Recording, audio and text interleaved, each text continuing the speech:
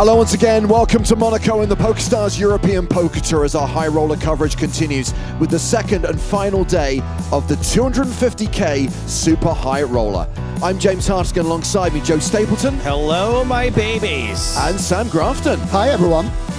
Tomorrow, We're streaming a High Rollers cash game, and then we segue into 4 days of main event coverage. We're live every day this week, up to and including Sunday, live every day at the same time, 3 p.m. local time.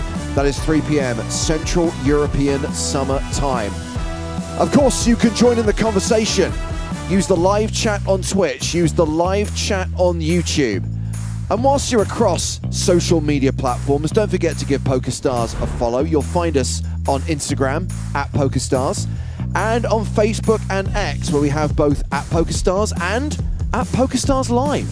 You'll find hands, moments from EPT Monte-Carlo, and of course other stuff happening in the wider world of PokerStars. So we are going to play from 14 to 1 today. 38 total entries in this €250,000 buy-in event. Total prize pool of 9.3 million euros. Sam, here is a hashtag fun fact. Tell me. If you combine the live earnings of the 14 remaining players, they total $500 million US. Yeah, quite remarkable. A lot of these guys have been playing high stakes a long time, all with accolades and titles to their names. Very excited to see him in action, fighting for the biggest ever buy-in that we've ever put on here at PokerStars. Hope you enjoyed our live coverage yesterday when we saw the elite gather, including 6 of the 10 players who are on Poker's all-time money list. When registration closed, the facts and figures were confirmed. 38 entries, 9.3 million euro prize pool. And then, of course, when it became a freeze-out, the field was whittled down. We lost Kyan Mokri. We said goodbye to Adrian Mateos. Jason Kuhn also departed. They won't be competing on day 2, but Christopher Wynn will be. Last year's 100k champ has bagged the chip lead. Full lineup at the final 2 tables, and we look at them in chip order and look at the bottom half of the leaderboard first. Leon Sturm and Orpin Kisakoglu are confirmed in the danger zone. Danger zone! With 16 and 13 big blinds respectively. Average stack right now is 678k, so all these players are below average. We are picking up the action at the start of level 13. Blinds will be 10k, 15k, with a 15k big blind ante. And once again, we'll be playing 40-minute blind levels. Who are the big stacks? Well, we've referenced that Christopher Wynn is chip leader. There are 2 other players with 7-figure stacks, Artem Martirosyan and Alex Kulev. Alexei Ponakov's also deep stacked. Mikita Bodzikovsky and Bryn Kenny just below average. But still a lot of poker to be played. You were predicting yesterday, Sam, that this is probably going to go well into the night. Yeah, things can change fast, but as we highlighted, that min cash, 2.5x, it's going to be a long and grueling bubble with a lot of exciting play. You don't often see a min cash of 651,700 euros, but this is a €250,000 buy-in event. The top 4 become millionaires. They're all millionaires already. You know what I mean? 1.4 million for third, 2 million for the runner-up, $3.2 million for the winner. So yes, world-famous bubble coverage after we played through the final table bubble. And right now, these are the players we're going to be watching on the main stage. This is our feature table lineup. Artem Martirosyan will be the big stack at the table. Leon Sturm, the shortest stack. And we have got the players who are 1 and 2 on the all-time money list. Bryn Kenny and Stephen Chidwick. And I have another hashtag fun fact for you, Sam Brown. Tell me. If we look at the all-time money list and we combine that with the information we just saw about the payouts, if Stephen Chidwick wins this tournament and Bryn Kenny does not cash, Chidwick goes to number 1. Oh, really? Correct. Absolutely remarkable. Oh, that's big. All Bryn needs, though, is 6th place. Bryn just needs to cash this event to hold on to number 1 place today. Yeah. What if neither of them cashes? What happens? Yeah. No change. Really? Hold on, I'm going to have to crunch the numbers on that. All right, checks out. Yeah. If we combine everyone in this tournament's combined earnings, plus what's in your pocket right now, Joe Stapleton, what you have in your holder in your room, nothing, no cash. He doesn't carry cash, ladies and gentlemen. It doesn't really matter in Monte Carlo. I carry cash. You're an old school. Okay, action underway. Confirmation from Marius that we are playing 10K, 15K with a 15K big blind ante. Hand number 1 of day 2, the final day of the 250K super high roller. When you're as likely as I am to be stopped by police in whatever country you're in, you carry cash. It's good. It's good. Casual expenses along the way. That's correct. So far it works. Exactly. You got to go with what works. The Grafton, 10-9 suited. That's what I works. knew he wouldn't let me down, this young lad.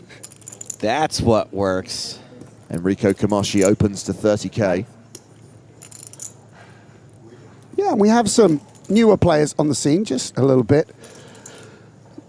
Obviously, very well established. Leon, Enrico, Bernie, big achievements locked up. But compared to old timers like myself or Bryn, or even really Arta, not been around quite so long. So it's amazing to see the players like this coming through the ranks, playing a 250K. I met Bernie, I think last summer, in a fiercely contested game of Codenames. And Was it contested? Yeah. There's some fights that can break out during code names. of course, it's tough in the Codename streets, but everyone was like, "This guy's going to be amazing. You trust me, bro. He's going to go to the top." And I was like, whatever. Like, they hype up people all the time, and then sure enough, a year later, he's playing at the very, very highest stakes imaginable. So how high stakes of code names do you guys play? That would be nice to play it for big money. Imagine a game of Chameleon or. I have the funniest code name story. How many playing in blinds a- are most likely going to be in play at 8 Let's see what these guys are saying. During a boring moment. Not more than 60. Okay, that's not bad. It was crushed with the bet. In worst case, like 60. 3 hours before 9. Yeah. They had a bet, Teun and Albert. Maybe this one might go the other They way. had a fight bet when it was going to finish the tournament. And they Betting put on 9. finishing time again. It finished at 6. And that's 100K. 100K. Yeah. It was like way before. You got an edge here, Hartigan. Do you Yeah, want me but it was to so get you quick some when- action? I mean, you were very good at predicting it. You could clean up. Like, Taking the high stakes. Would that be ethical for the commentator to take the high stakes pros? Just to be clear, I never would have taken the under on 945 in that 100K. I cannot believe it finished as early as it did. I said, I'll see you guys in 3, 4, or 5 hours. Yeah, and a 3-bet here with the ace-10, and it's very unlucky for Bernie because we could see he may well have forced a fold from Enrico, but Bryn waking up with queens in the big blind.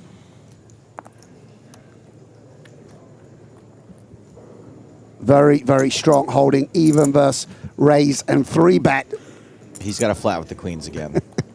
Take it JNT style, just snap cold call and then move all in on any board.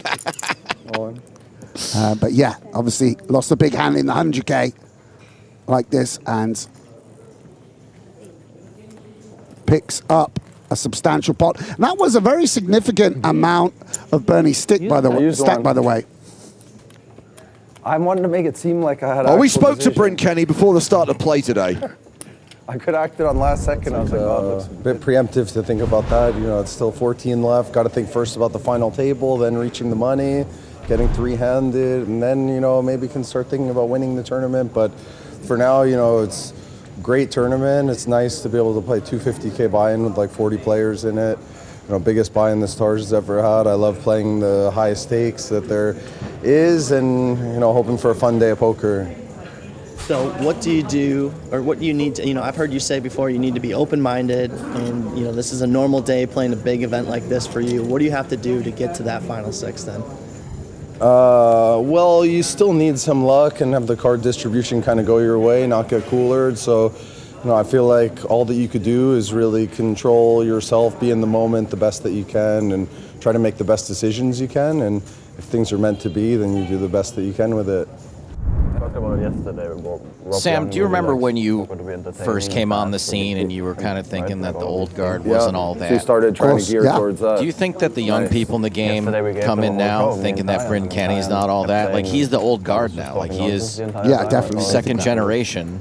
Yeah, for sure. I think that. I mean, I'm not being mean there, but of course, it's more likely some that of it these was, like, guys, good there's if he was calling it obviously nonsense. some Yeah. dead money or like significantly losing money in certain fields. But then there's also some pros that you feel like you have an edge in. And Bryn will feel the same. And Bryn will be looking at them and being like, I know these little tricks. They're not going to work on me. Like, yeah, that's always good. That certain ineffable, slightly less tangible things he will have a stronger sense of than they do, even if they're technically better. In certain aspects, there's all sorts of things. We get a top pair over top pair situation, like when I'm laughing at the table, like which is favouring Ponokov's at the moment, James. Trying to work out what Bryn's talking about. Yeah, Ponokov's was the under-the-gun opener called by Martirosyan and Kamashi. And it will be Ponokov's and Martirosyan going heads up to the turn. And that ace kicker still playing.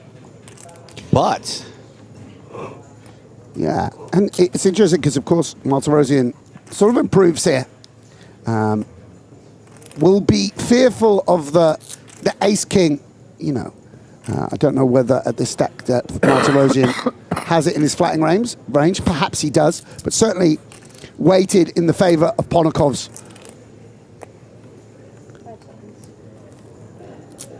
Similarly, Alexis will be, you know, fearful of a hand like Queen 10 or Jack 10 that might have got there. For that reason, you know, both players having very strong holdings, both players having sets potentially, both players having straights potentially, although, as I said, very leans very much in the favor of Ponokov's. So for that reason, won't go crazy with the sizing, doesn't want to start piling in money into what is potentially an uncapped range. And when the board can change on a club, on a board pairing card. So what now? I'll tell you what now. This is a straighty flushy paired board and I'm loving it. Can we put in a block bet with the ace of clubs? Or do we want to just check and reassess?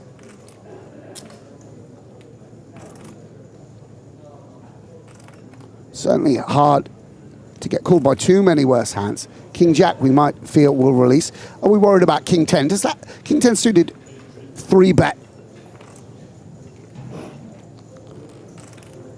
How many Jack 10 combos are there? Just Jack 10 of hearts. Does that 3-bet sometimes? 2 Queen 10 combos, 1 Queen 10 combo, because we've got the Queen of Hearts. So just Queen 10 of Diamonds, etc., etc. Working through the combinatorics before making his decision on whether to bet again. And we'll check, and this will go check, check, and decent sized pot. Yeah. Pretty bad run out. Could have been very tasty on, you know, a 6-4 turn of river. Well, that's going to see Alexis Ponokov move over the million mark. Now playing around 70 big blinds. Martirosyan still table chip leader with 90 big blinds. Sturm and Binder are the 2 short stacks at the table. So Ponokov's only 36 million. What a joke. Beginner. Early. Yeah. Of course, he was at the final table of EPT Paris in 2024, finished 3rd. The year Barney Boatman won it and became the oldest EPT winner ever. Whoever's, as long as it's not me, we should be like introducing people as, it's the oldest commentator we've ever had in the booth. Probably is Barney Boatman. Ace 10 of diamonds for Bernard Binder. Live free or burn hard. Room temperature, please. Thank you.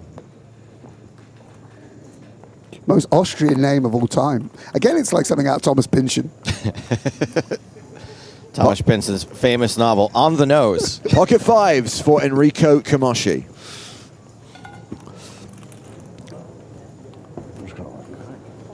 Yeah, after 25 bigs. I'm just going to put this on this table that's empty. We'll just shove on the cutoff open. Perfect. Thank you. Not looking for action, just hoping to take it down. And Bernie with... It's cold. Yes, I mean, it does. Snap calls. I know that live tells aren't really a thing that much in super high rollers, but Kamashi didn't look all that thrilled to put the money in. Well, he's really- we're flipping He a coin. balances that. He Okay, balances it could be that. balanced.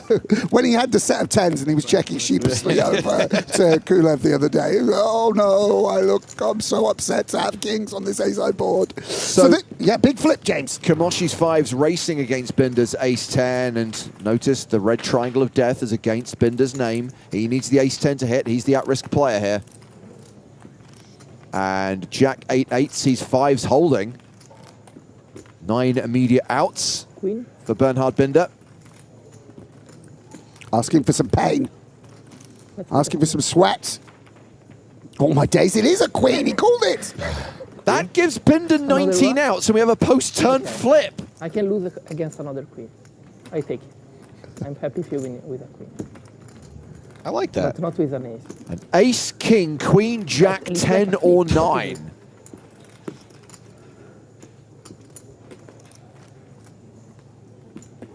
The river is a 5. Kamoshi fills up, and Bernhard Binder is KO'd. How does a 2-outer beat a 19-outer? I have to tell. GG to Bernie. A I man have to tell Bernhard. very rapidly making a name for himself in these high I don't have stakes. so much. The showdown Binder activity. that burns twice as hard Impressive burns activity. I twice don't as think- fast. Yeah. It's the soul of a poet, Joe. It's the soul of a poet. That's what I'd be Say doing if it possible weren't for this. So we are actually down to 12 players because Why? just before Let's go Binder to- was I guess KO'd from the feature I think table, we so. lost a player from the outer table. Not much. You have all the tricks up your sleeve anyway. You anti-jinx yourself. Yeah, it didn't run too good there, Bernie. Obviously, Bryn waking up with the queens. There's a big collision yesterday, if I remember correctly. His ace-king against the chip leader wins I could call kings, for a card. Like it would which have been sent him easy. from being one of the big stacks to fighting for survival. And he'll be off into the main, one would imagine.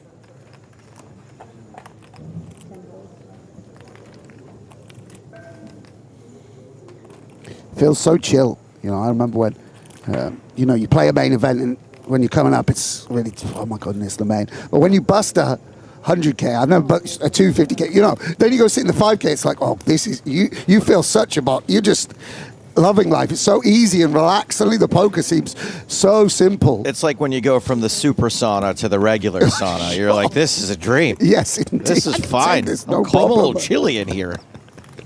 Let me wrap up.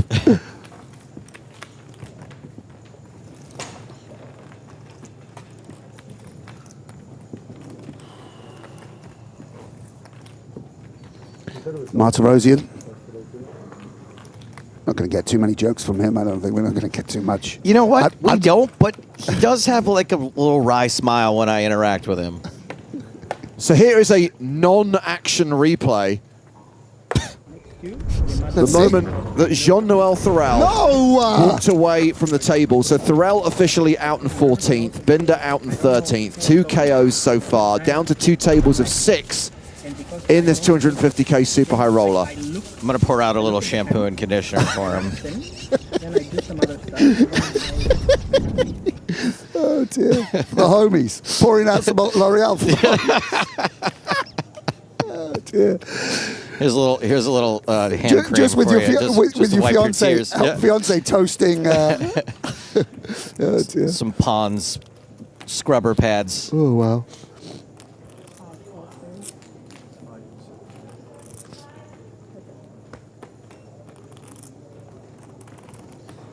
All low board here, misses everybody. Martirosian was the raiser. Sturm defended his big blind, and Queen High is still ahead.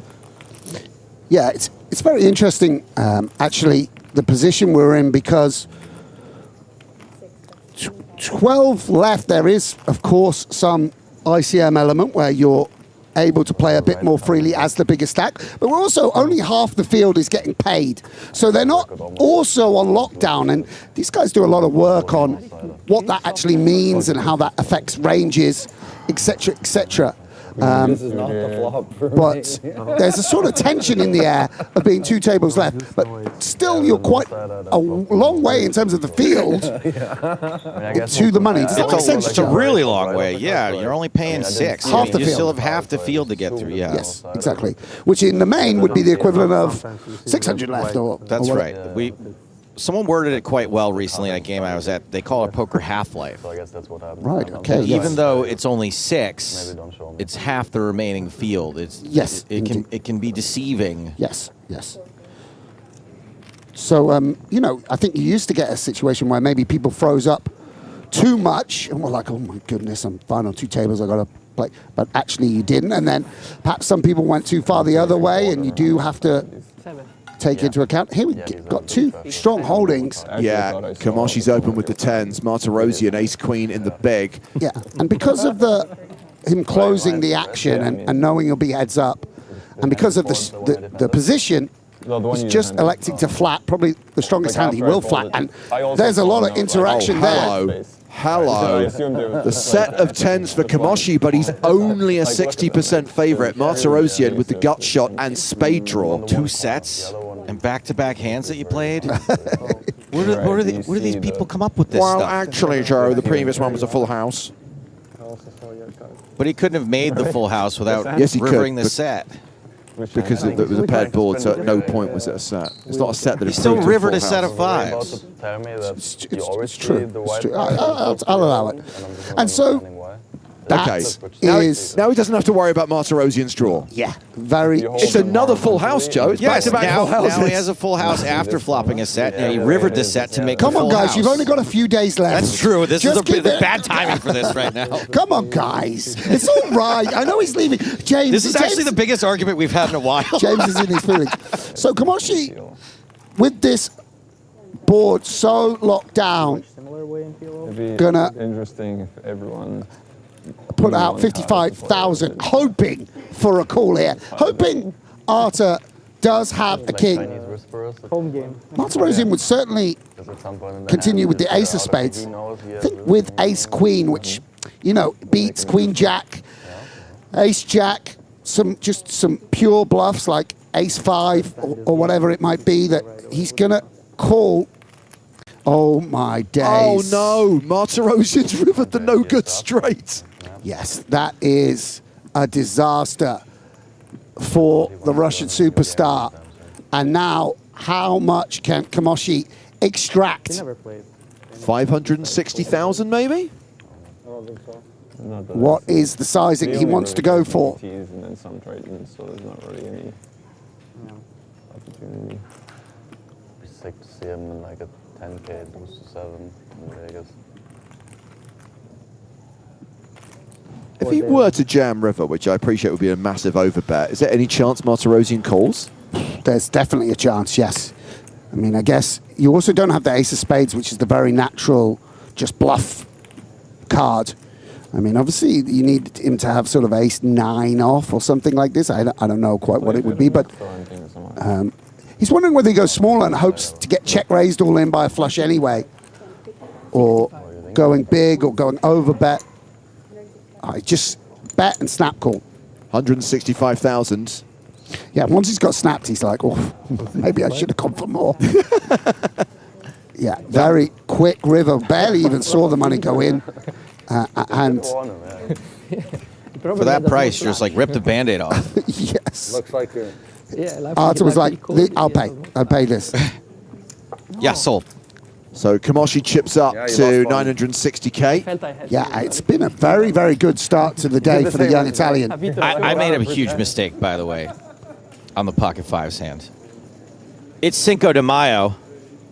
It's 5-5, baby. Oh, yeah. Cinco de Drinko, as I like to call it. Anytime somebody has pocket fives, I'm doing a shot of tequila today. Okay. Line them up.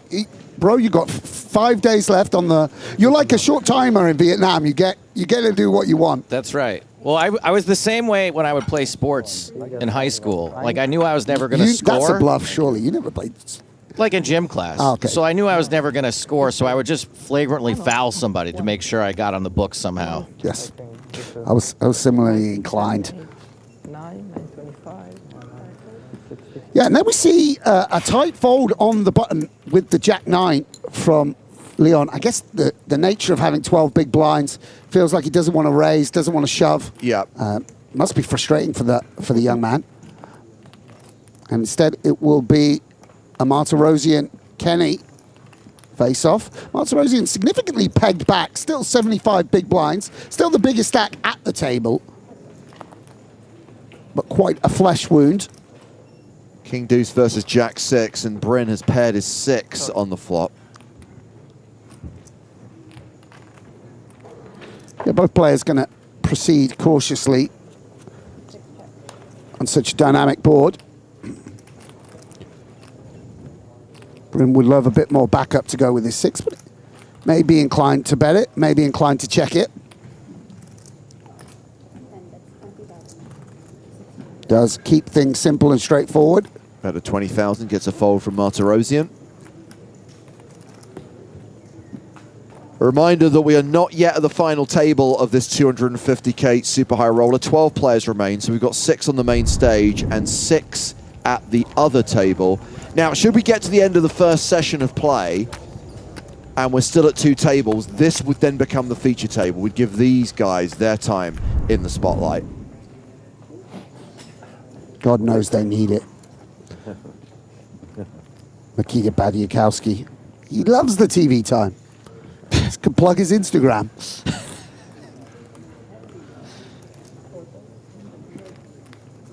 Action forward to Leon Sturm, who has ace-5 in the cutoff. Most of these guys don't seem to want attention, but the ones that do get enough to make up for the rest of them. Yeah, yes, that's who I was referring to. Leon Sturm, when you've got a super high roller at 12, but skiing on the Alps at 4, or you're on the piste. It's oh dear, Leon, oh dear. Sturm's all in, flattered by Martirosian. Looks like Bryn's folded. What about Enrico Camashi? He's folded the big blind. So here we go, Sturm at risk and behind. There's that very smart. When you are not.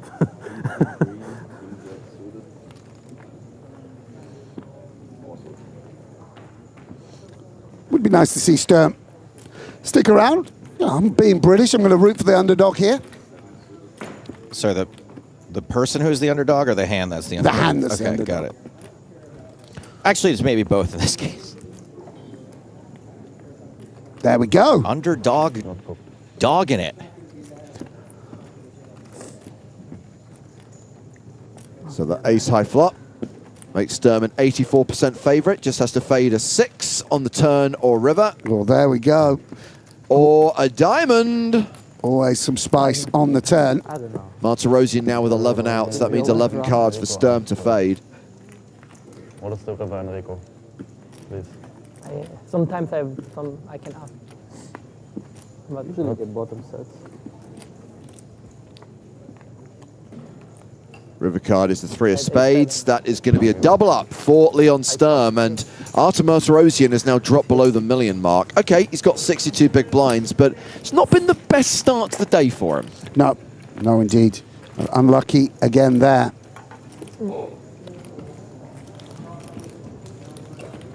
Not done too much wrong. I think that ace-queen hand was pretty reasonable. Absolutely the worst run out imaginable. Just short of the ace of spades coming in.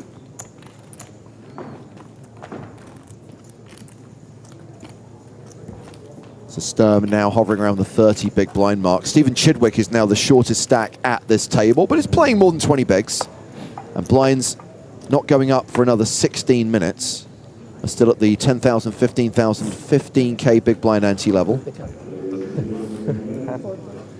FA091 asks, how much is the buy-in? The buy-in in the 250k super high roller is 250k. Unclear. Question. That's why it's called the 250k.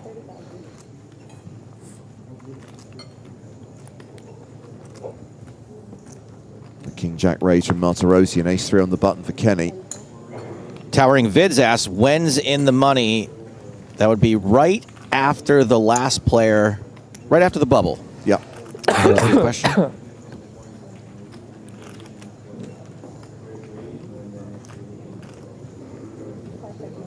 Ponakov's with 135. and he does elect to 3-bet versus the cutoff, taking the blocker. His hand just doesn't play well post-flop, and the deuce doesn't.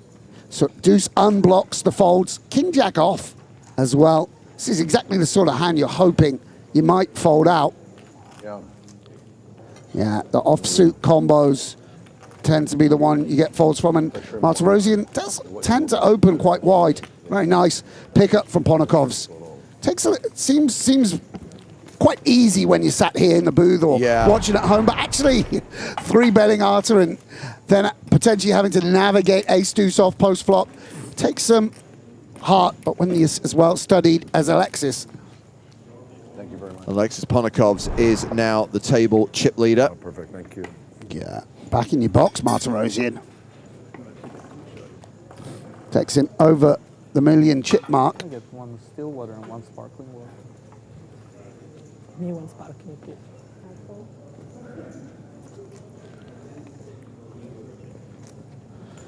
And Martirosyan will open again. This is what I was talking about. I mean, I guess it's just, this is +1, but it's, yeah, essentially the hijack, but definitely on the looser side. He's quite relentless. And it gives you some problems if you're facing 3-bets with these hands that can't take a flop on. And by the way, Alex is thinking about it again here with the ace-deuce of clubs. 120. A hand we kind of want to V-pip, but don't necessarily want to go 3-way. Obviously, sounds silly, but a deuce can't flop top pair, and he might well work again. Frustrating for Martirosyan. Can't get anything going today. I mean, he doesn't strike me as an emotional type. The blood won't be boiling. You do wonder what level of frustration they actually experience. Of course, there's some frustration. I mean, despite all the my mental game coaches and the yoga retreats and the and such like. Now, we are playing soft hand for hand at the moment. That means the tournament staff are monitoring if one table is playing slightly faster than the other, and the feature table is playing faster, so the deal has been paused here. We'll check out the action at the other table. Looks like a hand between Ike Haxton and Chris Wynn. We're on the turn. The board is the 10 of clubs, the 7 of clubs, 6 of diamonds, 8 of diamonds. When I talk, and then I get lost in my thoughts, or I say something random, I stop the video, which I shouldn't do. I should let your editor. Looks like a bet and a call. Yeah, bet check raise call, I think. Check raise from Christopher. Yeah. And we get that 8 of diamonds turn you were talking about, James. And so... No, it's not about anything. It's just, I guess it is. Not sure whether it's a 3-bet pot. May well have gone raise from Ike on the button, flat from Christopher. Obviously, a 9 becomes a straight. Going to be 9s in both players' ranges, particularly the buttons. I'm going to start raise some 9x offsuit if it is just a single raise pot.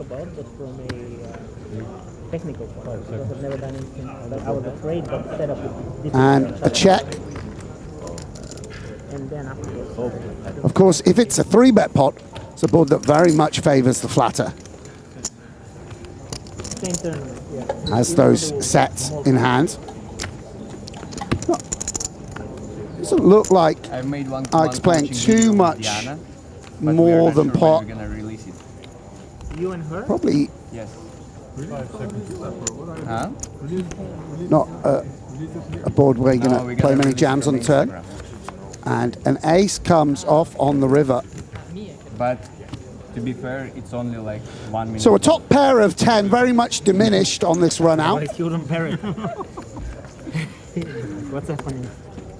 Conflict of interest.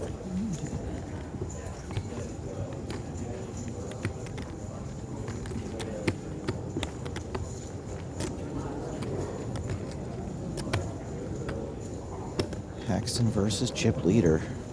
5 seconds.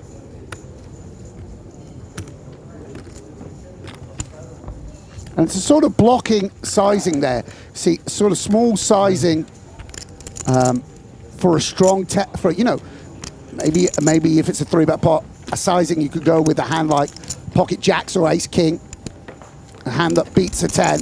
You're not saying really that you've got a 9. After check, maybe neither player has too many 9s.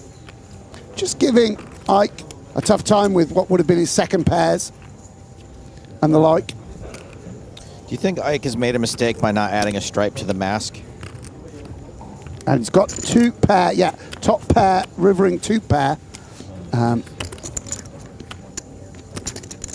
Yeah, he should speak to his stylist. I mean, that's just a no-brainer, just to make the whole thing match. It's one of Ike's leaks. Very, he never thinks enough about fashion, the guy. Many compliments I It's a could give common him. leak for poker players, It's a common to be fair. leak. For 1 minute. A common leak. You guys might like it. Stay tuned.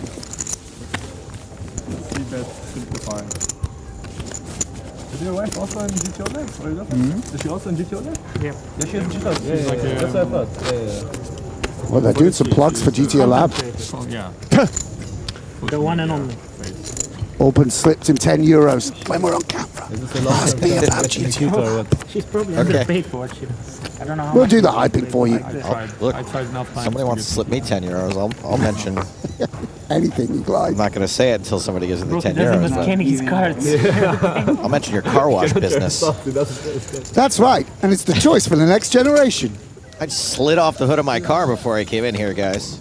So the deal's still paused on the main stage. We're still playing catch-up at the outer table. Yeah, so do you just want to reiterate that, James? What soft hand for hand, which, by the way, was an innovation that came in, I guess, a while ago now, 4 Way or too 5 late. years ago, but it's very useful. Yeah, down to 2 tables. We're not literally playing hand for hand, but the tournament staff are just trying to monitor to make sure that both tables are playing at a significant pace. And I believe that they only intervene if one table is 3 hands ahead. Yes. At that point, that table is paused, and then they let the other table catch up. Exactly. Under the old system, things ground to a halt, and you played one hand went raise to take it, and meanwhile, we had to wait for the other team to play out a slow motion hand like we just saw. So what happens now is you know, everyone's given, hopefully the quick hands and the slow hands balance themselves out and we don't have to stop. But if for some reason one table plays quicker, that table has to pause, or another, or to put it another way, if one table plays slower, they have to catch up. And that's because if you're a short stack, let's say, and you're playing more and more hands, Right. It's going to severely disadvantage you. What you don't want to have is a situation where someone with 20 big blinds plays 8 hands an hour while someone else is playing 25 hands an hour. You don't want to get lapped by the other table if you're... Yes. So picking up the action here, it's Kulev versus Orpin Kisakoglu. Kulev just flatted in the small blind, so unraised pre-flop. It's a tray deuce board. Check on the flop. Ace of diamonds on the turn. Check again. That's the 3 of diamonds on the river. So 3 threes, an ace and a deuce on the board. Sort of board where maybe even king high you could value bet and someone has to call jack high. I mean, it's just a board where quite often neither player has anything, and you know, Orpin can even just sort of have 7, 8s, 10 highs and the like. Of course, it can sometimes go check, queen high against queen high, or whatever it might be. 5 seconds. Check.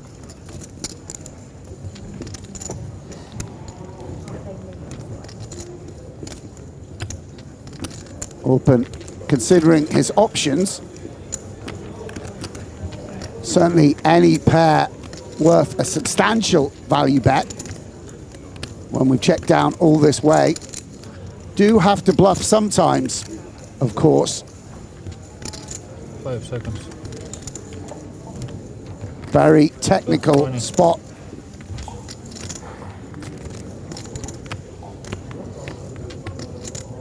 It's pretty chunky. 20K. Yeah, just over What's a in big there, like blind. 40? Okay. Yeah. I guess the pot is, yeah, 55. Alex, considering whether he has to defend, I would imagine he's got a hand like 5 seconds. Queen 9, Queen 10, something like that. I think king high. I don't know, maybe I'm wrong. Jack 10 high. He's thinking, how thin can Orpen value bet? Would Orpen check a pair all this way? Can we say that this sizing causing this amount of consternation means it's a good sizing? Yeah, exactly. Like I was talking about just the other day, sometimes the small sizings are the difficult ones to play against. Does pay, and we will see. Orpen's going to table his hand. He has king 5, so he's playing king high, and it's good. King high is good enough. Oh, Sam, what analysis. Yeah. Buddy, you nailed that. You absolutely crushed that. No, Can you imagine me? No, but Cards down? no, I played before. You just like, you might have to call with queen high here. You do, and you just got pipped. Yeah. What did Kulev call with? No, but I mean, it's. By the way, he might have called a strong jack. I mean, it's not. King high value is value betting for Kulev at some point, so yeah, I mean, it makes sense. By the way, this is obviously the delight of seeing the creme de la creme, where you know, people again think it's all blasting flops, turns, and rivers. This is very, very technical poker because, you know, in terms of just the raw buy-in, a 20,000 chip bet represents 25K, and with ICM even more, you know. How many people out there could value bet king high there? Huh? Put your hands up in the air. Well, we're going back to the main feature table because we're dealing once again with 4 minutes left on this blind level. It would be interesting too because it would be everyone's like first time. That would be like sick about it. Like no training, just like a drop in the dark room. I think it's very doable to set it up. Well, I'll do it if I will participate. I'll participate too. 35. Ponakov's raising the button with ace-8. I was not listening at all, sorry. No, he wouldn't. But I agree. Chidwick with jack 10 in the small. No, Yeah, difficult hand to maneuver with off 19 big blinds. How do you think you would do? Can't really flat, and for that reason will just fold. Nothing, just complete darkness. You have to sit in the dark room. Do you think you could sit for a long time? I panic after 10 seconds. Yeah, that's what I mean. Like, no way you can do it. That's 10 seconds. Not even 5 minutes. I mean, I couldn't even meditate that one time. I can't imagine having to be alone with my own thoughts in a dark room. King deuce on the flop. Sturm defended with a dominated hand and has not improved. Seconds, maybe you could do it. You've just got to make it through the first 5 seconds. Yeah, and again, it's because not too many twos in the defending range. Almost like just one card I feel flopped. like you could do it for a day. So the If you player make it pre-flop past the who has first all those 5 pocket minutes. pairs can just bet with abandon. There was a challenge about that. I would probably bet that I could do it for 2 or 3 days. But if it was like a competition and there was something and everyone else was doing it, I bet I could stay longer. I mean, you. No water, no food. No. With or without frog poison? Water and food. Yeah, they bring it to you through like a. Yeah, you don't see daylight, but suddenly there's food and you just have to. Yeah, just no light. Definite. Oh, there's food here. Yeah, I think they make it known somehow, but if push comes to shove, Food's gone for the day. Now you've got to eat your stepped on food or nothing. Food is there somewhere, but you gotta figure out. You've got to find it, and it's in like a maze inside the dark. That makes it even more interesting. This might really help you. Yeah, nightmares are sure interesting. Yeah. You will have to rely on that. Yeah, we'd really use like these senses that we don't use at all. Yeah. We wait again. Yeah, they're just waiting for Time. I don't know. opportunity to deal another hand. How long would it take to actually go blind All in they that like is all these situation? weights. Yeah, he loves it. I don't know. What you do sends you blind, Joe. So my grandma told me. Just waiting for a new deck of cards. Yeah, but And one more hand to play at this blind level. It's fun seeing, you know, the American, the Italian, and the Austrian. Very international cast here in the 250K. I mean, there's periods where, you know, sort of the Austrian flag was in the ascendancy, or the Americans, or the Brazilians. We've really got Great mix. an People who do play all-star cast, and many, many nations not the game I like to represented. play. Very respectable.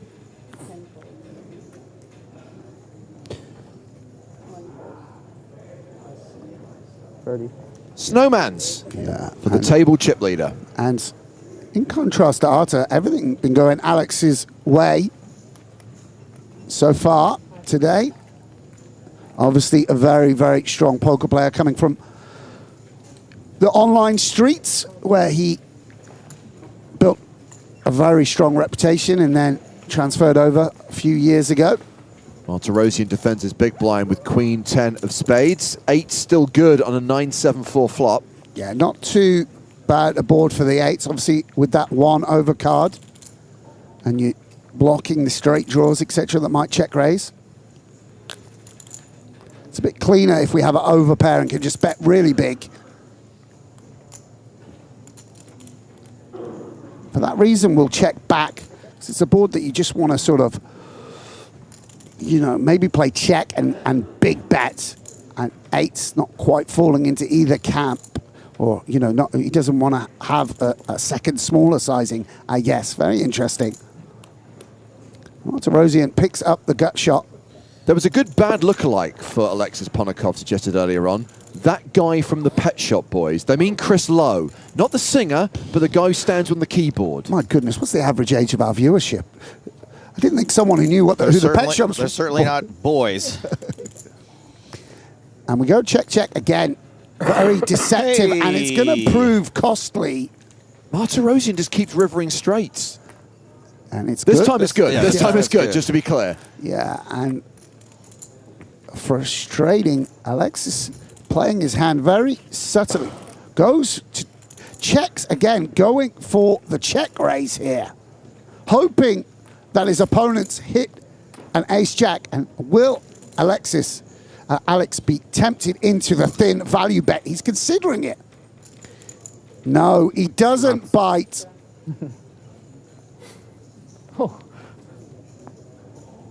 You got rivered. So Martirosian gets a little bit back there. Yeah, I think maybe, you know, having said about the ICM, maybe, you know, because they're both decent-sized stacks, 56 bigs, 45 bigs, wanting to play C-bet a bit less often. How many bigs? Yeah. Because I think the blinds are going up. Ah, they are. They are indeed. So yeah, 6 will get paid. The winner of this event will get 3.2 million euros. And here we go with level 14. Blinds now 10,000, 20,000 with a 20k big blind ante. Not good news for Stephen Chidwick, who's down to 14 big blinds. Leon Sturm, the second shortest stack at the table with 18 bigs.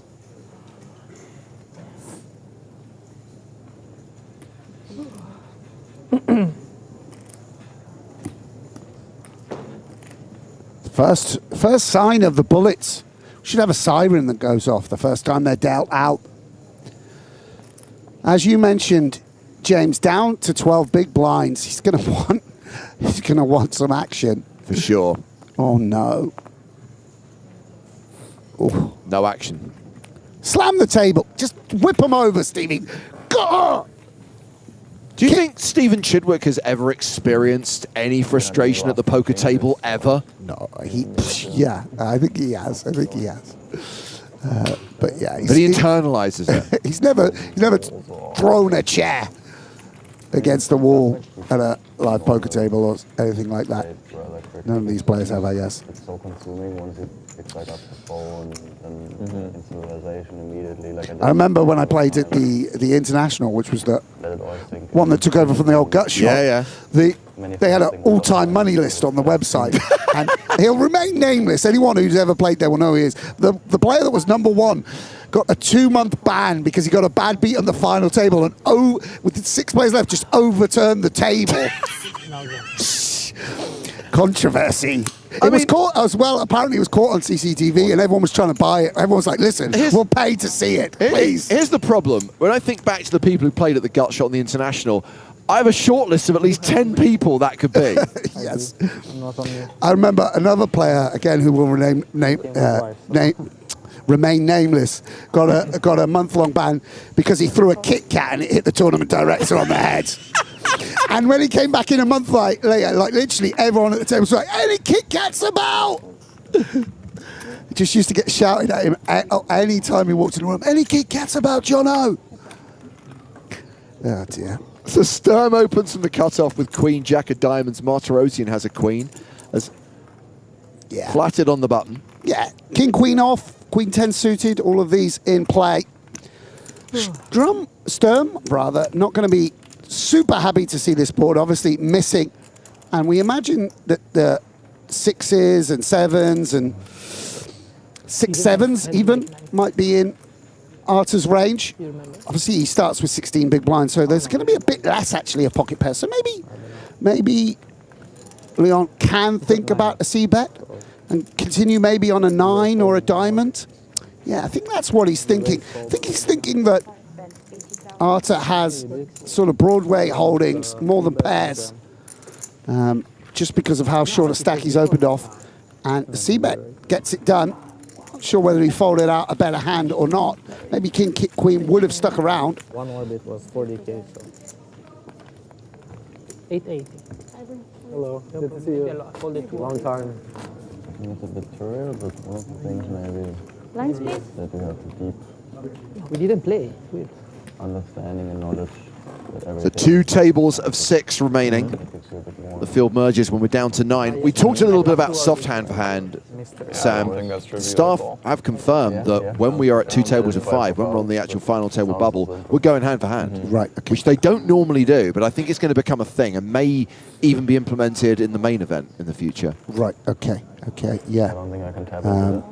You know, anything. There was obviously a period, unfortunately, where people realised that at certain stacks, it was an advantage to play less hands. Yeah, yeah. And so began to play either outrageously slow or just obviously everyone sort of slowed down. And, you know, to put an end to that, certain mechanisms had to be put in play by the excellent staff. They're always adjusting and recalibrating to the newest trends in poker. So Martirosian has raised with queen 10 suited. Kamoshi calls ace-7 of hearts in the small. Ponakov's 8-5 of hearts in the big. 3-way to the flop.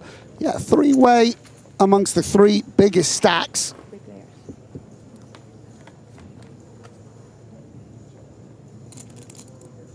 King 10-8. Second pair versus bottom pair. Zen Buddhist Yeah, Martirosian with the second pair in Kyoto after Jeju. can't really improve to anything too nutty without major help. In Japan after Jeju. And we'll be a bit worried about the King X in Enrico's range. We'll see whether he comes with C-bet. I think he is someone that puts a bit more money in the pot than others, but at this delicate stage of the tournament, it's understandable that we see a check back. And actually, I hadn't even really taken account of Alex's hand, but he turns bottom 2 pair with the flush coming in. Americans, I would say. It was taught in English, so it was obviously authorized. I really like the hand was certainly incentivized to protect. Going to have very little visibility on a lot of rivers. Yeah, it was interesting. 82% favorite. Kamoshi officially drawing dead. Yeah, I love Kyoto. Sort of protected by the fact that a lot of the hands we call third, as we see, are suited. Going to bin quite a few offsuit combos. And we'll bet 45,000. Martirosian, a little bit in a bind. Feel like you could have the best hand, at least some of the time. Could imagine being up against a Jack-9, a Queen-Jack. Can we steer it to showdown without improvement? We shall see. He makes the call. Kamoshi folds, heads up to the river.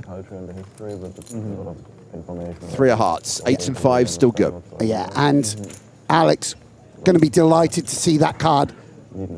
Obviously, could have been counterfeited if the board had paired. A spade would have diminished his hand. Going to feel now that he could probably go for value.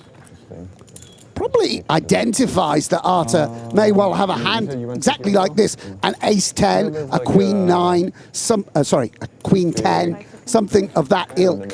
city, but it's What like size 135. do we want to go? Goes for the half pot. Yeah, you know what I'm talking about? I must have been there. And Ponakov's left with it's not the ones that like all the pure like, bluff golden catcher. people and all that. Doesn't interfere with flushes, although they might go bigger. Obviously interferes with those two pairs. Like, yeah, big. But, I mean, couldn't Alex just do this with a king? Does pay it off, by the way. Yeah, 135,000 paid off, and Martirosian's bad day continues. He's lost half his stack over the course of the first hour of the day. Yeah, I'm not sure that I'm in love with that call. I mean, where are we in our range? I think also, like, ace-10 is a lot cleaner. A king, you know, king-7 of hearts or whatever it might be is a lot cleaner. Oh, I don't know about that. Yeah, Ponakov's meanwhile up to 1.4 million. Sergio Adriano has joined us on YouTube. He says, thank Lord the narrator, don't stay every single minute. Claim likes, likes, likes. I will stay here. Happy to have you, Sergio. Obviously, we do like it, if you like the stream. As we always say, tickle Joe's bum by clicking the thumb. Did he call us the narrators? I love that. Like we're running things like we could just summon into life what we want to happen. We are the Morgan Freeman and David Attenborough of poker. Indeed. Imagine what David Attenborough would look. I mean, it's similar to the Discovery Channel. You see a lot of these guys masticating and eating as Bryn targets a chicken Caesar salad and devours it on stream. 5 seconds. Alex versus the 15 big blinds. Does just limp in. How do we play Jack 10? I don't know. Just a check. Yeah, I know. Thanks.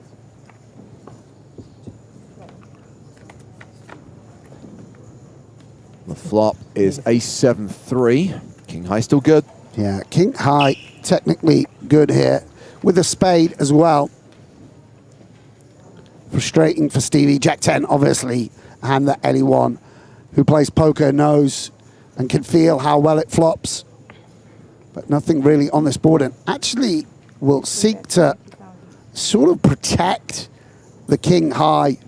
Just hope to fold out live cards. You don't want, you know, Jack 4 to have a free pull at a turn if it'll just fold now. But Jack 10 specifically, I mean, it can back into straights.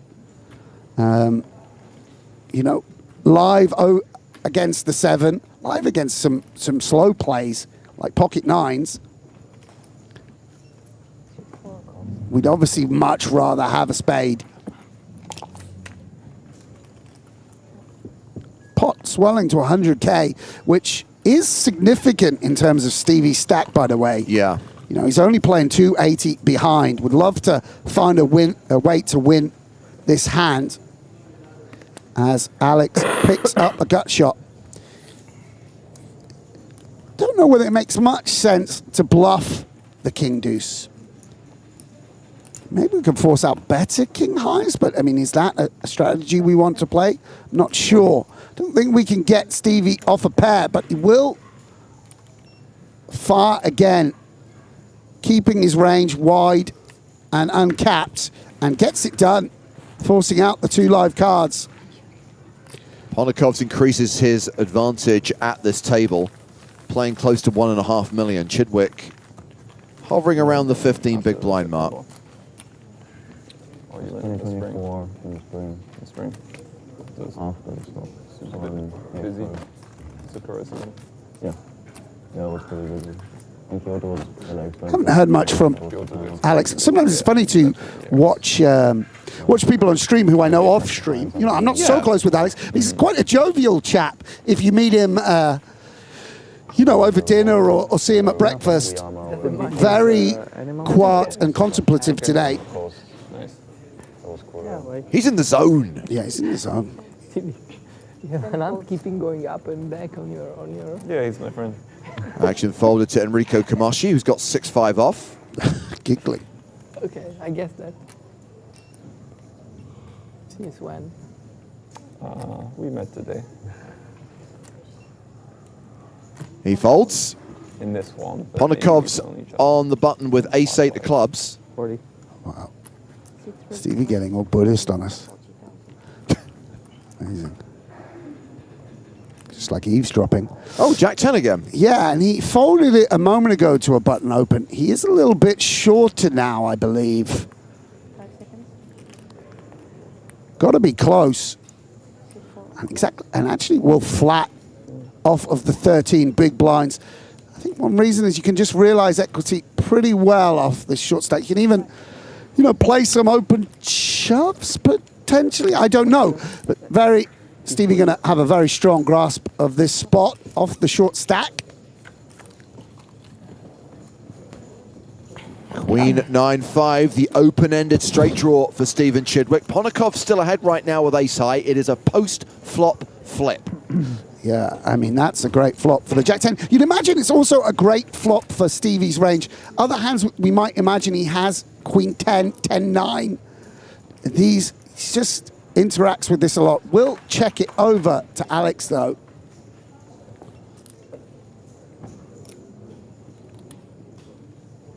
I think Alex, probably a little bit too strong a hand to want to bluff with, and will also just be taking this time to calculate what sort of hands do we think Stevie has. What hands would I myself flat off of this kind of stack? And that's a remarkable turn card, because I think on a brick turn, Stevie might have been able to take it down with a bet. But Alex, you know, improves his equity in this hand by picking up the nut flush draw. So we have a strange situation, 2x pot to play, and both players with strong dual draws. So it went check on the flop. Chidwick is going to lead the turn with his straight draw, 70k. Never go Montenegro. Yeah. Never been. Alex, of course, can't go anywhere. But you work for Triton as well?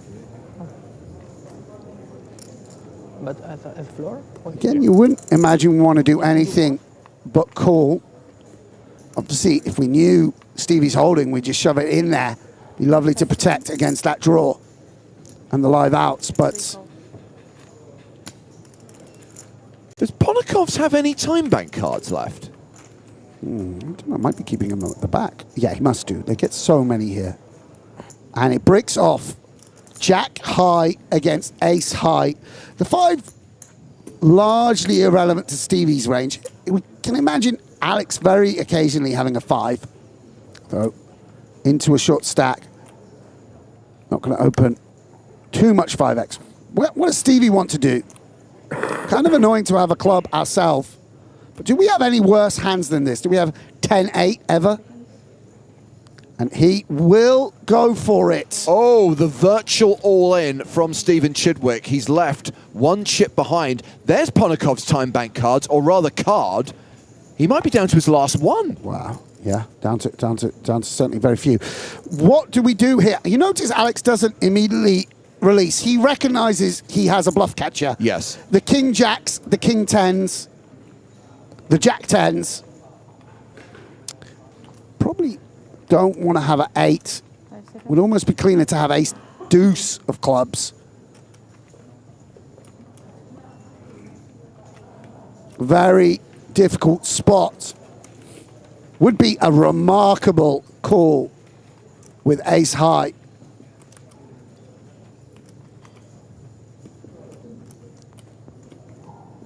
He's also thinking, can Stevie do this with a 9? Like, how wide is the value range?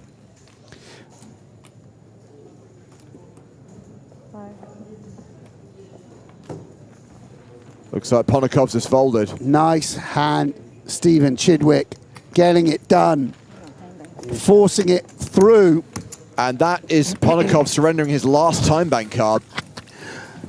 Take that, you boffin, with all your thinking. There'll be no more of that. We don't want any more thinking on the stream. You're going to be acting quickly. Chidwick, number 2 on Poker's all-time money list with 78.5 mil in live earnings. And earlier this week was the runner-up in the 100k high roller for one drop. Yeah, I mean, sometimes it feels redundant to wax lyrical about these guys because obviously they're so famed, so renowned. But Stephen Chidwick, quite a remarkable career. When I first began playing 16 years ago, 17 years ago, was already a sort of legend of the online streets. He had that reputation for just always winning multiple packages to every single live He event. was the end boss of what were steps then. You know, played online, was one of the first to, you know, play high stakes, certainly out the UK, was there from the early days of super high rollers at the EPT, the early days of Triton. Won, you know, PLO bracelet, gone, maybe even, you know, played some mixed games at one point and mastered them. Really, you know, a CV that's gilded beyond, you know, comprehension, really. Chidwick back in action here, opening sevens on the button. Martirosian, Queen Deuce suited in the big blind. Just a quick one on the time bank cards, by the way. The shot clock was in play from the start of the tournament. Remember, 15 seconds on your first decision, 30 seconds on subsequent decisions. They got 6 time bank cards at the start of the tournament when they took their seat, and they get 1 additional card at the start of each level. So Ponokovs has to wait another 20 minutes, then he's going to get another card. I think that's a very good system, by the way, for them to reload little by little. That's nice. Much better than dumping $1 million on you at the beginning and then saying, it used to be sometimes you would get 5 for like a 4-day tournament. You'd be like, what the hell is this? Each time bank card, of course, worth an additional 30 seconds on the clock. So 7's still ahead on this King 10-9 flop. Yeah, not a great flop for 7s, obviously. Gonna sort of let the turn brick and then reassess. No, that would be funny. I bet I would look pretty funny in that. As we saw with Alex not betting those 8s on 9-7-3. I do think these guys at a sort of delicate stage of the tournament, a bit later, down to 2 tables, they're going to be, it's not just the pre-flop all-ins that you have to be wary of under these ICM conditions. You also just want to put a little less money in post-flop. Martirosian coming out betting. What was the word for those typical... with the bare gut shot. Like German... This is a very brave play indeed. Versus a button open. I suspect it may well work. But... I guess what else are we going to bluff with? Maybe it's just absolutely fine. But you'd imagine Stevie going to have plenty of Jack 9s, Jack 10s to continue with. So for that reason, we'll fold 7s. And a nice pickup from Martirosian. Artur Martirosian is, of course, an EPT main event champion. Also final tabled the $250,000 super high roller that ran at PCA 2023. He's still quite young, right? He's still in his 20s? He's a lot younger than he looks. A lot younger than he has. Like, given how long he's been around. Yeah. Yes. He also final tabled the PCA. That time he made the 250K. Maybe 3rd. Yeah. Yeah. Won at EPT in Sochi. Maybe the only EPT in Sochi? No, there were a few. There was a few. But I remember, that was the time I was shocked. I think he won that at like 23 or something. And I felt like, he's already been around 5 years. Quite a prodigy. It's one of the weirdest experiences of my life was going to Russia. Fair enough. I can imagine. I mean, it is a beautiful part of the world, like up in the mountains. But when you walk into a 5-star hotel and you have to go through metal detectors and put your luggage through scanners, you know something's off. Yeah. I was going to go, actually. I was going to play my first Triton just before. Oh, hello. Bingo, bango, bongo. Always coming 7. Domination rotation. Every meme under the sun right now. Yeah, and then COVID came along and I ended up skipping it. So I've still never been to Russia. I'd love to go one day. Things are a bit better in the world. Yeah. And Alex going to be delighted with this outcome. 30. Going to know that 7x really favors the big blind. Going to face aggression pretty often. But Queen 10 will just release. Ponokovs remains the big stack at this table. We have been stuck is the wrong word, but we've been at 12 players. We've been at two tables of 6 for an extended period of time now. It's not like we haven't got short stacks in the tournament. There is a hose, and it needs to be unkinked.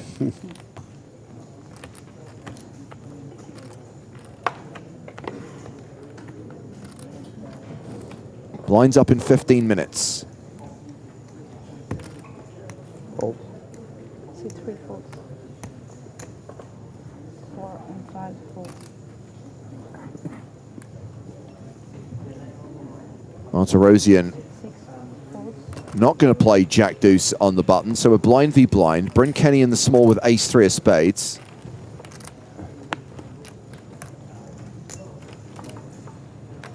Yeah, nice hand to find yourself with in the small blind. We'll limp in. And Kamoshi's going to check his option with 5-3. Dominated. Well, we saw what happened last time. Any 5s about? No.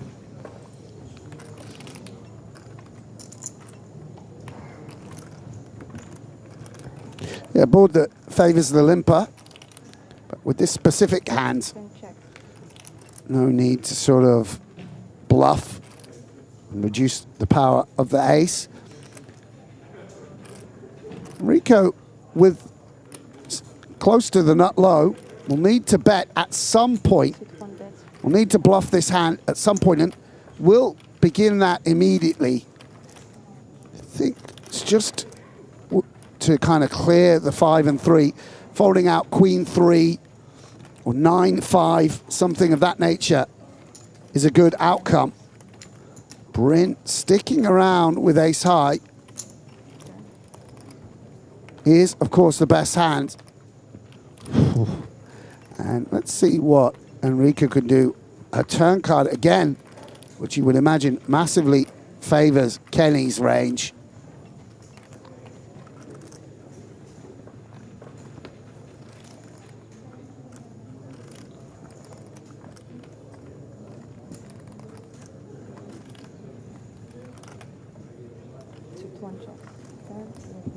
Checks back for that reason.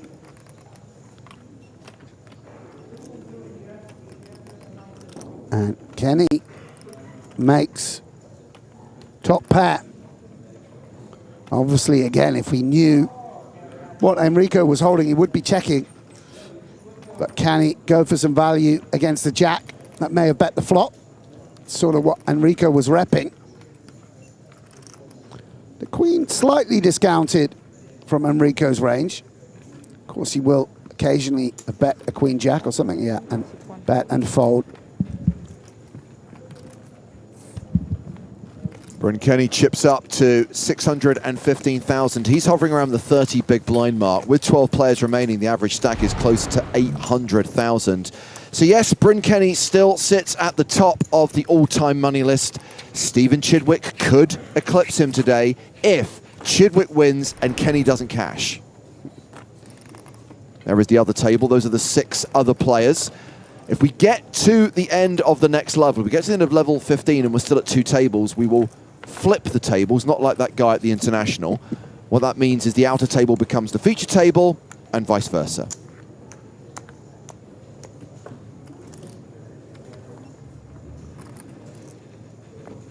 Stevie under the gun.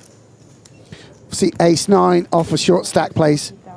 That much better. You just kind of look into open hands which block the 3 betting range and make good top pairs when you're sub 20 big blinds. Not so concerned with straights and flushes. Will face some resistance from Alex. These two will face off again. 6-5 tray. Wow. 2 spades. Yeah. Good flop for Alex. And it's just going to take a second to think about whether there's any leads on this board. Don't have too many straights. But Stevie doesn't have too many 5s or 6s. 25. And will lead into his opponent Very nice find. And there's so many hands, such as Queen Jack and King Queen, which really hate this. Ace 9, it's the ace of spades that is going to force Stevie potentially to hang around. It's firstly a very small bet, so has to continue with some portion of his range. Will he do that calling or raising? And will raise.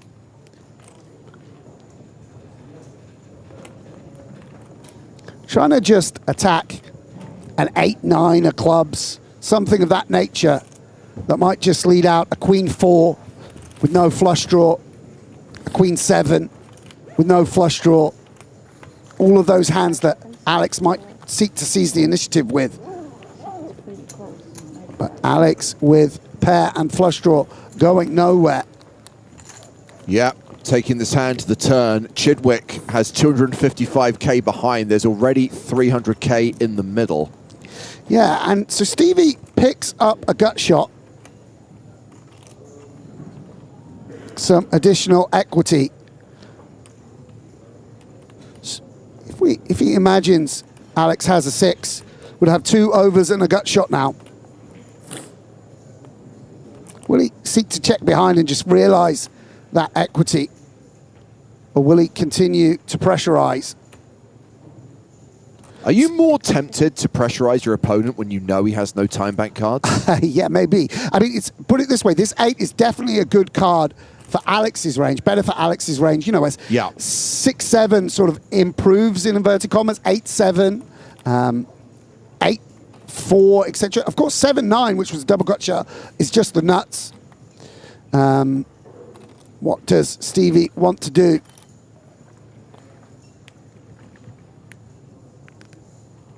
Has that faux flush draw? Can he leverage that on a spade river? We know that wouldn't work, but check, check, and a river comes in, and Stevie, out of nowhere, rivers the toppest of pairs. And Alex, with such a strong holding on the flop, left with a bare bottom pair.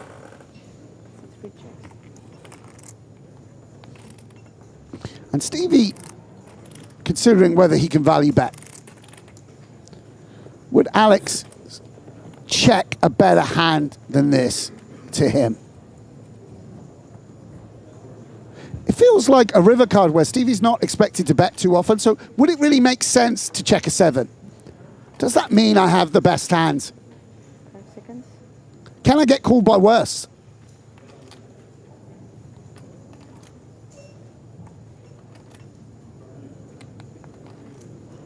The great man in the tank. Check and show down, or find some thin value. Stevie senses correctly that he's got the best hand, but is it worth a bet? 5 seconds.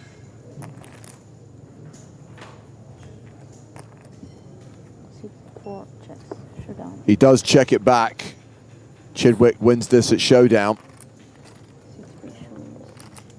And he is going to chip up to just over 25 bigs, making Leon Sturm the shortest stack at the table once again. Leon playing 20 bigs. And a question for Sam Grafton from Beans on Toast, although he does call you Grafy, which I've never heard that nickname before. So, what do you find more fun, Grafy? Low runner, super high roller, or main events? I mean, the late stage of a main event, there's nothing quite like it. It's absolutely intoxicating.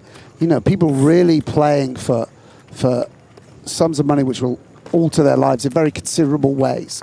Such a cast of characters we often get. So I would say that there's nothing like that. But I really do enjoy the super high roller. Obviously, I really admire and look up to a lot of these guys in terms of their poker ability. And so, you know, it's great to see them playing cards up. You know, a lot of these guys I used to spend a lot of time with as well. So it's just a delight to watch them play. But yeah, the late stages of main event remains something very unique.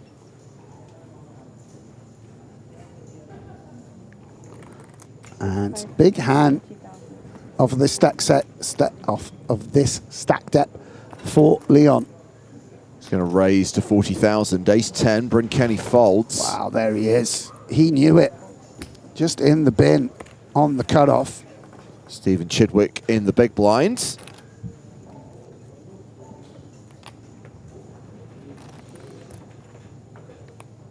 As the 7 of hearts and something else that's clearly not good enough to call with.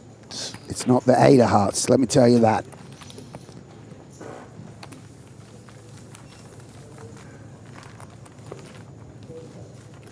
Sturm now has to post. Seems unreasonable. You steal the blinds and then immediately got to put it back out there. I know.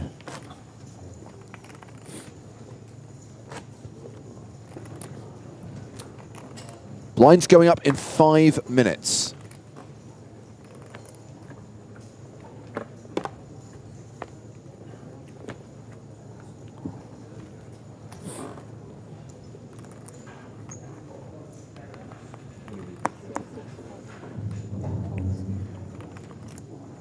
A reminder that we're not into the money yet. Only 6 players are going to get paid in this 250,000 euro super high roller.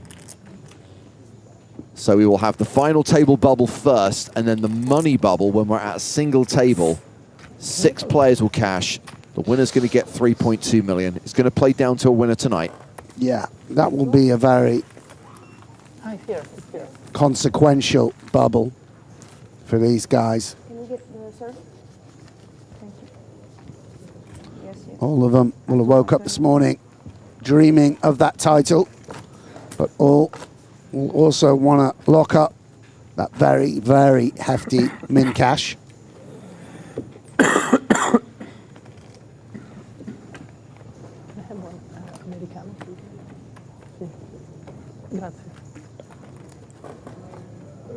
Prego.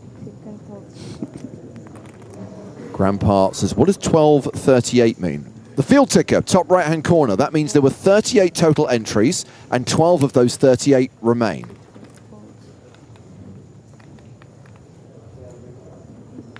A third of the field. Correct. So the number on the right will never change, because that was the total number of entries, but the number on the left will go down from 12 to 11 to 10 to 9, etc., until just one player remains who will lift the trophy and claim that 3.2 million euro first prize. Yeah, and a couple of orbits without, or a couple of hands without any collision. Does happen from time to time. Devil's Lee asked about starting stack. 250k was the starting stack. Average stack right now, 792k. So everyone bar Alex Ponikov's is a below average stack at this table.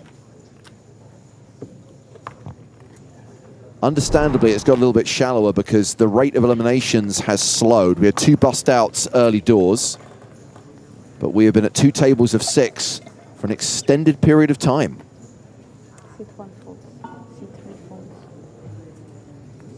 Yeah, Alex been the main beneficiary of it. Martirosian beginning the day as chip leader on this table. Very much in the pack now. Jacks again for Leon Sturm. Yeah, and on the button. This is a very powerful holding. And Martirosian takes an interest. Ace, deuce of diamantes. Could this be? Oh, wow. All in. He is going to shove on Sturm, who is going to call all in. Maybe this is the time. Time to play the 10K.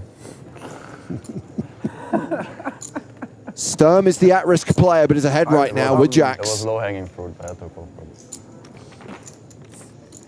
Got it quick though. Grab that fruit. Or it's ripe. Yeah. Before it got too much sugar. Both these players with a little smile. Leon, understanding that it's not done and dusted, will be eliminated a third of the time, as unjust as that might seem.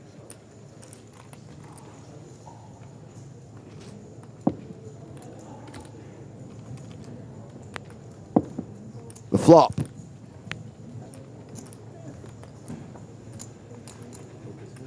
is hopefully coming soon. Making Leon sweat. Always an ace on the desk. Very tough. How does it feel? Still a little bit hopeful, given my past few days, but I think I'm okay. You don't even have back. Not even back, yeah. Look kind of grim. Backdoor quads though. Backdoor quads. He's going to need to spike a jack on the river to survive. There might have been a chance at the picture. That's okay. I didn't even see. Stoic till the end. One card away from elimination. No jack. Leon Sturm is KO'd. GG, mate. Very talented young poker player. Makes his way to the exit. I think this means that somewhere else the tournament will be getting tougher, as he'll probably go into the main. Or maybe you mentioned a 10K there, I'm not sure what that was. But off he goes, and we're down to 11. Finally, something going Martirosian's way as he leaps up to 47 big blinds. Yeah, Martirosian back up over the million mark, 1.2 million. By the way, Sam, we have actually ticked down to 10 players. It seems we are at 2 tables of 5. Again, this happened before. We have an elimination at the feature table, and simultaneously, there was a huge hand at the outer table, and it seems we have lost a player there as well. Tell me who, James? If you are a fan of two-time Super High Roller champion Mikita Bodzikowski, I have some bad news, because Bodzikowski is no more. GG, Mikita. He's off to make some TikToks. Let's get some content out of this, Bodzikowski. Yeah, and obviously, as we spoke about earlier, third in the all-time money list, very talented individual. I'm sorry, he said hand for hand. And the question now is a little bit of administration. Seems like, as you said, James, we might be going hand for hand here. I'm 7. We are on the final table bubble, 2 tables of 5. Yeah, and obviously at these high stakes, every hand has an EV. So if you post a blind, which is worth 50,000 chips, 50,000 chips. They started with 250,000 chips. So it has a, I mean, it's worth at least 50,000 euros, that money you're putting in there. Obviously, your EV is not to lose it all, but posting 50,000 euros a couple more times than your opponents will, it's not fair. And that's the reason they have to keep such a tight rein on the I asked busted brutally. hand for hand. How much is it? So Chidwick has opened King Jack in the cutoff, Enrico Kamoshi Ace Deuce in the big. I mean, we've seen a lot of action with Ace Deuce, haven't we? 2-3 bets with this hand from Alex. A jam there from Martirosian. Might 135. Kamoshi follow suit? He does utilize the blocker and the unblocker. And once again, finds Stephen with the offsuit holding, which finds it difficult to continue. Doesn't play quite so well post-flop. Can Chidwick do something extraordinary? We know that a shove or a click would work. 5 seconds. He seems suspicious. Unsuited Kojak. The rubbish Kojak. I mean, the Ving Rhames of Kojaks. This would be very unorthodox if he could do something here. I wonder. Once again, Chidwick's instincts are on point here. In general, you'd imagine this is a hand we just fold. 5 seconds. 4 calls, 135. Ooh. He's cool. Interesting. That was the option I don't think we'd necessarily considered. No, yeah, I guess it's because, well, did he open to 50 and then it's gone 135, so it's just too good a price? 55 to 135. Right, okay, that makes some sense. So it's just the nature of the price. Stevie decides to stick around, and Kamoshi, you know, would have perhaps played some hands as jams. This very small sizing is really built around the strongest of strongest holdings, like aces and kings, not really ace-king. So perhaps he feels he can c-bet, but doesn't, knowing that this board hits Chidwick. Maybe he's got a hand like king-jack, hands like king-10 suited. And also we see king-jack does interact with it. Absolutely. With the gut shot. So what does Stevie want to do? 300K in the middle.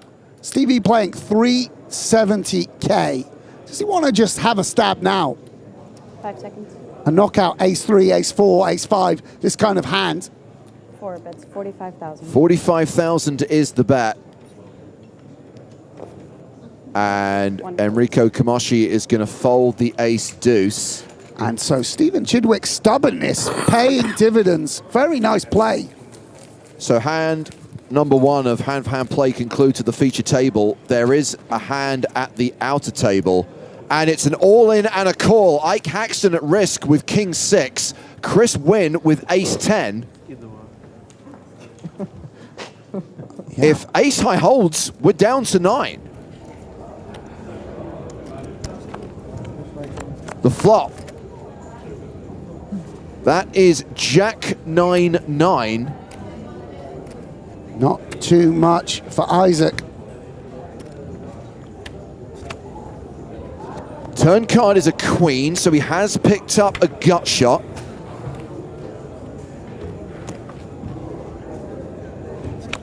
River card is an 8, and Ike Haxton is eliminated. Marius, I'm too late for rake back. I'm gonna call. Thank you. We are down to 9 players. The first hand of hand-for-hand play, the first hand of 10-handed action. We lose Ike. I'd expect nothing less. He's such a gentleman that he didn't want to put us through the grueling process of hand-for-hand. He said, listen, I'll speed things up. I'll take one for the team. I'll go all in once with king-6. And if I'm knocked out, we're back to normal. How does that sound? A gentleman in every aspect of the game, Isaac Haxton, ladies and gentlemen. So just like that, we are down to a single table, and that will necessitate the final redraw of the tournament, as all remaining players, the final 9, will take their seats on the main stage. And at this point, we transition from timed levels to hands per level. They will play 18 hands per level.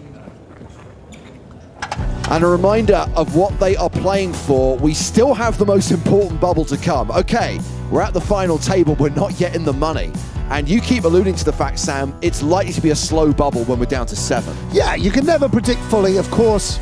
There's certain hand-over-hand situations that can occur. But what I'm saying is this 651,000 is a very significant sizing of 6th place finish. And they'll be very concerned with achieving a result and getting into the money. All the remaining players at a single table, at the final table. Chris Wynn, who we just saw eliminate Ike Haxton, holds the chip lead, 1.6 million. Orpin Kistakoglu not that far behind. Love to see it. We saw that Alexis Ponokovs and Artemis Erosian were going well. They were at our feature table. No super short stacks. Kamoshi and Kenny officially bottom of the chip counts, but 23, 22 big blinds respectively. Nay bad. And still 16 hands to play at the 10K, 25K blind level. And for the start of the final table, I'm going to hand things over to Mr. Nicholas Walsh. Hello, hello. Transition seamlessly, Sam. You see how we're doing this now? Welcome. Straight into the action. Everything works. We transport in time from those guys bagging up their chips to here they are, neatly arranged and ready to go. That's right. We gain a new commentator. It's just a brave new world. It is a brave new world, and we have activated the time-space continuum manipulator, and we go straight to the FT. Thank you very much, James. We'll see him in just a moment. How you doing, Sam? Yeah, good. Enjoying things. And nice to be at one table, have the whole cast together. keeping you in. Yeah, you're feeling the energy around. Yeah, and it's a sort of release of tension, at least momentarily, as you make a final table. I think everyone who's played live poker knows that feeling. The tension dissipates, at least momentarily. Sorry. Yep, and then they remember this isn't the main event, and we still have a bubble that we have to deal with. So away we go. You guys can see top right there, 7 players. Or 7 is the bubble, excuse me. 6 players paid. Yeah, and by the way, Bao, this could be a big confrontation because Ding has limped. And if he doesn't play his hand as limp call, he does play his hand as limp call. Very interesting, given the delicate nature of the stage of the tournament. He's gonna actually potentially prevent himself losing his entire stack, as may well have happened. If this board had come 5 high or 5-5 deuce, may still have taken place. But neither player going to be happy to see those overcards. You know, we imagine hands like Jack 10, Jack 9, King 8 in the limping range. Martirosian going to be cognizant of that. Can't imagine his opponent has a hand as strong as 8s necessarily. Yeah, absolutely, having played it slow. Just a reminder as well, Sam, Ding was the player who absolute maxed late reg yesterday. So making it to the FT, making good on that late reg bullet. Now, it was a 40 big blind late reg bullet, so it's not an ultra shorty. Yeah, obviously he had that ace-queen versus ace-queen hand against John Noel yesterday, where he made the flush. Now deciding whether he wants to persist with the pocket 8s. No spade in hand and just releases, losing the absolute minimum. He's frustrated. He's thinking, maybe I should have played it another way. Maybe I've been bluffed by this crazed Russian. Yeah. But really remarkable. Yeah, 32 big blinds. Just felt it was a bit much to raise, 4-bet, get in, limp, re-raise. Played it passively and, you know, again, sort of shows how a different strategy or a more careful approach can pay dividends. That's right, and the ICM pressure building here as we do approach that bubble. So understandably playing a little bit cagey. Yeah, and it's a very condensed stack constellation. 22 big blinds, the bottom, 64, you know, Orpin or Chris can get pegged back pretty easily if they can, you know, if they clash with someone like Alex, who's 5th in chips, they would plunge to the short stack and Alex would become a dominant chip leader. So, you know, no one can sort of grab hold of the table too easily. Got to be sort of still a bit respectful of opponents and ranges. Well said, Sam. So our shortest stack at the table, or was second before he made this open. Second from the bottom. And Martirosian doing Martirosian things. Yeah, and we saw Steven stick around with his hand just a moment ago. But a little bit bigger slicing from Arthur against a slightly bigger stack, so that's understandable. Gets the job done. And that exchange sees Enrico Kamashi, the shortest stack. Still 21 big blinds though, Sam. Not danger zone territory just yet, chat.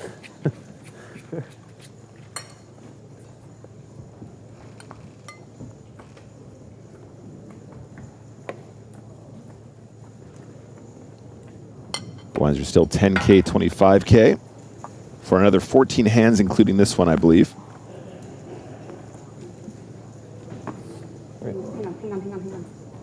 Oh, Alex. Sorry, I acted too early. Race. 10 raise to 50,000. In a $250,000 buy-in? Can I change my action? Yeah, you can play with 1 card. Yeah, I think he just thought he was... Oh, you only had 1 left. Only Joshin. It happens everywhere. Yeah, obviously, particularly when you've got the dealer between you, it's sometimes hard to see your opponent's active. Alex will come in for a raise with the Queen 10 suited. Maybe. You don't want to find out. You definitely don't want to find out there. It's pure, it's too long. Yeah. I don't think you'll wind up in the spot again. There's that smile. I haven't seen too much of that today. No, I think a little shrug. At the start already or then? Sorry? It's at the end or at the start already? I wonder. I think Still have you a one. jack? It's tricky. No? You still have one card. Like, So tricky. very top of. I had one broad white card. I think it's quite nice to have Bryn at these feature tables. He really drives the action. He's got that infectious giggle. Maybe if you're playing a 1K or It's something. always sort of... But maybe a window in. in fact, That's gonna having be him tough. and Enrico next to each other. Yeah, giggling. Yeah. might be. But it needs to be legendary. Maybe it was maybe it was the best one card. Alex with the pocket fives Whatever, run it. will fold. You see that Problem is if they have your card and something being in else, the middle of the pack, dead. opening Yeah. into Alex's big blind, who hasn't If you covered. just got ace-7 Just suited, folds. then you're just fucking dead. I'm dead, but if I have like. No, you're not dead if it's an overpair. You're dead if it's like an ace plus or something. Oh, I was saying if you had like, of course. Stevie will limp in with the quite unpromising queen deuce. I was thinking even if you have like ace, but then if he has like ace-7 suited, you're fucking dead. No, this I drink, but. Oh, fuck. I just had two here. I drink one. I drink once. I keep them. Check back, understandably so, from Ponakov's. One was new one. Yeah, the new one I just drank a bit. But I think I didn't drink so much. And Stevie with the gut shot. Because I drink very little. Alex with But we can just get a second pair, which is going to be quite strong in a blind-on-blind, unraised pot. Very important finding. No, it's funny how I spoke to You should write a paper. That's right. How does Chidwick want to proceed now? he turned around. I think probably just having a little stab is not ridiculous. He goes for pot Or it's in a different way. immediately. He takes autistic points and they're more spread around the board.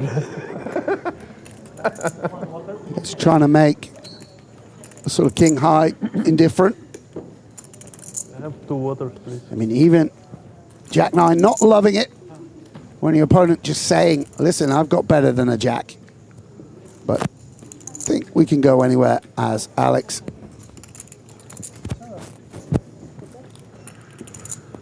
Yeah, placed as a call, 7 on the turn. Actually, straight draw now for the Jack 9, which does have some relevancy.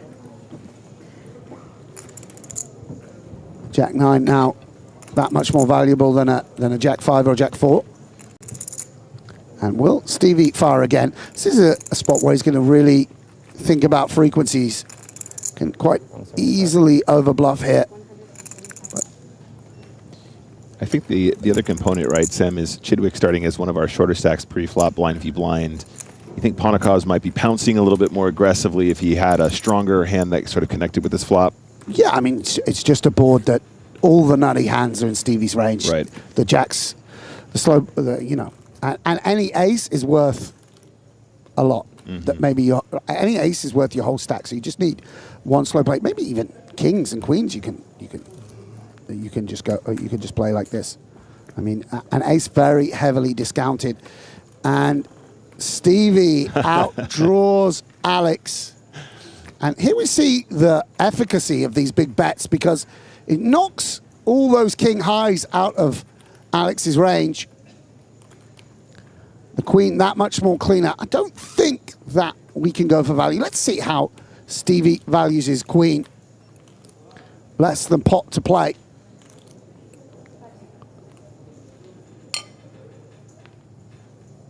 We imagine he might want to check it over to his opponent now. Going to take his time. See, occasionally we'll just have some stronger holdings, some weaker holdings. A card that brings in a 1-card straight. Who does that favor? That is a check from Chidwick. Yeah. And Ponakov's has the kind of hand that probably wouldn't hate getting the showdown as well, Sam. Yeah, just going to contemplate his options. Where is he in his range? Can he get better hands to fold? How much King X does he have? This would be a remarkable bluff if he could intuit that he's been outdrawn in this manner. 450. Wow. And he puts Stephen Chidwick all in. Called with the best hand twice. Now his hand is second best, turning it into a bluff. Quite remarkable instincts from Alex. And Stephen Chidwick, second pair in the blender. No free showdown here. And Stephen Chidwick doesn't immediately release. Can he work this out? This would be a pretty unreal call in my book, Sam. Such a tough spot at this stage of the event. Wow, that was a real hand of poker right there. I mean, that's what when I was young, we used to call sick. Sick. Really, look at that. Not an easy man to bluff. Incredible stuff. Yeah, I mean, it's a tough old game. These streets are fierce. Ponikov's not well, mate. Not well.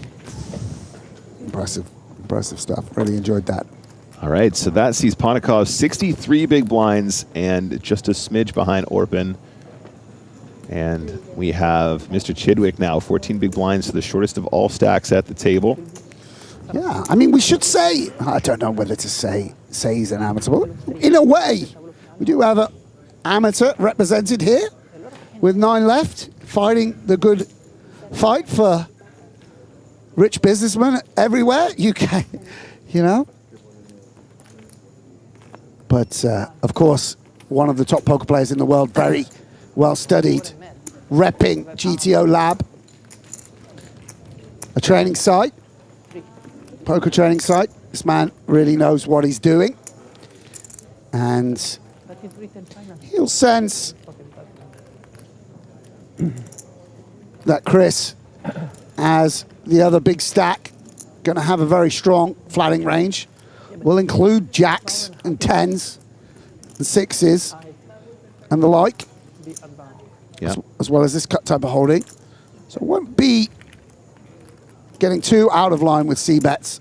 In general, both players want to play quite a passive strategy. So the amount of money you would put in if this was a cash game with the hands, the sort of value of the hands, diminishes somewhat. But ace-jack, top pair, top kicker, of course, needs some protection. Can just get value immediately from queen tens, king jacks, and such like, as well as, you know, charging ace king.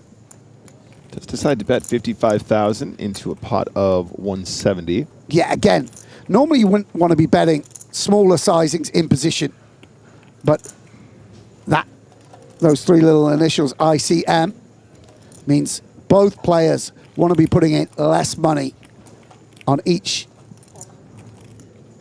flop and turn. And, oh my. And open. Kishikoglu.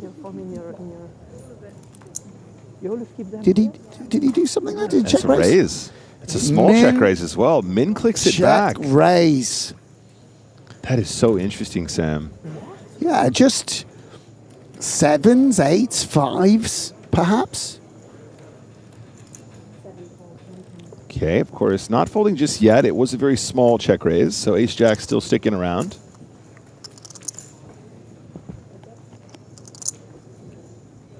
Six of hearts on the turn, so now, being min check raise, Sam, are we considering boats now in the equation once in a while? Yeah, I mean, people have full houses, but obviously that's just, you know, neither player has too many 6x. Yep. You know, just removes the combinations of sixes. I'm very interested to see what Orpin will do. I guess it gives him some flexibility on a queen turn, a king turn, those kind of cards, to not just have all the check raises built around king, queen, and ace, queen. Perhaps that is the thinking. Force out the pocket pairs then and there. Does check, and will Chris, I mean, if you knew Orpin had an ace-9, we definitely want to just keep him in. But we'll bet again.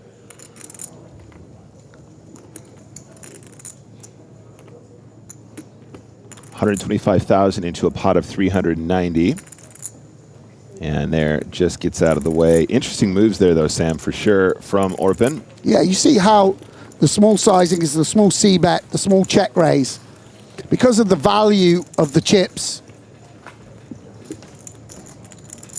means that they have much more efficacy than they do at other stages in the tournament.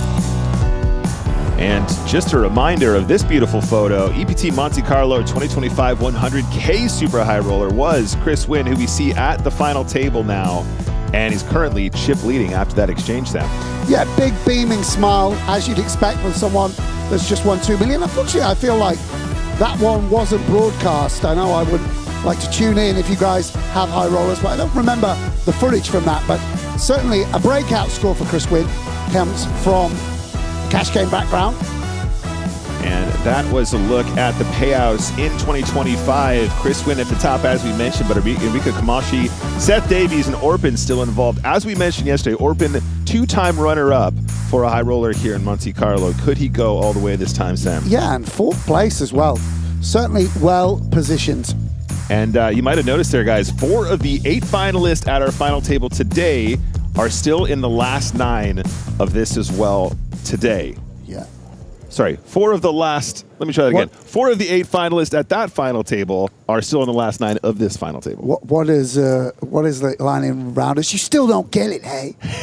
Why the same 10 guys at the final table? Are they just the luckiest guys? Luckiest guys in Vegas? And yeah, open raising, and you see the 8-5 suited relinquished from Enrico. Just a situation in the tournament where stack preservation is so important. Just that much harder to bluff catch, that much harder to, you're that much more reluctant to flop a flush draw and just get it in and gamble in a way that might be opportune and favorable at other stages of the tournament. You know, when you can rebuy or when your stack's worth a bit less. But when you bust, when you have a confrontation with a covering stack, it just benefits everyone else at the table financially. Where does that money come from? Well, it comes from you and your equity in the tournament. That's how these guys tend to look at it. So it just means that people are going to tread delicately. That doesn't mean we won't see action, though. As we saw with that check raise, very unexpected. I'll be WhatsApping Open and asking about that. He can teach me a thing or two. Yeah. And that remarkable bluffs we saw from Alex just a moment ago. With the Jack-9, very good. Absolutely. And this is what we came to see, right, Sam? When we're televising these kinds of events, we're really looking behind the curtain here, trying to see what these guys are up to. And when you see it played out like that, it's very impressive. Yeah, of course. And that's also why you sort of don't want to defend quite as widely. I mean, people will really put you in the blender. Mm-hmm. But yeah, and also, of course, I don't want to say that there's a sort of blanket approach. Firstly, it's incredibly difficult and technical spot, and people are going to have different interpretations. But the way that, let's say, Arta will approach things as opposed to Orpin, the way Bryn might approach things as opposed to Christopher, everyone has their own take on exactly how aggressive and how ambitious they want to be at a certain stack size in a certain spot against a certain opponent. So yeah, it'll be very interesting to see how the dynamics play out and how they change as we get even closer to that big minimum cash. It's not even a correct term. Min cash, 600,000 euros. There's nothing minimum about it. It is the maximum min rate, the maximum min it's cash. Like, as if we'd called the 100K 2 days ago, we'd called it the minimum high roller. It's still 100K, mate. It doesn't matter there's a 250K tomorrow. Still the minimum. I don't care if someone's winning 3 million. There's nothing minimum about 600,000. See, Alex here does defend, and that's because he's the covering stack. So actually he can play a bit wider versus Stevie. Let's use a bit of terminology that these guys might employ. The risk premium all on Stevie, who, I mean, there's not that much risk premium because he's only got 12 big blinds, but you know what I'm saying. There's a sort of Alex isn't devastated if he has a misstep Yeah. versus Stevie. So a good board for Stevie as the pre-flop raiser. Lots of gut shots, lots of top pairs. Ace-5 actually is a swing and a miss. And Kulev in that difficult spot we've all encountered as poker players. Second pair, quite easy when you've got nothing. Quite easy when you've got a top pair. It's how you play the middle of your range. Yeah. That's often the differentiation between, adequate poker player and a good poker player and a top one. So let's see what Kulev wants to do. So continuation bet from Chidwick on the flop, having opened pre-flop, 55K into 135, and a call. Now, Kulev, Sam, will be aware of the fact Stevie's got about 9 big blinds behind too, right? So potentially playing for stacks here later down the streets. Yeah. Or for Chidwick's stack, I should say, as you pointed out. Yeah, and I wonder if Stevie, if we wanted to Jack 10, we might want to go all in or even just check back and realize equity. Maybe with Ace-5, we want to put in half our stack or a third of our stack and pressurize the 9X. What does Stevie make of it? Does seem quite a clean hand to bluff with. And he's going for it here. That was a bet of 90,000. Yes, and look at this. Tough spot for Alex.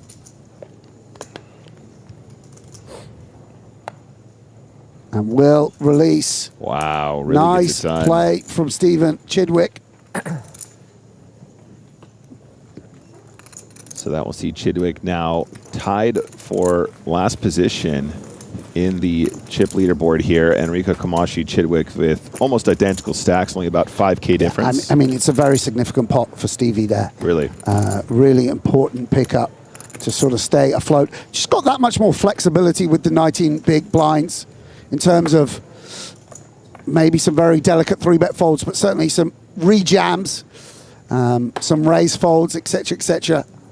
The blinds will eat you up fast when you're down to 12. Sometimes it's all about staying afloat, hoping to find a rush of cards or some good spots come your way. Once again, we see Stephen Chidwick in action, potentially with the King-Queen. Yep, another opportunity to open the pot up here. King-Queen offsuit +2. Starts with 55,000 to go.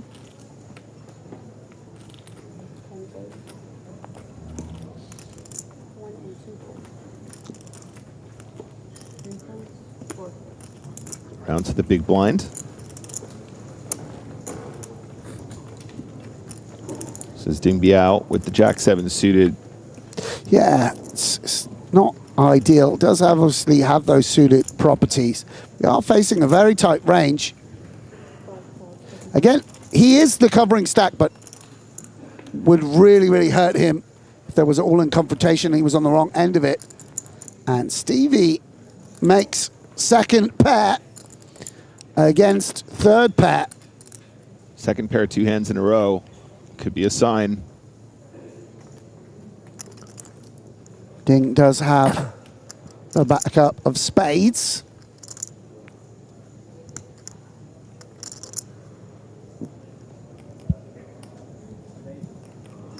And Stevie will bet, can get some value from worse hands, as we might see. Also just such a good board for the very, very tight range that he's opening. 75,000 is the bet, Sam. Yeah, and you can see it's already not too much fun. Even without seeing the cards, you can just sense, I mean, if for some reason we did have the best hand, are we going to be able to get to showdown? I think if we didn't have spades, if we had somehow Jack 7 of clubs, maybe we just want to fold here and now. I don't think with the spades, Ding's going to be inclined to do that. Does make the call. 75,000 goes in. Pot is now swelled 295K, and there's a 9 of hearts on the turn. Yeah, and of course Stevie's, I mean, I don't want to be presumptuous, but you imagine he feels he's sort of the middle of his range.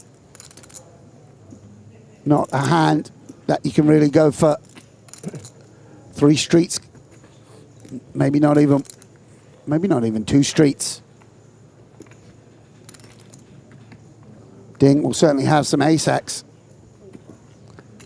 Does decide to check. Check, check, turn. 4 of hearts on the river. Yeah, and I mean, I don't think it will happen by any stretch. But where are we in our range with Jack-7? What do we show down against? Pocket 10s exactly? Pocket 10s exactly? I think 8s maybe runs a bluff. You know, maybe bets this river. I don't think. I mean, yeah, doesn't seek to force Stevie off a better hand. Both players with a smidge of showdown. And that'll be another pickup for Chidwick. Nothing is good. All right, so with that hand concluding, we're going to say goodbye to Mr. Sam Grafton. Thank Pleasure, you very Nick. much. See you soon. We'll see you very soon. And that also means that we can bring back Mr. Griffin Benger. How you doing, Benj? I'm good. How you doing, Nick? It's a pleasure to have you back, man. I missed you. What I missed, dude? Only some ridiculously ultra super high stakes action. Whoa, ultra super. Wow. Ultra super mega. Oh, and mega. That's right. Welcome, Griff. That's mega, not MAGA, right? Just to be clear. Oh, please don't start that. Back to the action. Still 9 remaining, guys. 7 hands remain on this level because we're going by hands, of course. That is how we are going to control the speed of the game now that we are down to FT status. Don't forget, Griff, 7 is the bubble. 6 players paid. Yep. The most maximum min cash. Well, folds round to the blinds now, guys. Jack 4 of clubs for Ding.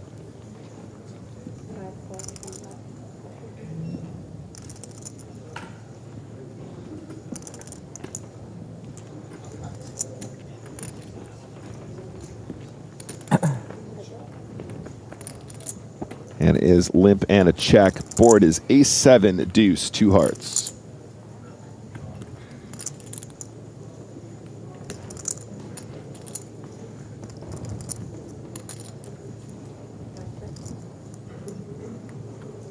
Ding is going to check.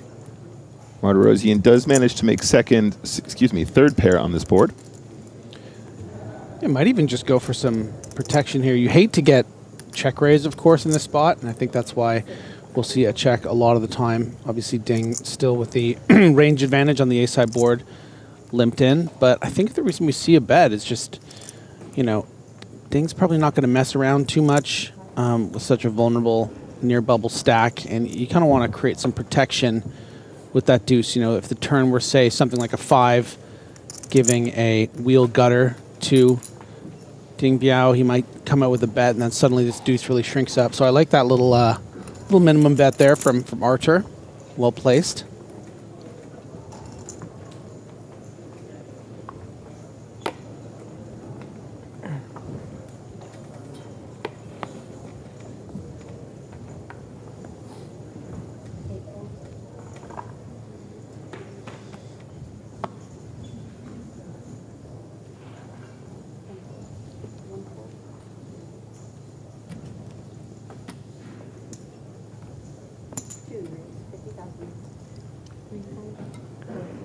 Lady Pocket Kings. Queens.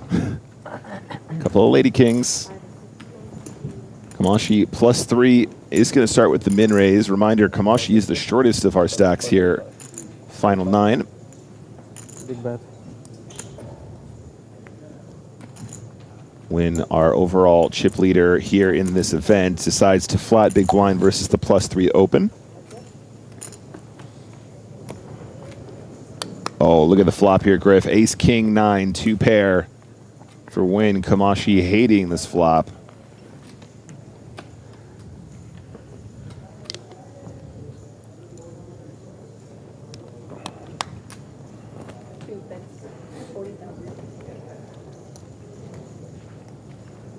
Balanced c-bet here from Kamoski. Going to be easier to play than a sort of face up, check back in a guessing game on future streets. When playing it slow, decides just to call.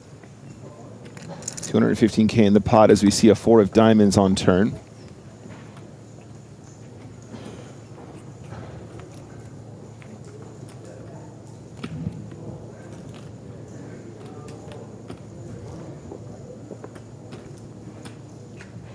Big blinds behind Kamashi after putting in that small continuation bet.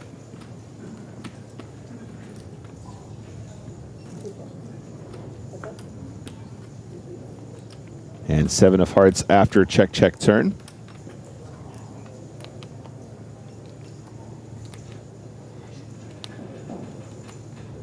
I'm assuming we have to try and go for some value now. Griff, what do you think with the ace-9? What's the size if you would like to make this bet? Well, no draws really on the flop, so you're not going to have a ton of misses. Yeah, you can have some jack 10s and queen 10s sometimes, but most of the time this is going to be, you know, a king checking or an ace going for some value. In this case, of course, we can see 2 pair. It's hard for Christopher to imagine, I think, that he's going to get be up against an ace here, because all of those big value aces are likely going to be betting twice, something like ace-jack, ace-queen. Right. Does decide to bet 170K into 215. Takes it down. Pretty quick fold from Kamashi there. I think kind of picking up on what you were putting down, Griffin. His opponent's just going to have a whole lot of value there, and a lot of the stuff that's weaker might just want to check more often, right? I'm starting to be scared. Very good fold, though. Maintains the stack. 15 big blinds for Kamashi. It's about 5 big blinds fewer than Kenny. Currently second from the bottom in the overall standings. But let's see what happens next.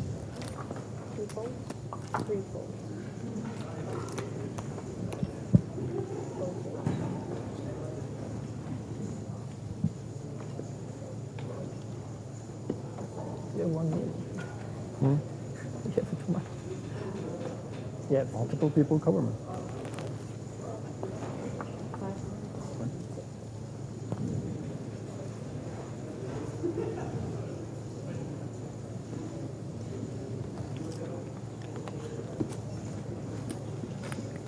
Would expect Chris to come in with a raise some of the time here, given the situation, the pressure that he can put on Stephen Chidwick as that 7th in chips stack. Does wake up with queen 10. Mm-hmm.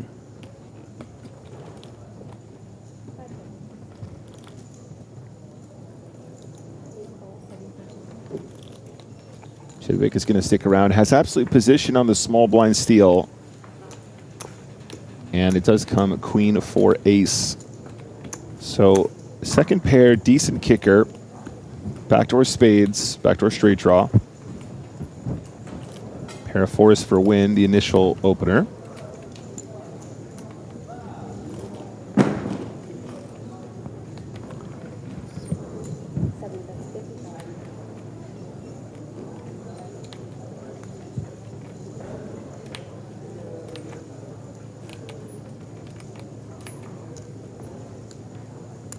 Starts with a bet, 50K into a pot of 175.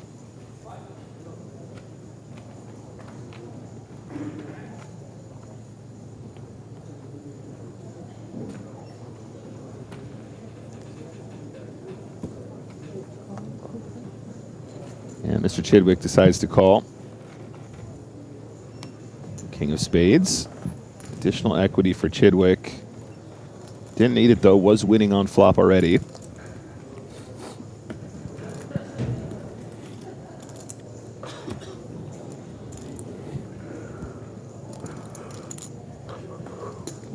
Yeah, and a difficult candidate, I think, for Wynn to continue bluffing here. Chidwick's going to have a lot of spades here. Hands like Queen X with a spade. And of course, even some ace highs. You know, I don't think ace 6 off, for instance, is necessarily just going to shove 24 big blinds over the small blind open. I think it's going to actually flat a lot of the time. So there are a decent amount of ace X in the range.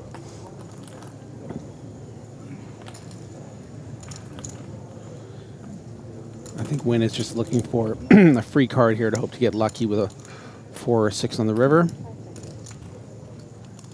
Yep, and Stephen Chidwick is just weighing up his options, decides to check the turn. Wow. And Griffin, there it is.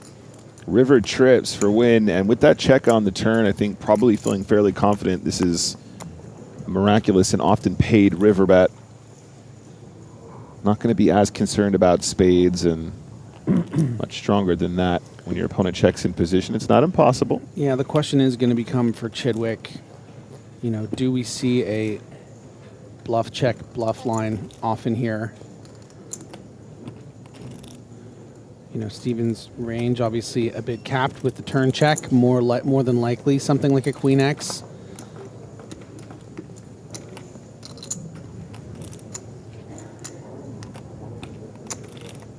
So obviously hand very well disguised if you're Wynn. Generally speaking, when we see disguised sort of hands like this, unexpected hands like this, we tend to polarize, but let's see what the size is after we saw check, check, turn. Yep, near full pot, 225, excuse me, thousand.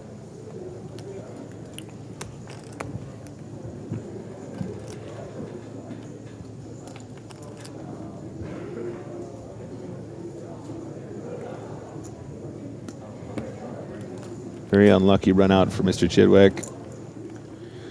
Yeah, it's tough. I mean, I think that we can assume that Christopher Wynn is going to have such a large percentage of his range playing as raises pre-flop. I mean, we see the 6-4 off. That means it's going to be 7-5 off. It's going to be, you know, 8-3 suited. Tons of hands that could find themselves here bluffing on the river against this capped range.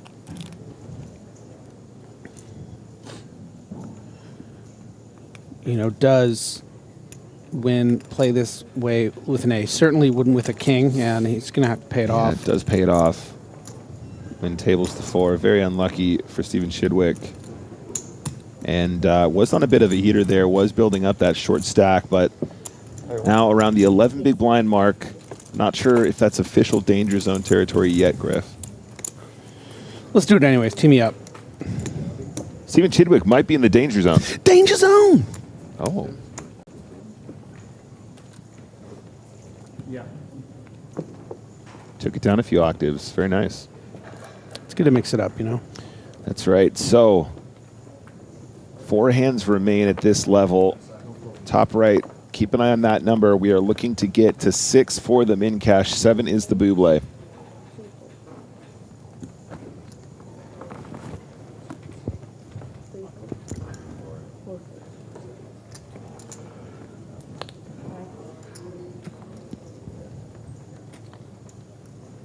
Ace-9 of clubs for Motorosian. Currently 3rd in chips. I think feeling really good about playing this pretty hand from the cutoff. Queen-8 of spades for Chidwick in the small blind.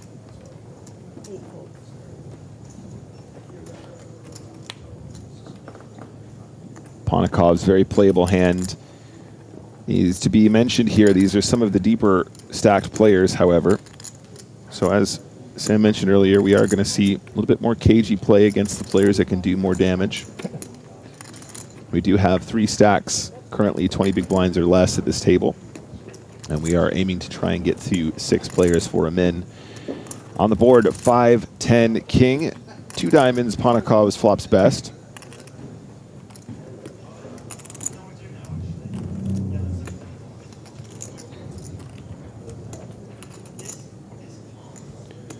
You know, one of the things that makes Super High Roller so special is just understanding how many hands these players have logged against each other.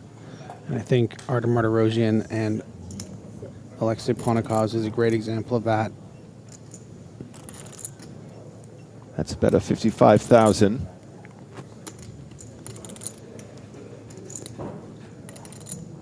Ponikov's mid pair. Unlikely to fold. Let's see how he wants to approach it.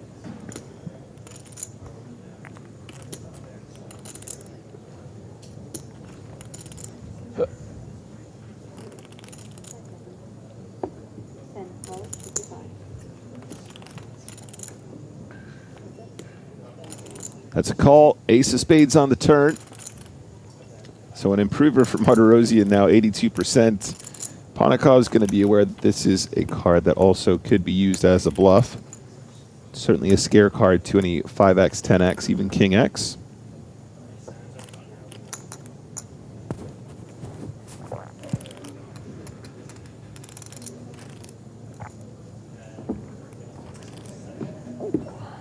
Yeah, I imagine Martirosian is going to want to look for some value here.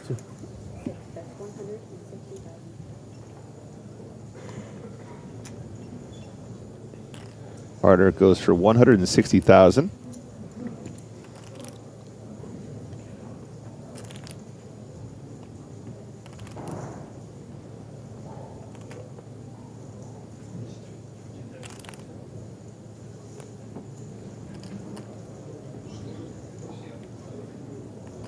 As you say, Griff, these two with a lot of history.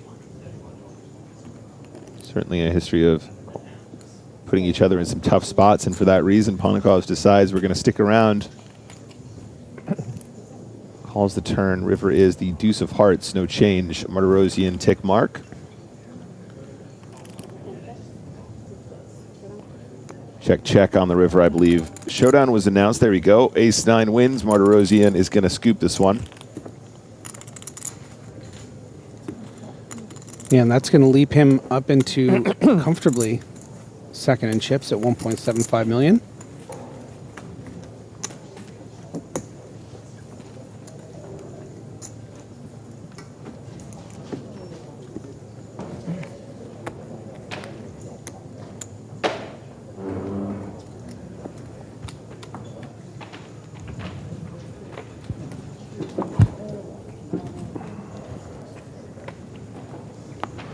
Just 3 hands remaining at the 10K, 25K level.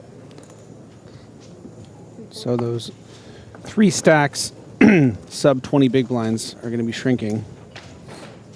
But for now, Orpin looking down at a couple of queens.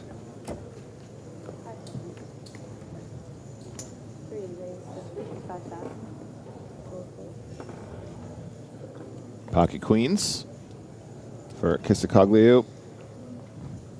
Ding looks down to ace-jack of diamonds. Both players pretty far out of position here.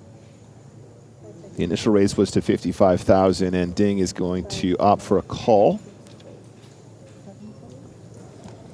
Yeah, the suited combination here plays nicely as a flat. I think we might see some 3-bet folding even off to this particular stack, maybe with ace-jack off, facing the early position open.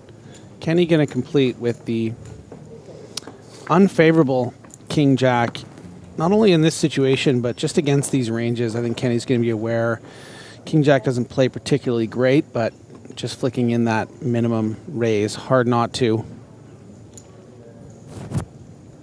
Yeah, Griff, as you say, probably aware of the fact he's got a decent amount of improving to do, but it is a good price to see a flop. So, Kissacoglio still the best hand. 70% equity multi-way, very strong. Weighing up his options on 10-7-6. He's going to play it as a check. Ding, ace-jack, 2 overcards, no backdoors. Apart from the backdoor straight draw, of course.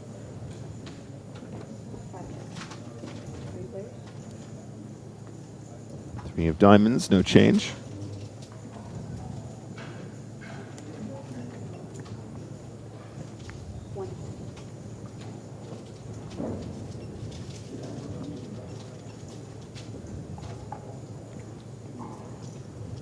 And at this point, Griffin, pocket queens might consider putting some more chips in. How often do you think a player in Ding's position would check back a set here as a trap? I feel like that's a hand that might be played more aggressively on the flop. So I actually don't think that Ding's going to have a lot of sets here. Sure. I think 6s and 7s fold pre. 10s off 20 bigs might be, 23 bigs might be prepared to just shovel in.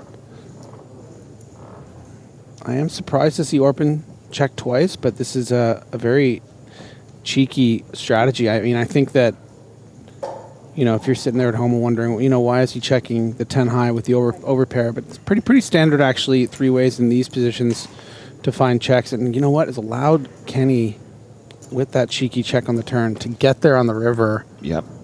I mean, we mentioned he gets a great price pre-flop, but to see all 5 cards in addition to that, does river top pair, he's going to still control the pot here. He's still going to find a check. Yeah, I think this makes sense. It does. You know, your opponents are the ones that should have the better king ranges and the ace kings and the king queens suited, etc. So you want to allow your opponents to, you know, perhaps bluff something like ace 5 suited in the case of Orpin on the river. And now Ding recognizing ace jack is never going to be good here, but he is going to have all those king queen suited combos. Maybe some king jack suited combos. Does he fall for this bait?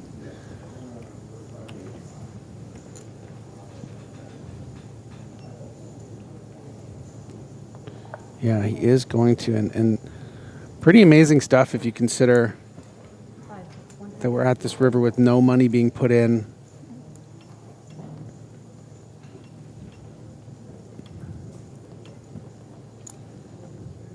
And Bryn now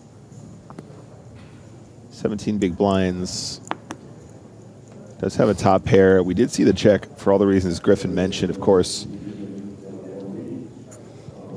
Yeah, I think the really interesting point of this hand actually is, you know, how Orpin's going to feel by this bet and call. I think he's probably going to expect one of these 2 players to have a king, whether it's Ding representing exactly what, you know, we've discussed. Is Bryn going to be just quickly flicking in a call with Jack 10 here on the river?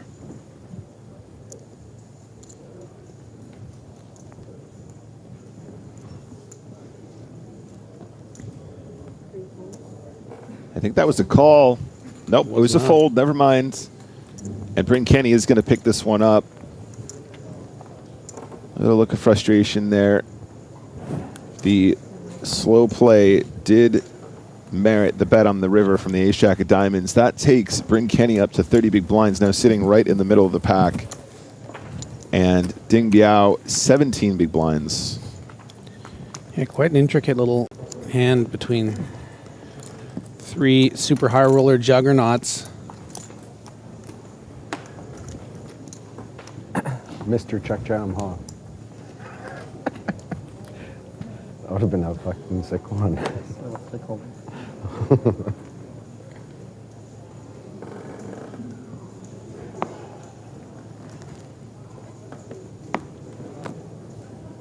Two hands remain at this level. Still 9 left. Yeah, I didn't think you can. Although in the 250K super high roller. You could rep a set for sure, and you could play a set like that. Definitely. Well, everybody can. Of course. Will you? Here's the one. Well, that's what it was. I was like, okay, well, if it happens, at least I've got a lot of time banks.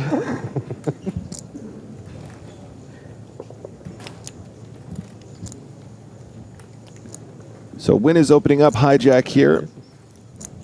Still our chip leader with 88 big blinds. 155. 155? 55. 130. Oh, I love this from Kamoski. Check this out. Kamashi putting in a 3-bet in the big blind. Just understanding how wide Win is going to be opening here as the significant chip leader. Having a hand that really is not fun to play, you know, 15 big blinds effective here. But you have that big blocker. You do have a 3-bet for value range here at the top of your range, something like 10s, jacks plus, and it is going to get through against what is likely as weak as, you know, king 9 off. So Kamoshi really finding a sweet spot there. Yeah, it's a really cute little move, isn't it, Griff? And, you know, a lot of players not even considering, you know, a small 3-bet there, but look how strong it looks, gets the job done. Kamashi picks one up there. One hand left at this level.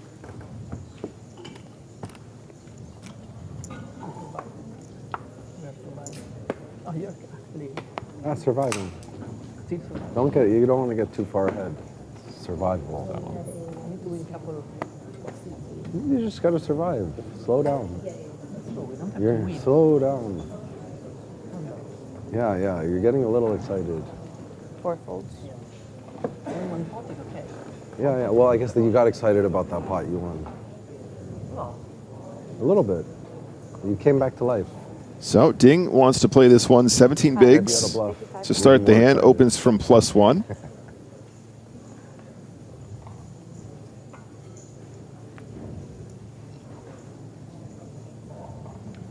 Five seconds. 125. 6. Raise That sounds like a 3-bet for Martirosian. 7 folds. 8. 10 folds.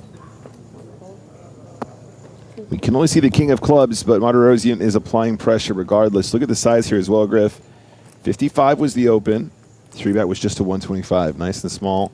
He's probably recognizing Ding on the shorter stack depth there and, you know, adjusting his size accordingly. Yeah, I always love the little sly smirk that Ding Biao has. Such a dangerous player, even when, you know, cornered, backed into a corner as his stack dwindles Button is right, guys. shorter and shorter. He's going to be tough to eliminate from this tournament, but Ace-10 is not going to be the shield that he's going to go out on. Yes, indeed. 12 bigs now. Don't forget, guys, anniversary series coming up May 10th to June the 3rd. 50 million plus guaranteed. You can watch the main event live on Twitch. I'll probably be hosting that, Griff, if you want to tune in. We're celebrating 25 years of PokerStars. It's been a long old time. So consider giving that a look. I just want to say, you know, 25th anniversary, you could have just guaranteed 25 million. But PokerStars is so generous, 50 plus million. Would you look at that? So nice, we did it twice. Yeah.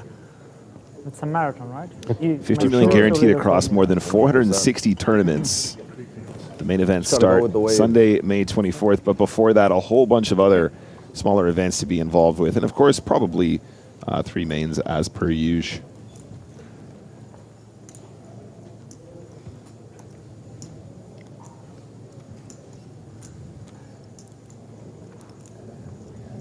Ace-8 for Chidwick. 9 big blinds in a dream, Griff. Yeah, another great example of how these super high rollers have really changed the meta as they've become more and more studied. You know, you're not just open ripping 9 big blinds with a hand like Ace-8. No, but anyway, it could be. You're finding the min raise, you're trying to get it through. Survival, just so important, especially, you know, as we are so close to a 650K bubble. And yeah, the King 7, Makes sense. pretty decent equity against the Ace-8, but still just Oh, no, it doesn't. not doing well against that min raise range. Yeah, very wise. Great adjustment there. This is the kind of thing they're picking up on, everyone. Recognizing how strong Chidwick's open has to be there and just understanding probably King 7 getting wrecked pretty hard without too much ammunition to make it work later on the streets. 2 hands per level, 18 is 36 minutes. If there's, yeah. Because they lowered at the final table. No.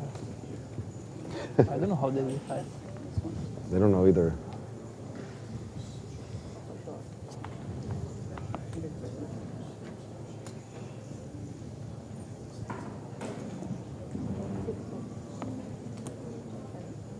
So on to the new level, guys. 15K, 30K are the new blinds. 30K big blind ante in play as usual.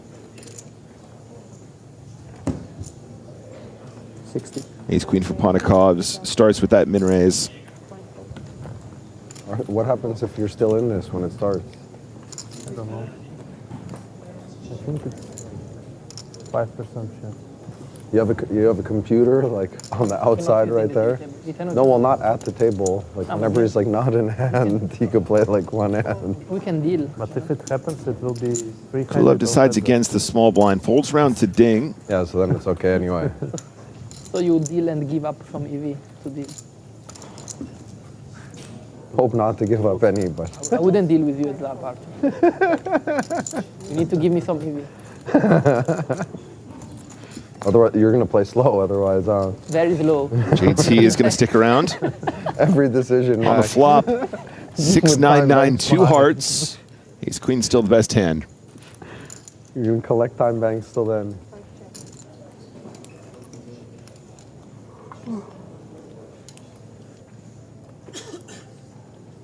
Ding checks it over. Pontikov's decision now. 9 big blinds behind Ding Biao.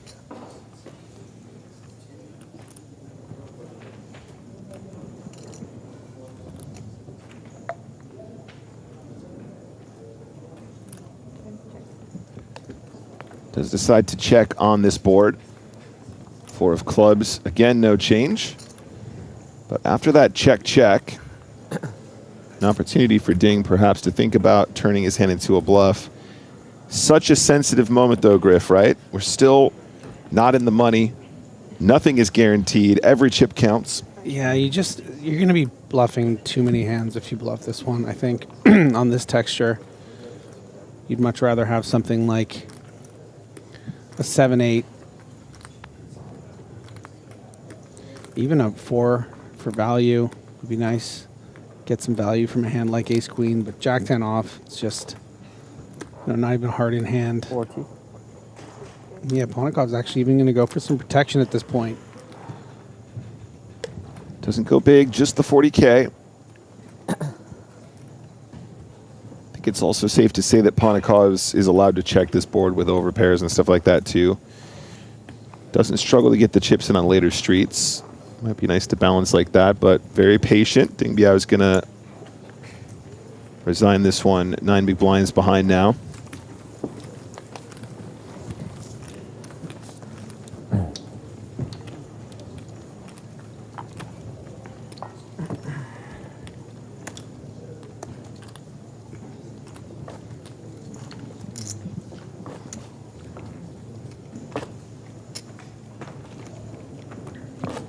Before I didn't notice. Thanks.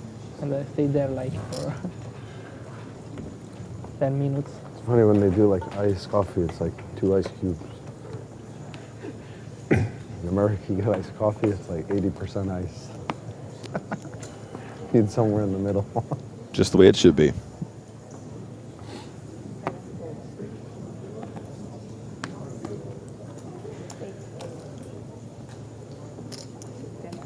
Folding around next hand. On the button. Pontikov's. Kisakaglu folding the King 7. Sorry, Alex Kulev, what am I talking about? Folds the button. And it is a walk for Martirosyan.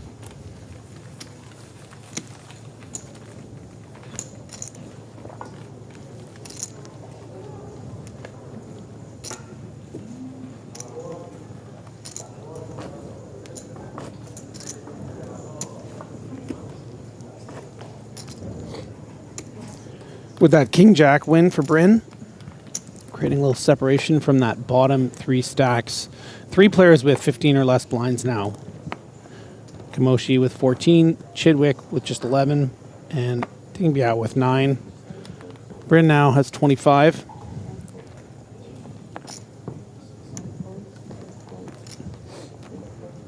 Yeah, it feels like something's got to happen for one of those short stacks, as the blinds are increasing now as well. Little wry smile as he folds the button. Another walk. More hands like this. Just how you like them. 1 minute hand.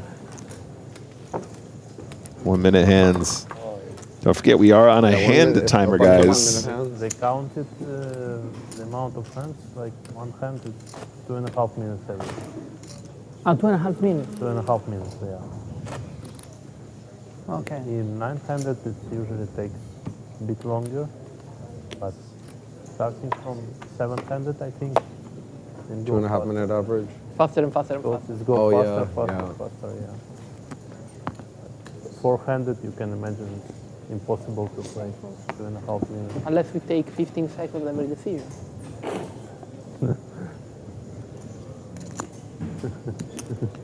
Uh-oh, Mr. Kenny.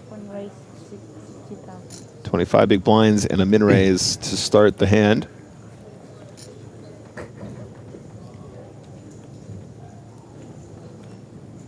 I fold. Only 7, I think. Be careful. Queen 10 of hearts for Orpin Kisakoglu. Isn't going to play this one. Quick fold from Kulev. Now here is a hand that Ding is going to be happy to see. Pocket Queens only has 9 big blinds. Griffin, what do you think is going to happen here? I think we all know. Now we're all in for sure. Stephen Chidwick is going to fold, and there's just no chance Kenny can get away from this one. It is a cooler. It's not going to put Kenny at risk. It will put Ding at risk, but going to be about an 80-20 pre-flop in favor of the pocket queens.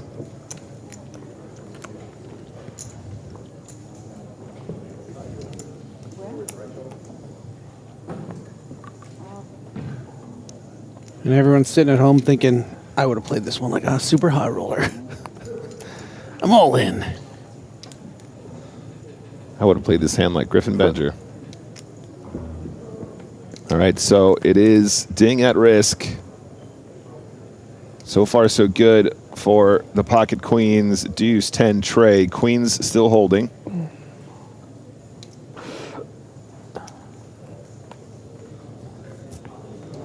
Deuce of clubs. Still clean for the queens.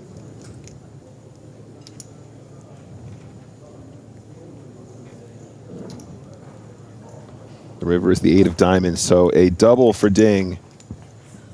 And that will take Kenny to the 15 big blind mark. Ding now up to 21 big blinds. Tough spot there, Griff, for Kenny. Not much else he can do, right? Nope. One of them coolers. Little info on Ding Biao. Over 20 million in earnings. Yep. Second on the all-time money list in China. Bryn, how much you got? Has splashed around in some 470. super high roller events here at the EPT in Barcelona. You're back in the same The situation. best thing to do. What is it? Caesar salad. It's good, huh? Yeah, pretty significant wake up there on the FT.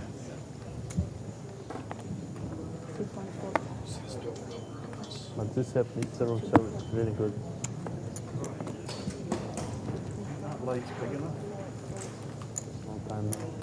And 5 spades. Fresh stack, fresh double for Ding. I think he's going to put that in the bin. Martirosian decides to fold 8-5 of diamonds.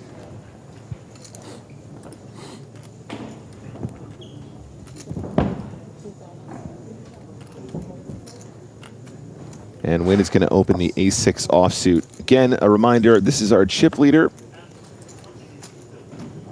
And it looks like a raise and a take it pre-flop. And with that, I will bow out of the booth. I'll hand you over to the very capable, very handsome, majestic Joe Stapleton. I am one of those things, but I'm not going to say which one. Hello, my babies.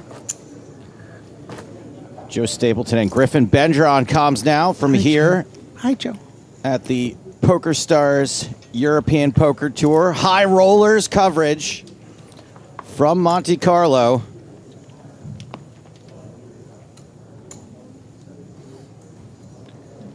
As we are down to 9.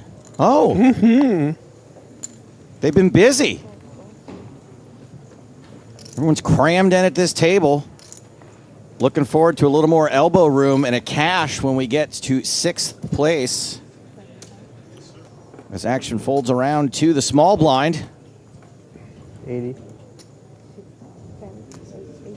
Makes it 80,000. That small blind is Alexei Ponikov's.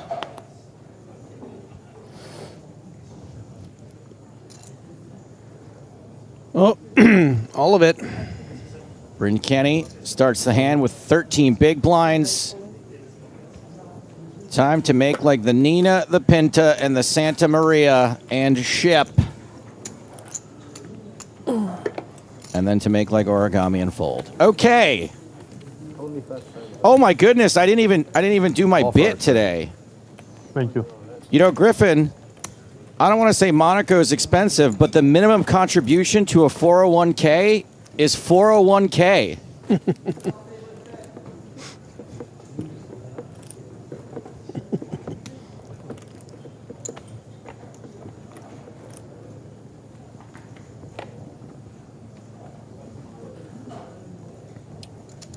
As we continue on here, 9-handed, unofficial final table. Joe, can I ask you a question that might make me appear dumb? Man, I want to say no. Where does the word high roller originate from? Like, what are they? Because that's how they roll. They roll high. Is it a? I'm going to guess thing? it comes from gambling dice. Okay. For high stakes. Okay. It's either that or a high stakes bowling term. That's what I was thinking. There's a lot of different ways it can go. Anonymous 1234 on YouTube says, "How to block annoying commentator? Let me handle that for you." You banned. There you go. I'm sorry, I blocked you from me. Is that what you meant? Ding has... Well, he could have been talking about Griffin, though. Ding has raised ace-jack. Kamashi defends ace-7 of hearts. King-9 tray. Both players with ace-high. One out-kicked. One heart for Kamashi.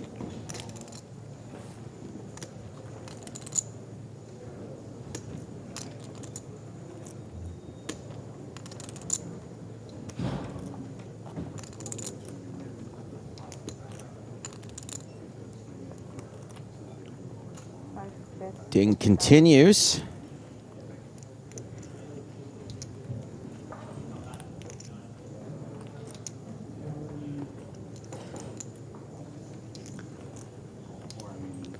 Yeah, it is a dice craps thing.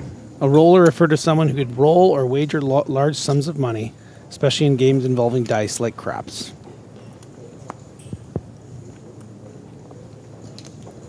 Yeah, I was hoping it'd be a little interesting than that. Well, I mean, maybe Claude's hallucinating. Kamashi does call again and turns a juicy strawberry. So juicy.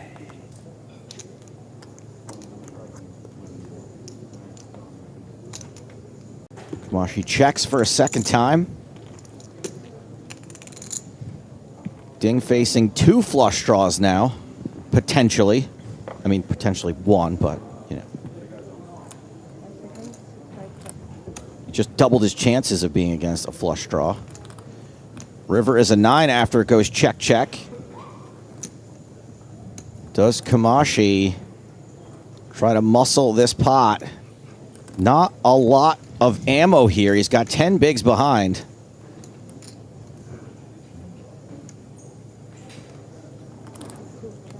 Yeah, not a good bluff candidate is ace-7, because I think it might be good sometimes. So Ding is going to take that down. Nice little surge between that cooler against Bryn and then winning a pot there. Kamashi gets dinged for another couple of big blinds.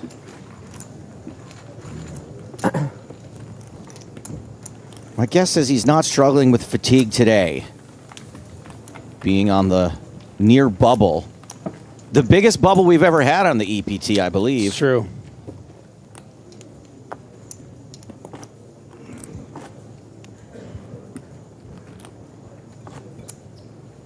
So just to go over who's left, we've got Chris Wynn, Artur Martirosyan, Orpin K, Alexei Ponakovs, Alex Kulev, Biao Ding, Bryn Kenny, Enrico Kamashi, and Steven Chidwick, and that is in descending chip order.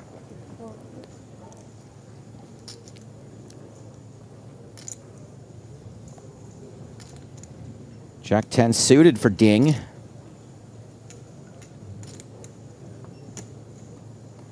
Middle of the pack with 26 big blinds. He's going to get a little funky with his chicken. Wynn's got King 7 of clubs. Look at those. Look at those choppers in his profile pic. Wow. We don't see big smiles like that. And Wynn is going after Ding. Win on Ding crime. Win on Wingdings.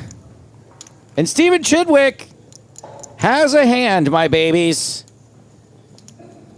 A hand that cannot be folded even with his action. Please make me wrong. I mean, it's not great, right?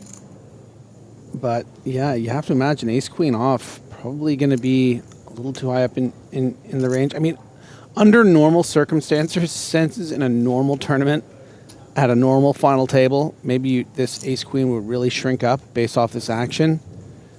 But Chidwick going to be hyper aware that, you know, Ding's going to have a fair bit of raise folds here at under the gun 1, hands such as this, and Christopher Wynn, you know, really goes after a lot of different spots. We've seen how aggressive he can be pre-flop, especially when he has so many chips. And Orpin wow, also has ace-queen. This one suited, and yeah, this little funny business at the beginning of the hand has kind of done Stephen Chidwick a favor. Yeah, you're operating under a best-case scenario there of exactly what this is. And Wynn feels compelled to call with the amount in the middle. Does have live cards.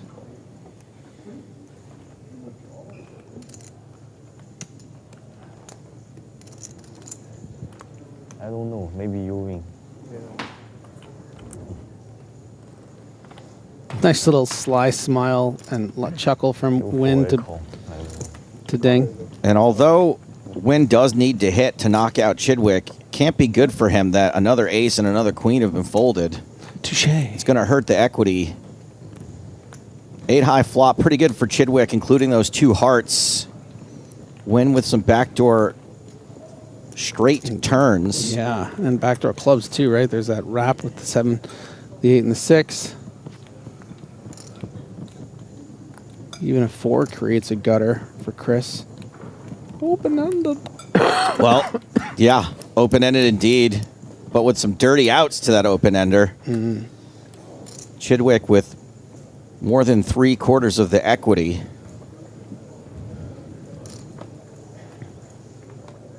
And does make an ace on the river. Good for a Stephen Chidwick double up.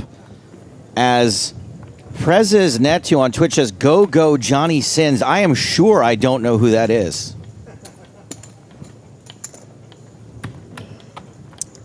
Finally, a reference that escapes me. Service.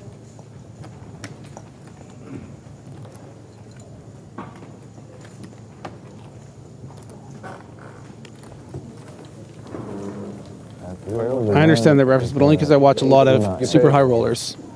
You know that one? Like sushi.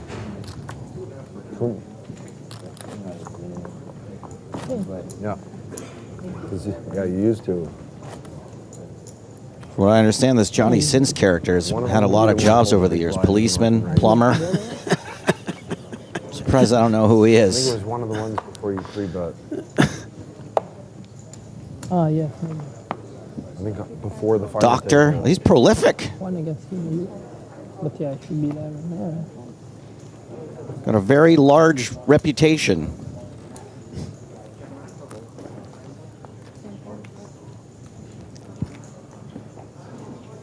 It's very fortunate that I don't have to turn in a staff computer on my last day here. I took it into the Mac store once, and they ran a black light over it. It exploded. I heard about that, actually. The warranty kicked in, so that was good for me. Mm-hmm. Orpin limps in. Queen 9 off.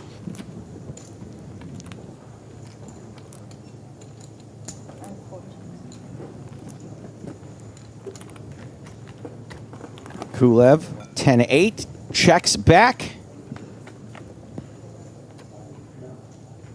Jack 10-6, another fun flop here. Kulev with the best hand for now. Orpin with a couple of ways to win.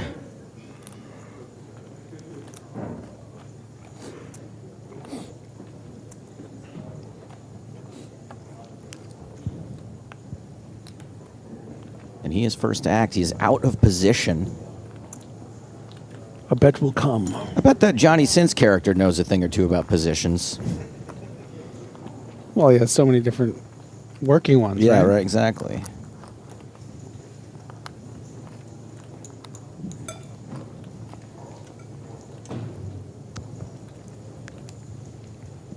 Orpin has continued. Well, not continued. Has bet.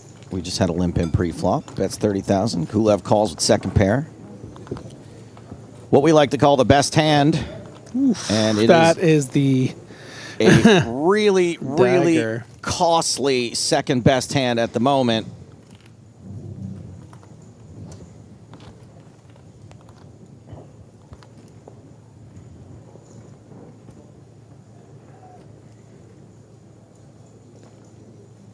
Beautiful turn card for Orpin K.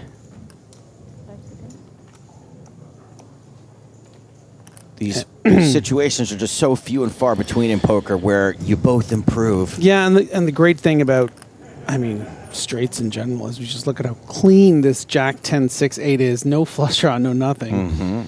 Is, you know, you can really size up and be up against so much value because you unblock all the other value, right? Your opponent can have Jack 5 here. Your opponent can have 10, 8, as we see Kulev does. Can have 7, 9. Yeah. As well. Well, Kulev's like, next card, please. He knows. The river is a king. It's going to decrease the value of 10-8 a little bit. Yeah, I mean, I think this hand just plays quite simply here. You know, luckily, you're never going to feel, I don't think, motivated to put in more chips facing a large bet on the river with this middle 2 pair.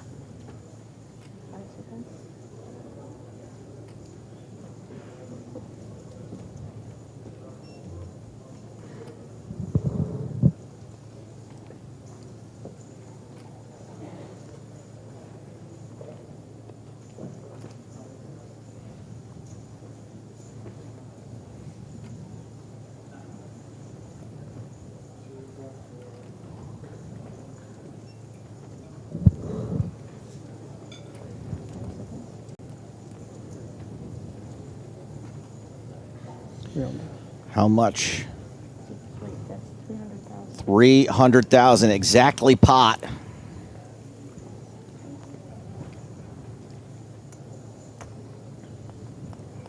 Good guess from 0 to somebody. You guessed 200,000. Good guess. You were only off by 1 digit. Kulev perplexed. Yeah, he's not thrilled. He's up against a range that is repping actually stronger than something like 10-8.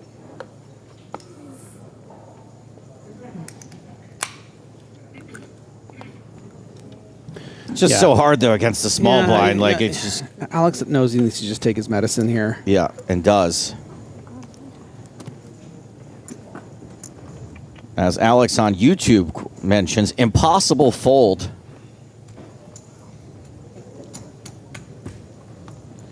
And Orpin gets paid up to 1.7 million now. Success coming now You owe me 1 tie back each week. for Orpin.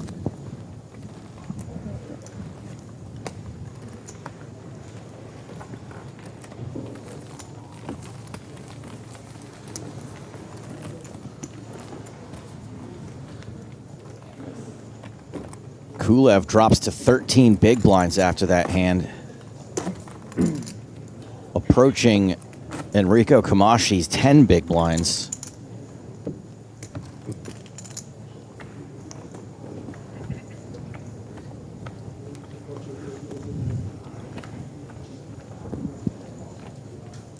Been 9-handed for a while now.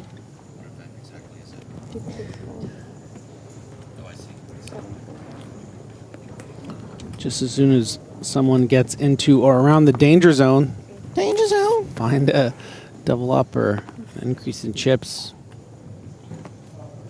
What do you think of this quote from DK Kunla, who says 2 pairs most of time comes along with straight? It's wisdom. Very wise. Very wise. Very wise.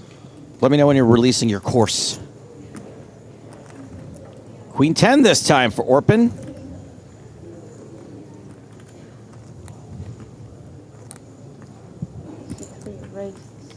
It's going to raise from the button after it's been folded to him.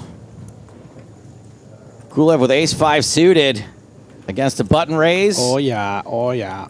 13 bigs. Not close enough to ICM. Kulev jams 420, dude.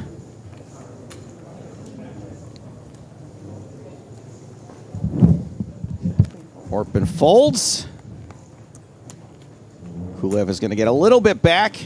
Up to 18 bigs now. Now third from the bottom, edging out Bryn Kenny.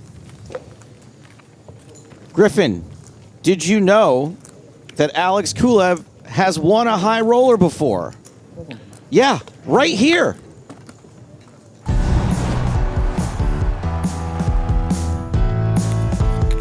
River card is a 10, and that will see Alex Kulev take down the Super High Roller title. Please give it up for Alex Kulev.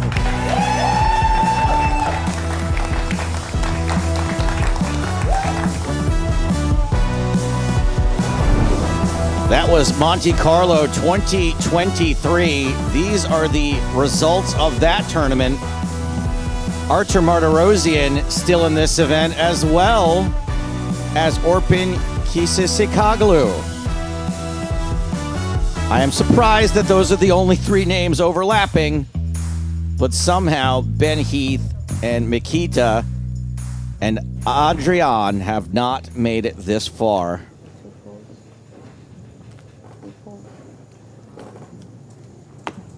I'm sitting there, I feel bad because maybe I'm slow rolling. And then there's this type of joke. You know I never bluff this.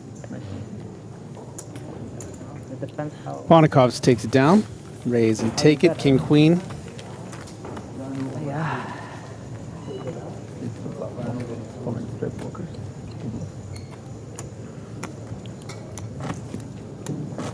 Not for me. No.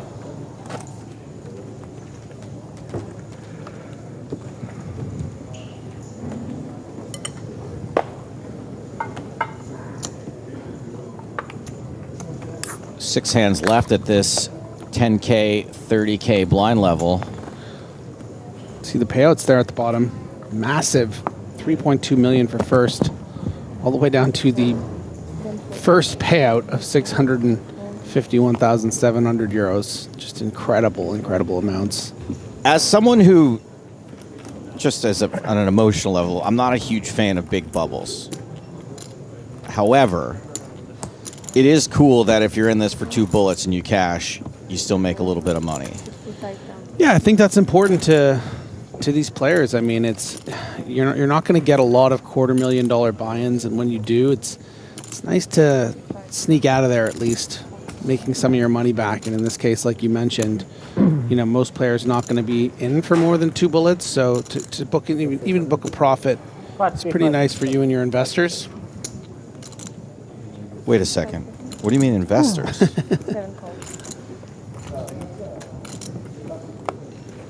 Did you see that bombshell chess podcast where they talked about how poker players don't have all of their own action? No, I didn't. Was that a big deal? It was a big deal for anyone who has never played poker before. 10-8-6, 2 spades. Gut shot for Kulev. Already has the best hand. I haven't checked. You haven't checked, yeah.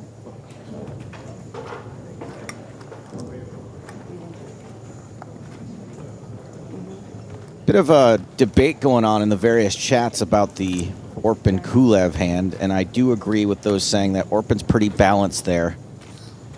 So you kind of just have to call. I think Griffin was in that same camp. Oh yeah, no, you're a little too strong there with 10-8. I mean, also important to consider just how wide the ranges are. Blind on blind, a spot like that. Orpin could just have like 9-3 suited and be using that king as a good bluff card on the river. 90,000. Your opponent's not always just going to have the nuts. Yeah, but I don't have a time. And look at this. So in 30 minutes. Christopher Wynn finding a bet with really the bottom of his range here. Attack mode. Yeah, just understanding, you know, board texture here. Gonna have all the sixes. Cool a lot calling. Of eights and tens. With ace high and the gut shot, which he makes on the river. And this river is going to make Kulev a good amount of money, I think. Because, you know, if Chris's plan was to find a river card to bet again, this would be it, right? He's going to have a lot of 9Xs as semi-bluffs on the turn. You're kind of burning money if you're not prepared to bluff on this card against a perceived, you know, ace, queen, ace, jack high. You know, sometimes Kulev is going to have something like ace-9, and you just sort of run right into it with a bluff. But most of the time, I think you're going to be up against a range that's going to be comfortably folding on this river.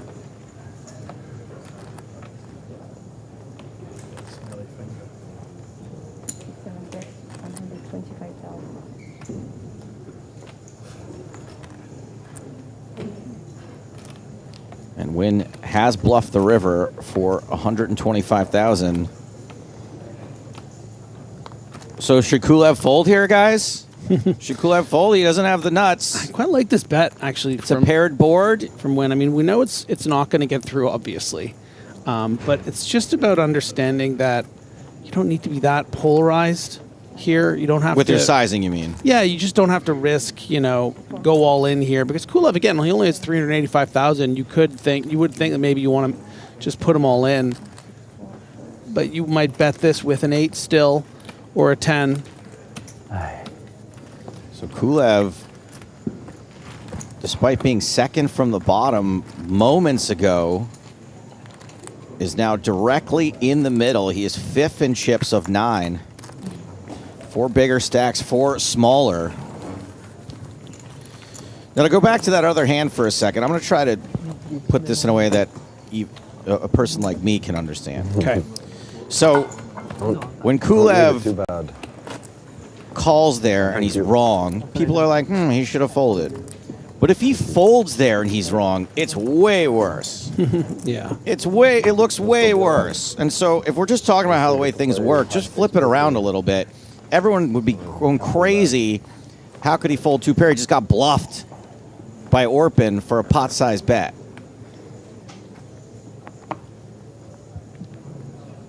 Yeah, hand was just a big cooler. Do you want to quickly address all the nice things people are saying in chat? Again, don't want to make it about me right now. We got time for that this week. I am leaving after this event, but I appreciate you guys. People saying some really nice things I wish I could respond to in detail, but I got a job to do. I mean, at some point you're going to have to take some of this in. This is the 3rd time I've heard you say, we're going to have plenty of time for this over the course of the week. It is the course of the week. Take some of that love, baby. Not Take a bath in it. Not during the 250K. Okay, I understand. We got a couple of days of some main event grind coming up.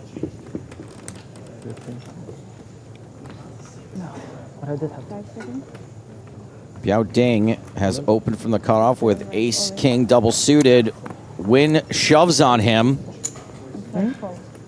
Ding obviously calls, and it's a domination situation favoring Ding. I don't know, because those block the bluffs as well. Yeah, it's very complicated. And our one-time table chip leader, who's really been chip leading this whole event, gets his foot stuck.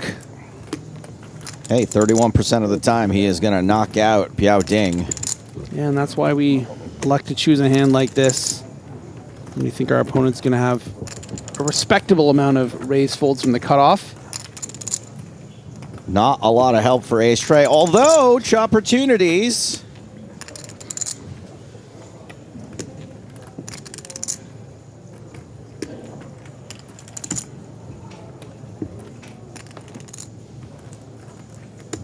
Still opportunities.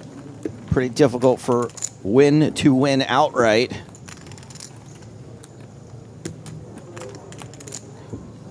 Seems to be regretting that decision a little bit. Queens and tens with an ace kicker. This hand Wait, before we do that. Okay. I just want to say, this could be our last super high roller chop pot song. Okay. So that's, okay. I want All to right. milestone that before you do it. But go ahead. This one goes out to the super high roller community. Maybe for the last time, the chop pot song. No. This hand ends in a chop, and you know what they A lot say? happier than the Everyone loves a second chop pot. The queenie was like, No, You you're had like still a just in the slight same harmonization spiral. there that It took a actually little- worked. It takes a little Griffin. time sometimes to Thank get you. out of the spiral. I was taking that one very seriously. I don't know if you Even can tell. when it like happens, sometimes it's like it takes a moment.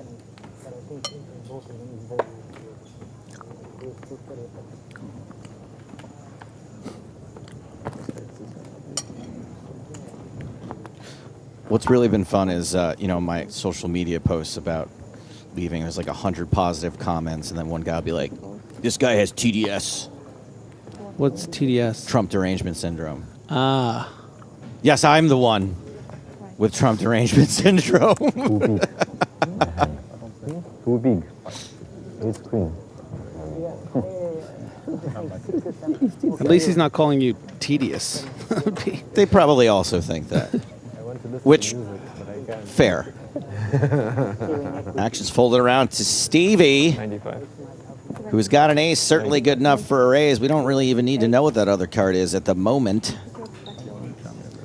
Although these small to big blind confrontations rarely end with a simple raise and fold, especially against 10 Neener. Call.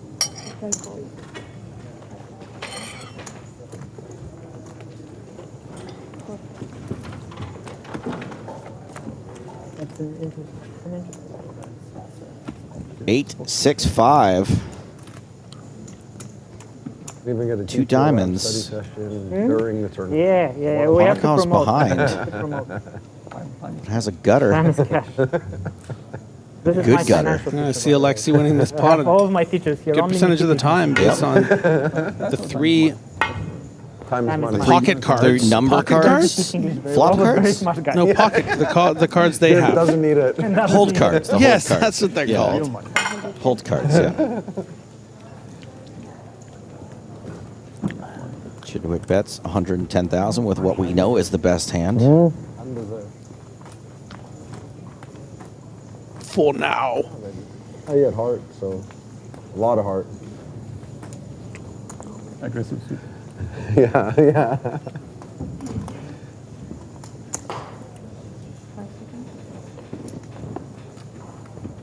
Call. Also, a board like this, the big blind can rep quite a bit as well. Mm-hmm. Ponakov calls and turns a diamond draw. And a 7-card straight draw.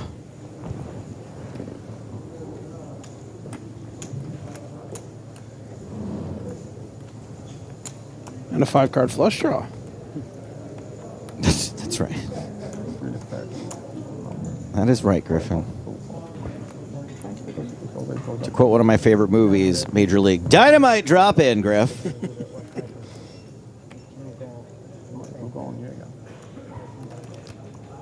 Chidwick checks now.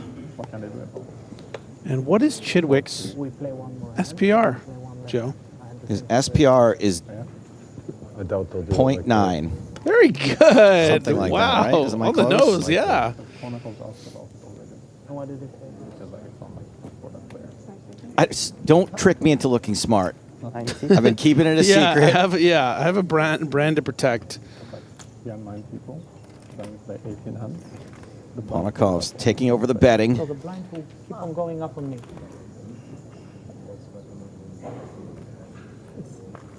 1/5 pot. So it keeps on. Look at you. You're on a roll. I mean, that's not a very good rule. Well, actually, it's So it's gonna. Yes, in Triton, they do it differently. I kind of miss wearing glasses. If someone busts them. Chidwick Yeah. not leaving yet. Interesting. River card. It's the Jack of Hearts. It's random, but it's. Still, it's random that for 3 And Ponakov's has the longest not straight possible. One has nothing to do with the other. They can easily fix it if they want to. They just want for sure. Yeah, they add one more. I don't think that they did that one more. I don't see why. Chidwick checks. This is very scary. This is very scary. Because he looks like the Terminator. They both kind of look like Terminator. They are actually. both intimidating figures, I don't see why. but you don't really want to show down 10 high. But Stephen Chidwick, even without the other card, might call you here. It's not a big deal. Ponakov's bets 450. He can't even match that. He's going to have to throw in his car keys. He's going to take off those beads, the wedding ring. That's why like Triton will make like a change where it happens like, you know, Everything but times to make it the more fox fair, patch. He's but like, not the whole that. They do is like My grandmother gave that to me. So, I do want to say, Chidwick raising pre and then deciding to bet on this very, very wet 8-6-5 board. Yeah, he's just going to fold. It works. Ponakov's with a little daylight robbery. Yeah, I was going to say that could have even been aces for Chidwick. Think about the action. I do know that the ace card is broken more often than the other cards. Because the players squeeze them real hard. Because they're all excited. Yeah. Even at the super high roller, they're just like us, super high rollers, you guys. a big jump. The next one, the 1530 to 2040. Big blind jump. Now, normally I tell people not to like the stream on YouTube because the notifications go to my phone and it drains my battery. Yeah. But I've decided to tell them to like the stream It's likely if it happens this time, it'll be the last time it happens. on YouTube because I have it on vibrate and I'm sitting on it. So if you guys wouldn't mind smashing that like button, take me for a little ride. I would appreciate it.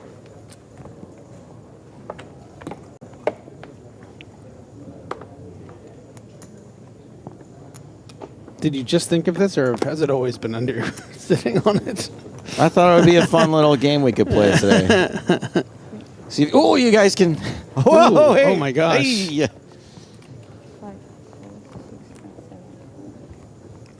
Oh, they're doing it. They are doing it. They really are. Look at you. They are doing it. I might have to sit out for a second.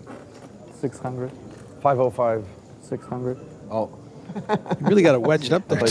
Hey, it's Pocket Fives here on Cinco de Mayo, Cinco de Drinko. We're doing a shot at tequila every time somebody gets Pocket Fives. Here we go. What do I have to lose? No more mistakes. Unhinged Joe is my favorite one. Woo! No. I love a little Same one Cinco for de me. Drinko. I see. Otherwise, Between that and Would be the decision. phone under my no, it would have seat, been snap. Okay. I'm having a great day.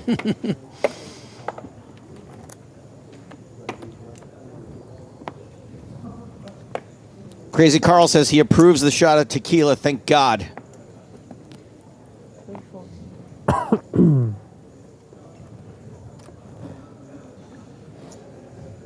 Alex Kulev, as we stated, middle of the pack, 28 big blinds. Makes it 65,000 from the 30K big blind.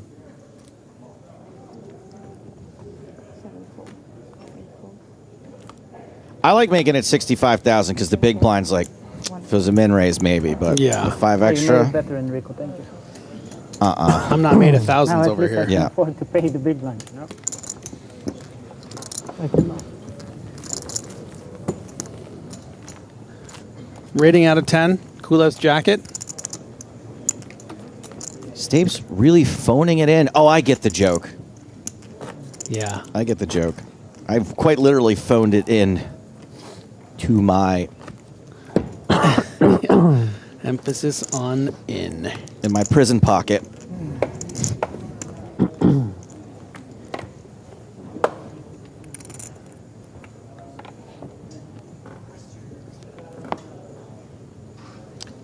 Oh man, D. Genius says this is excellent biting commentary, possibly the funniest thing I've ever heard. I'm 13 years old, by the way. I'm so sorry, but this is an 18+ stream. I'm afraid you're banned.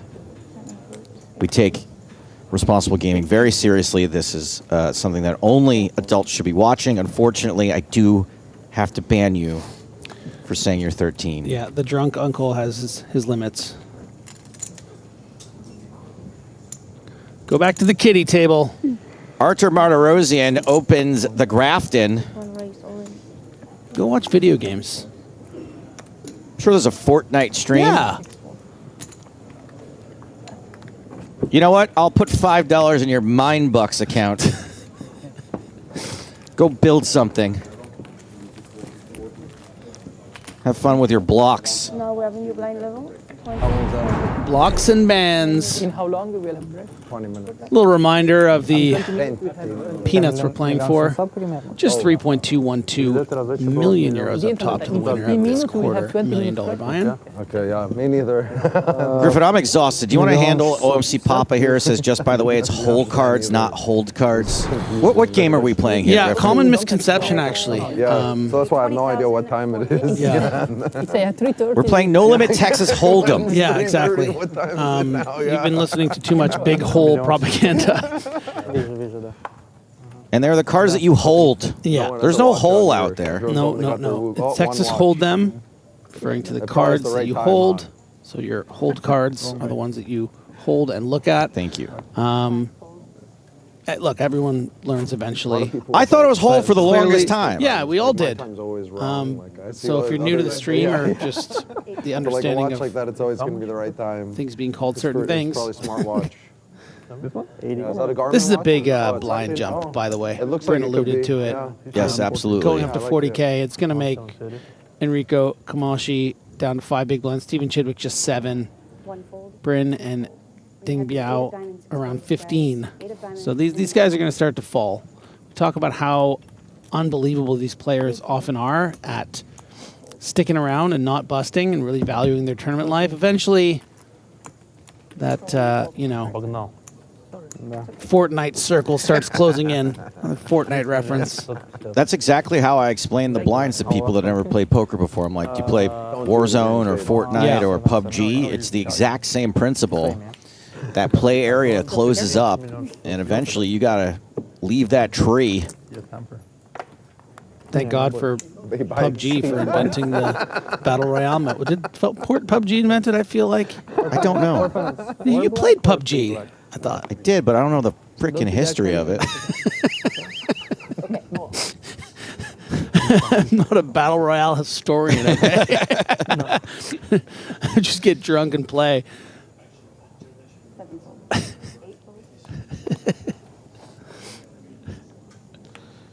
I'm actually leaving to write a book on the history glad you can finally reveal of that. Battle Royale games. I just don't want to give it away here on stream. Ponikov's King Queen off. We like this hand. Mm-hmm. I mean, this is the time for those top 4 stacks to really shine. Between Chris Wynn at 1.7 million and Orpin at 1.6. I mean, there's 4 of them up there.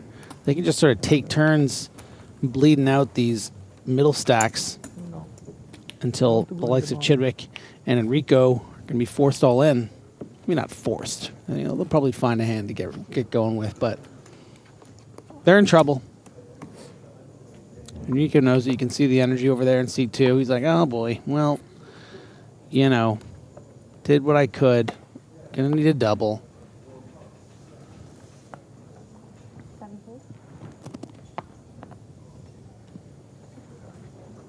Ace Queen suited Oh, for yeah. Stevie. 7 bigs once again. Facing the prospect of getting it in with Ace Queen. No action in front of him this time, which is helpful. Yep. And they're suited this time.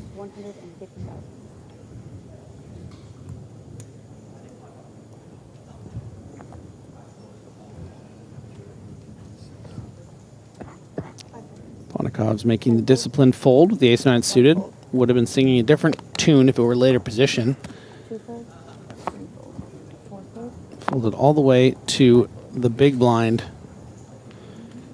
Artur Artur with ace-7 suited. Yeah, gonna have a decision here. I mean, an effective shove of 7 big blinds. You know, if this was maybe 9 or 10, given the situation, I think that Artur could consider making a big fold. But given how short stack he is, he's going to play for it all. And a real nice spot here for Stevie 444. It's 3 4s, right? I believe it's 3 4s. Yeah. 4 4s makes a little more sense, but whatever. I'm not, this guy's the genius poker player. Wait, are you saying 4 4 as in 2 4s or 4 4s as in 4 4s? 4 4s. Oh, okay. 4 4 4 4. Right. Stevie in a great spot. Big favorite to double up. Oh, no. It's a queen high flop. 1 heart, 2 hearts. Uh-oh. Is there such a thing as too much love, Joe? Not in my book. Would be. Not in Johnny Sin's book.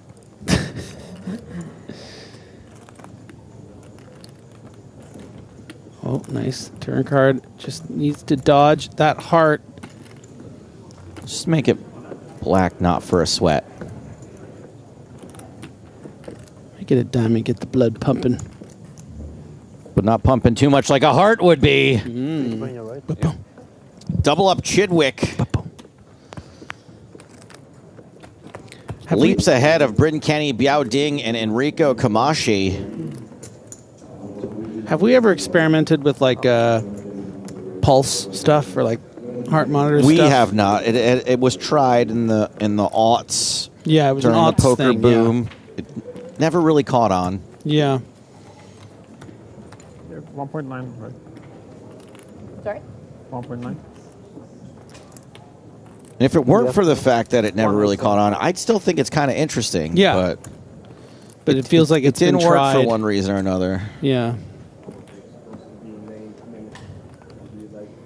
I mean, I feel like it would have been pointless. I mean, but in its pointlessness, it would have been kind of cool, I think, to see Chidwick just like level there, you know? I mean, that's what I would The end of love. level. We Yeah, it's fine. wouldn't finish earlier than What time? no, they finish.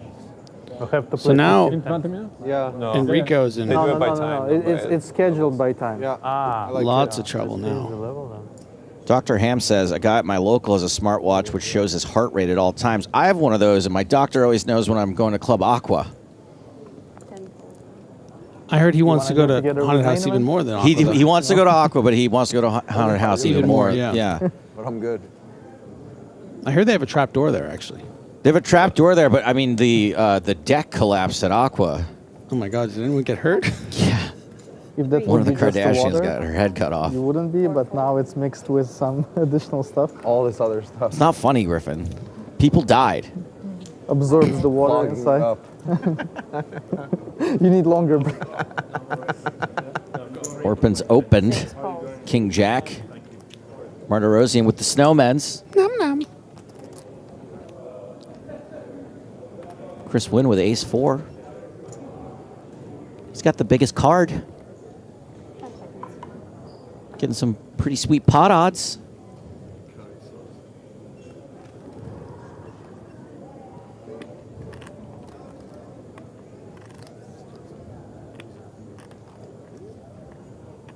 GTO Noob asks, isn't it Snowmen? Yeah, that's what we said, Snowmen's. Nom nom. Is it 360? Oh, finds it. You cheeky boy. This is how you become chip leader. This is how you become champion. Our super high roller champion from last year. For €2 million. Christopher Wynn just always prepared to flex. I mean, look how much pressure this puts on. It's actually just such a nice squeeze spot because, you know, Orpin, as we mentioned, these 4 big stacks, they're going to kind of take turns. Artur Martirosian going to really have a capped medium strength range here in the small blinds, something like pocket eights, you know, an ace-10 suited, maybe a king-jack suited. Just puts a remarkable amount of pressure. I mean, what is Artur really supposed to do here?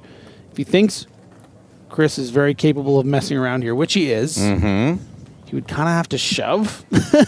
And it's just not really where you want to find yourself here, going all in for 35 effective with 9 left. Perhaps Artur is prepared to consider making a call here, which will create a pot of, you know, around 800,000 with about 900 back. Just gets real dicey. Speaking of pressure, I don't want to make you nervous, Griffin, but Draft Gangers in chat. Oh, yeah? Yeah. One. He does, in fact. That's so badass. The ice cold move with the snowmen's.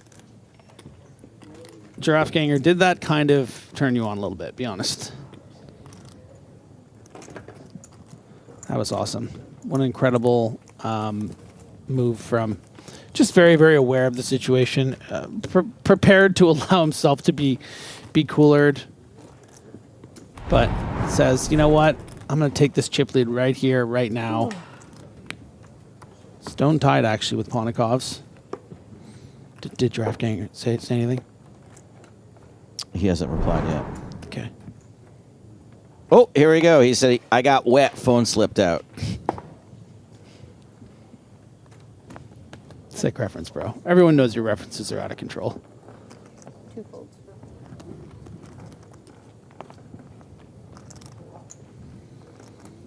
Orpin with King Jack again. One more time, Orpin. Orpin open. 5 seconds. Open Orpin. 3 raised to 80,000. 4 folds. Oh, we got Benny Glauser in the chat, too. Pressure's on.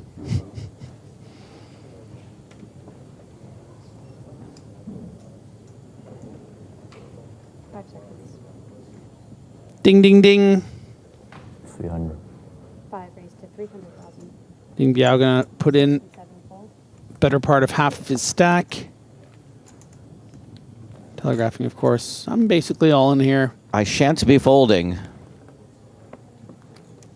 3 folds.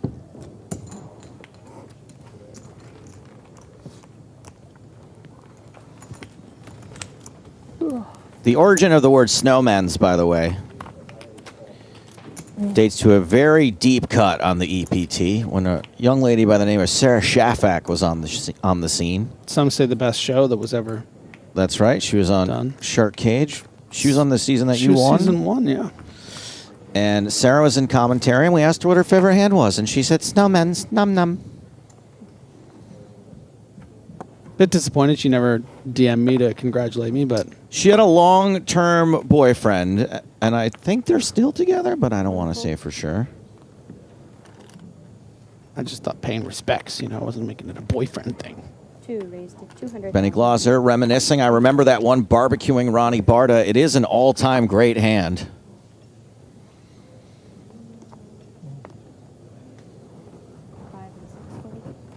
Sarah, Finnish beauty queen, model, and rapper. Kamashi's opened A7 and unfortunately has committed himself to a hand that is dominated by Stephen Chidwick.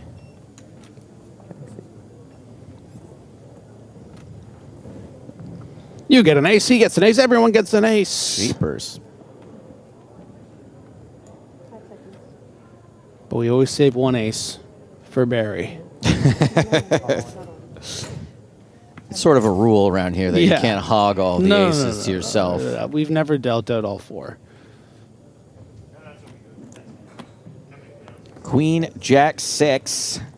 Diamond, diamond. A little hope for Kamashi to win this. Kamashi's all in. After Chidwick put him all in. Jack of diamonds.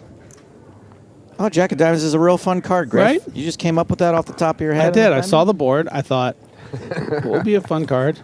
Even someone on the table's laughing at it. No 6? No. 6 seems like a fair call. No. Yeah? No.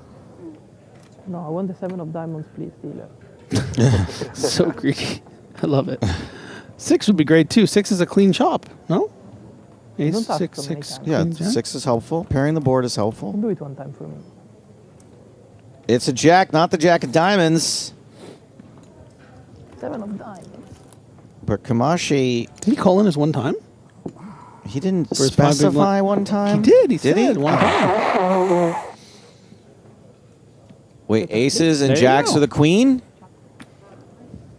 For what could be the last time ever in this on a super high roller. This hand ends in a chop, and you know what they say? Everyone loves a chop pot.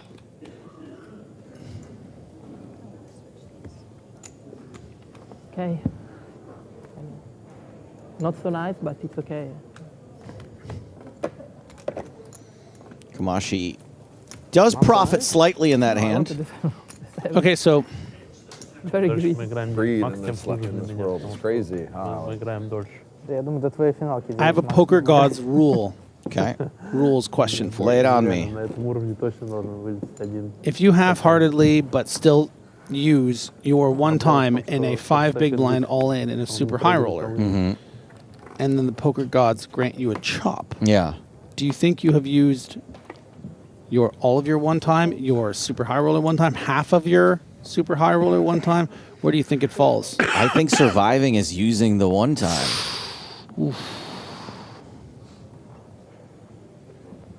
Personally. King for Biao Ding. 5 seconds. 5 raised to 80,000. 6, 7, and 8. Fold.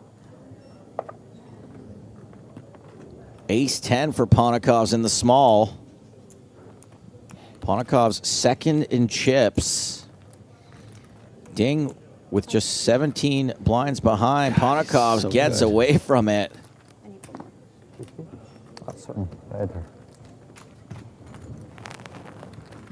I'm with J-Mash on YouTube. Says if you still have a seat, it's been used. What's your...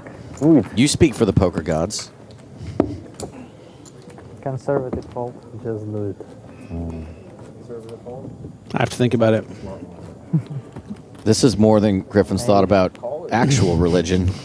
I was just reveling in the thing about the Poker Gods. Maybe What's it better than ace king? maybe I'm a poker demigod. You're the pontiff. I'm like You're Hercules. the pope. I'm like Hercules. You You know? speak directly to the Poker Gods. Let's not get crazy here.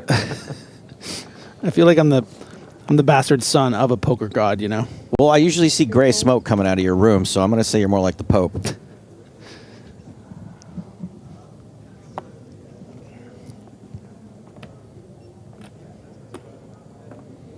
Kulev ditches ace 4 of diamonds. King Jack this time for Ding. Good hope for you.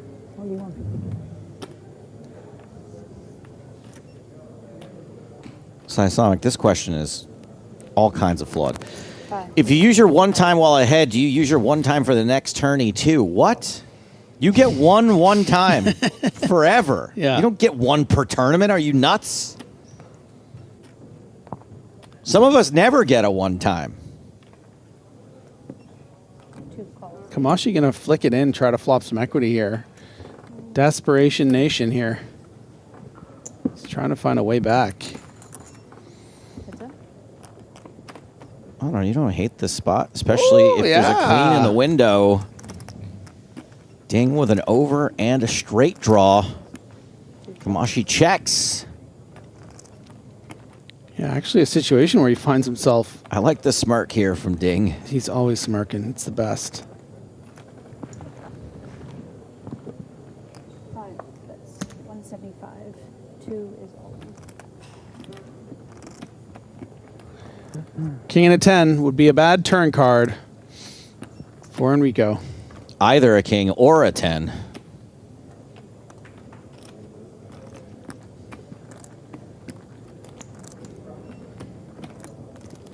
Kamashi way ahead for now. Раз проиграет, я думаю.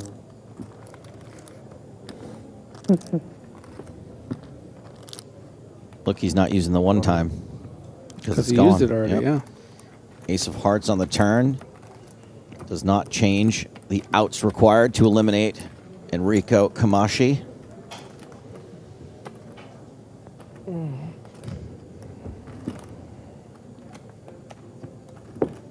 And Kamashi survives again, this time getting the full double. Надежно, как швейцарский. Up to 13 big blinds. But it's no picnic for Chidwick, Ding, Kamashi, or Kenny, who are all between 16 and 12 bigs.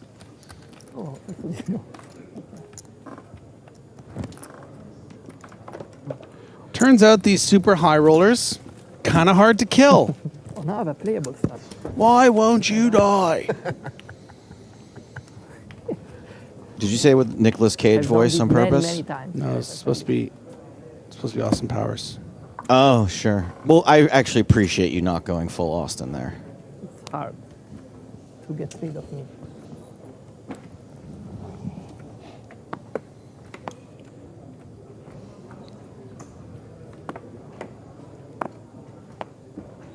Four folds. 10 hands left on this level. Pocket jacks for Artur. 6, raise 80,000. Our hero, Artur.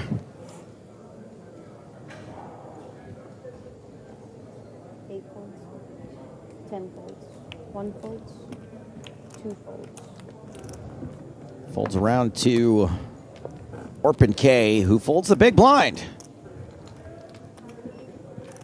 Button's good.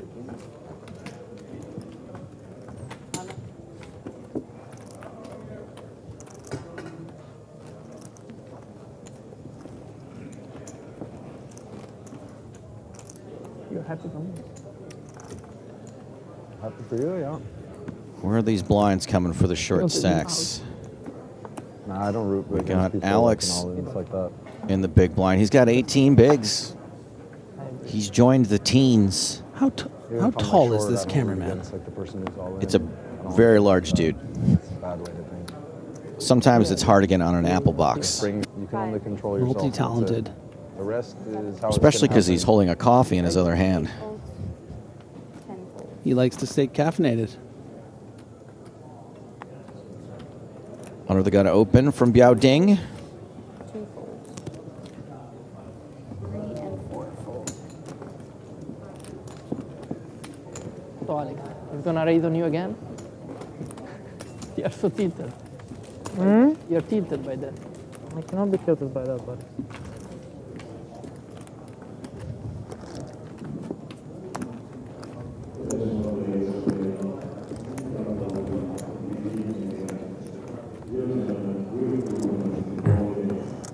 Your chin man.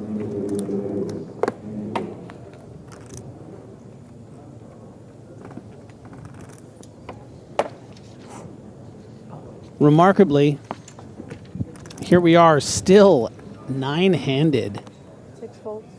and seeing great examples as to why it's so hard to eliminate these super high rollers from tournaments. They just scratch and claw. They don't hear no bells. 10 folds. Huh? South Park reference. I don't hear no bell. Sorry. It's okay. Oh, I don't hear no bell. I get it. Okay. 5 seconds.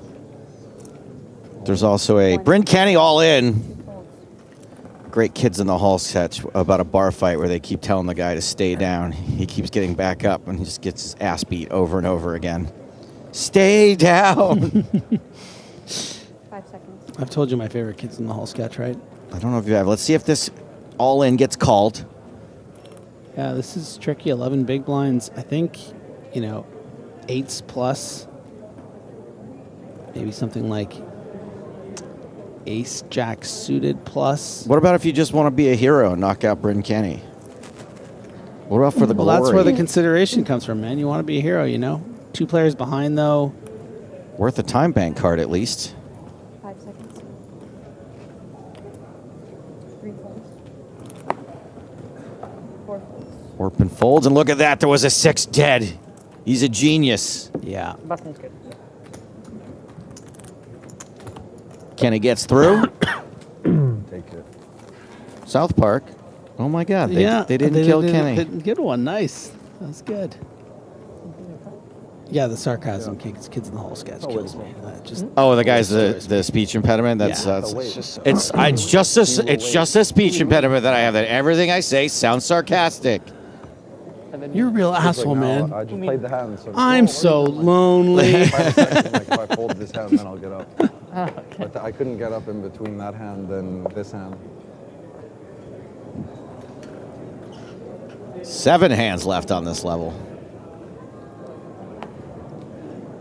Things are going to get real shallow.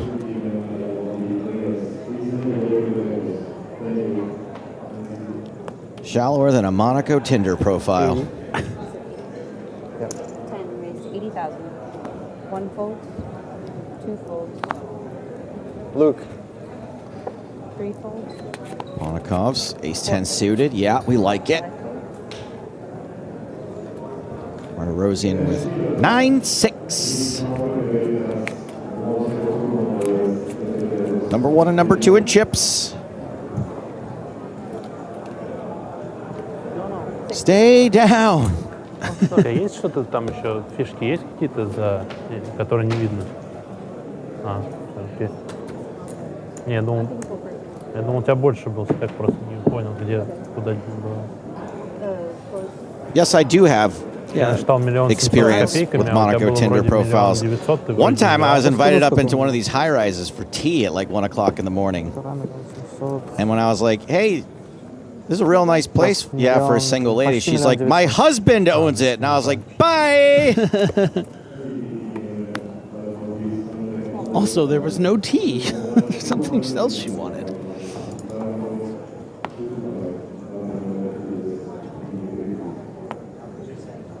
To be fair, if something other than tea had been offered, I probably would have left so quickly, but... It's the biscuits that always draw you in. I'm a big cookie guy. Ace-Jack for Ponakovs. I did not mean that the way it sounded, by the way.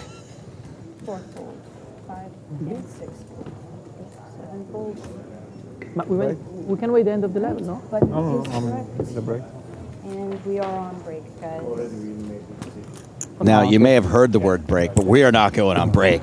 20 minutes, guys. No more breaks. Just kidding. On EPT streams. Why we can finish? Was that the bubble? That was the bubble just going away. That's a bit of a tease there. One look at the current standings as we use the magic of television to fast forward into the future. Ponakovs, Martirosian, Kisiksoglu, that was bad, and Win all healthy and 5 short stacks. But with that, I'm going to bow out. Griffin's going to bow out. We're going to turn things over to James Hardigan and Sam Grafton. You weren't kidding about it being shallow when you consider the fact that Chris Wynn with 30 big blinds is healthy, in inverted commas. This is getting shallow, but we have been alluding to the fact that with this huge bubble, with only 6 getting paid in this tournament, things were going to slow down. People were going to stop taking risks, and sure enough, we've reached a stage now where we have 1, 2, 3, 4, 5 players with sub-20 big blind stacks. We have Kenny, Chidwick, and Kamoshi all moving towards the danger zone. They're going to be in that zone in 5 hands' time when the blinds go up. This hand is going to start with an under-the-gun raise from Ponakovs. We have got Chris Wynn in the small blind with King Queen, and I have got Sam Grafton alongside me in the booth. Hello, everyone.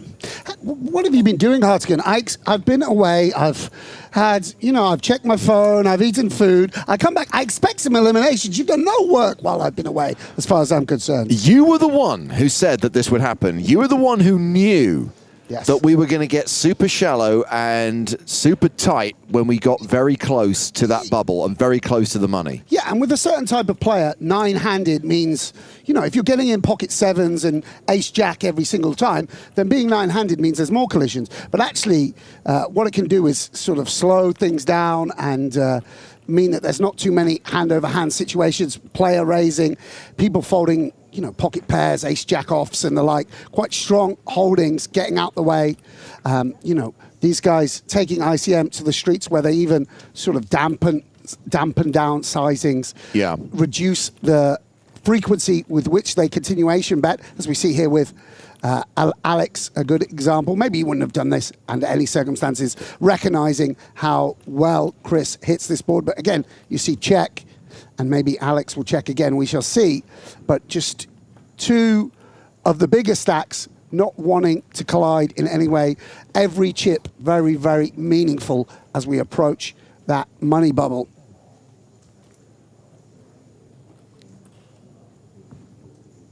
So we have seen the check from Chris win. 100. We get a delayed continuation bet from Alexis Ponokovs with just 8% equity. Yeah, I guess he feels this is just one of his worst hands. It's almost better to check back a king 10 or 10-9 if indeed you have those hands under the gun where you can make a real strong holding.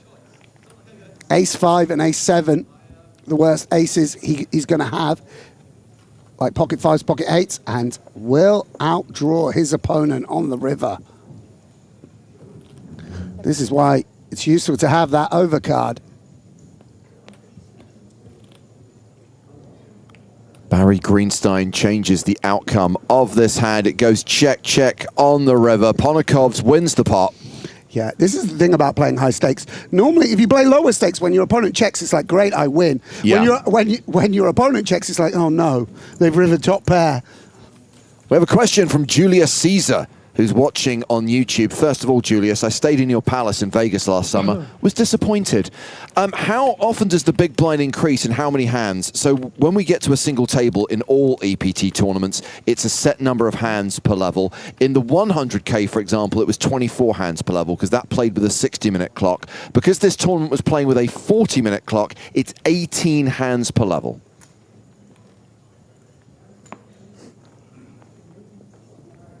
Yeah, again, it's nice for us as viewers because it just means there's absolutely no need to fold slowly or take any extra time over any action unless you're specifically balancing a range or a timing tell in hand, which of course we don't mind. Makes it very enjoyable to watch and more enjoyable to play as well, you would imagine. That hand, raise and take it for Artem Martirosyan, who is second in chips behind Alexis Ponokovs, who's had a pretty good day so far. Yeah. Word on the street I'm hearing is that Arta actually has a poker tournament he's chip leader in, which starts later in the day. I don't know what he's going to do about that. Is the word that reached me. I don't know whether that's true, but he's chip leader of a tournament that started on the weekend. I mean, these guys just love the game. Clearly. I'm sad Alex has lost the suede jacket. You don't see suede in play very often these days. I like a suede jacket. I can't rock it myself, but I like to see it on people with the right demeanor. Sure. We're at that age, James, where there's certain things, we can appreciate them in other folk, but they're not necessarily for us. Yeah. I don't know. You were pushing boundaries with those trousers yesterday, buddy. I do push some boundaries, that's true. Snowman's for Chris win, and he's going to raise from the cutoff, makes it 80K.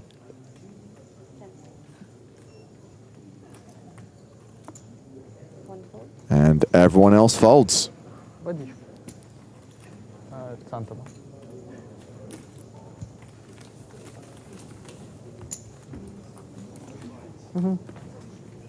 that's wonderful. That's wonderful. I feel under pressure now. I'm gonna mix up my words, knowing there's such a legend of the game. Observing.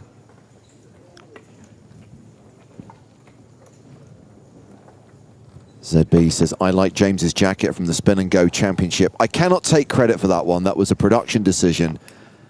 It's our executive producer, Francine, who found that. It was a David Bowie jacket. It was a collab with Bowie's estate and a clothing company, a Ziggy Stardust jacket, but it did feel very on point for what was effectively a glorified game show.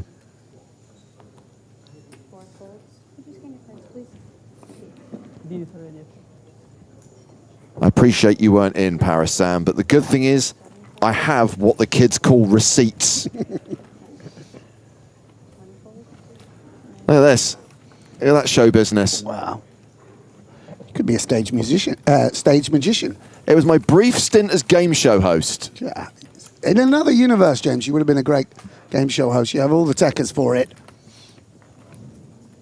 Don't know whether you could have been David Bowie in it. No. Let's keep things in the realm of the possible. So this will be the final hand of this level. I'll be interested to see what impact it has when the blinds go up. We're going from 2040 to 2550, but considering how shallow this final table is. Yeah, if we get, some late position opens, button versus small blind versus big blind, 18, 15, 14, 12, and 9, and that will indeed be reduced momentarily. You can get some reasonably, I won't say light get-ins, but some hand-over-hand situations. Yeah. Stephen Chidwick. King, queen. We know the value of this type of holding really goes up in value at these these medium-sized stacks or short stacks. Gets Enrico Camashi to fold ace-6 in the small blind, queen-7 for Orpen in the big.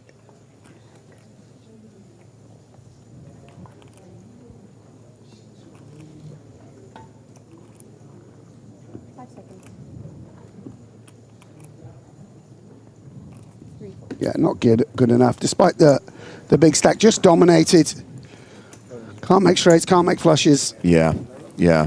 Omar Skin says James would be doing Jeopardy. That would be the dream. But it's hard to follow in the footsteps of legends like Alec Trebek and Ken Jennings. Ken's doing a great job right now, so it's fine. I'll just stick to what I'm doing. He can stick to what he's doing.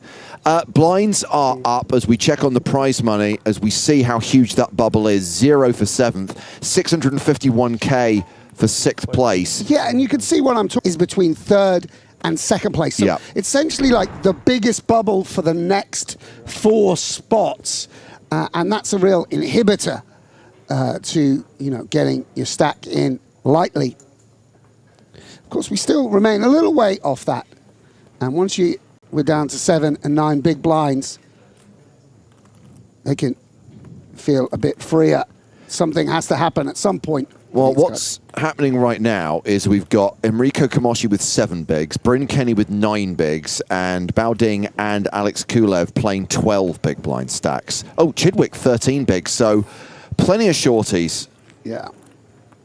And it's interesting because, if Enrico shoves 7, certain of those players, I mean, it's a huge proportion of their stack as well. So that meaning I'll have that extra bit of fold equity. Orpen, so deliberate with every decision. He's going to raise small to big, putting the pressure on Kulev, who is one of the shorties. Yeah. How does King 6 feel about this raise?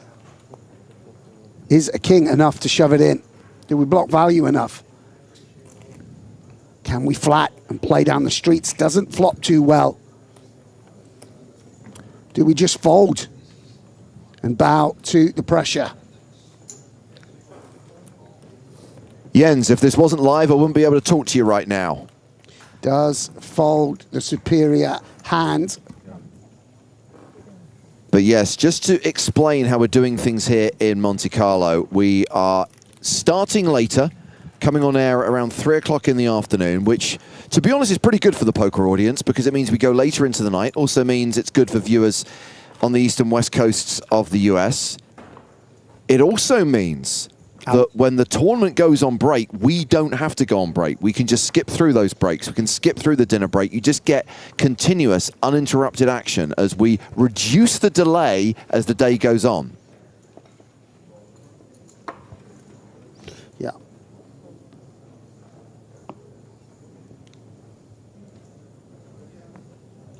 Like the factory workers that made Chris's hoodies. No breaks here. Oh, Kenny folding the queen 10 of hearts. Got to hurt a little bit.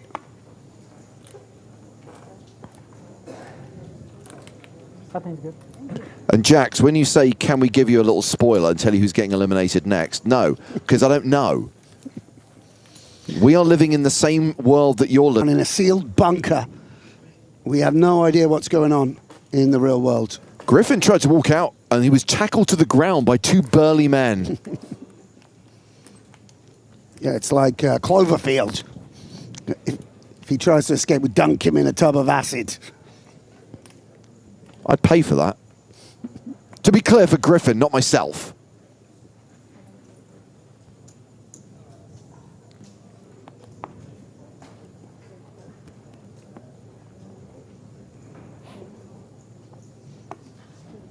Enrico releasing.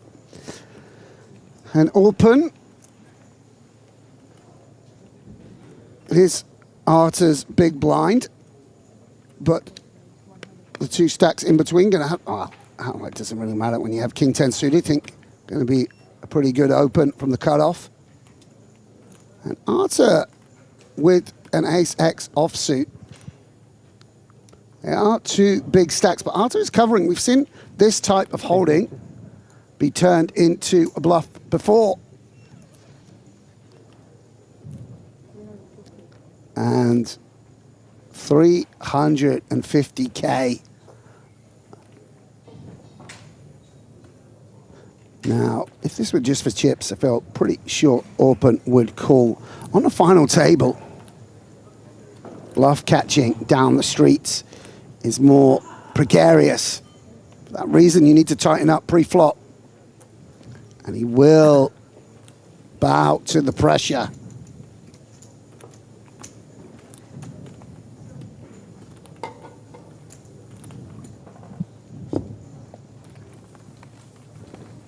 $26 big blinds. Open, third in chips.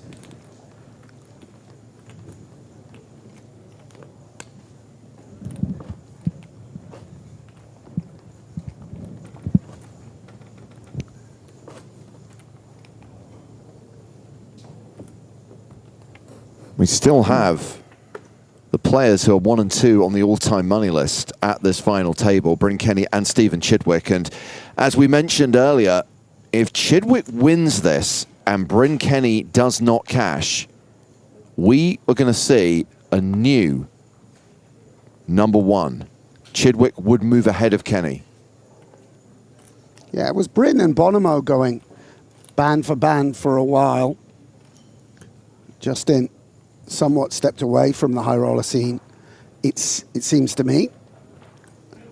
Open releases the fives. You see here on the button, 10 big blinds. Do we want to just shove this in? He has announced all in. How bad can it be? King Jack of diamonds. Try and find a better hand. Yeah, you see, he doesn't want to raise and potentially get shoved on by that ace-3. Not certain that would have happened, but much better with that kind of holding to just put it in. Fold out the ace-3 instead.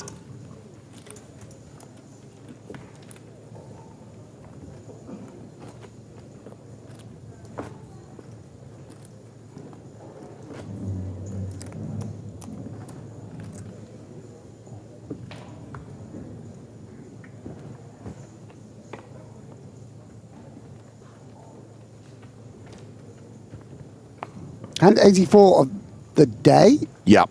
Right. Not of the final table. Right. 84th hand to be played on the second day of this 2-day tournament, which will conclude today, by the way. We are playing to a winner.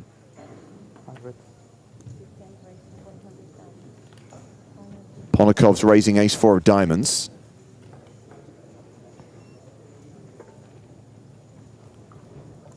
Alex, 12 big blinds. We'll know a lot about Alex's game. 6 is not good enough, not qualifying, in his opinion, versus the under the gun.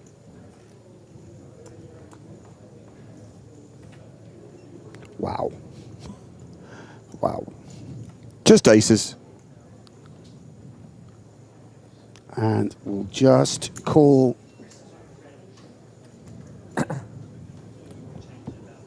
off of 10 big blinds. 10, 9, 5 with 2 hearts. Nothing for Ponokovs to be excited about. Yeah. Now, when we have nothing, sometimes we want to start betting. I think we imagine quite a lot of interaction with Stevie's range, but nonetheless, our hand doesn't make much as a check. And we have opened under the gun.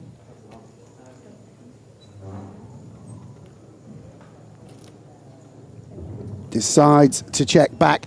I think he's recognizing that, I mean, he can't put Stevie on aces, but recognizing that Steven's defending range even is reasonably snug. And Chidwick now will be hoping, not going to be worried about flush draws. There are a lot of gut shots out there, but we'll check again. I mean, if you knew Alex's hand, this is exactly how you'd be playing the aces. What now for Alex? Will he be tempted into a bet? No. Checks back again. And the king repeats.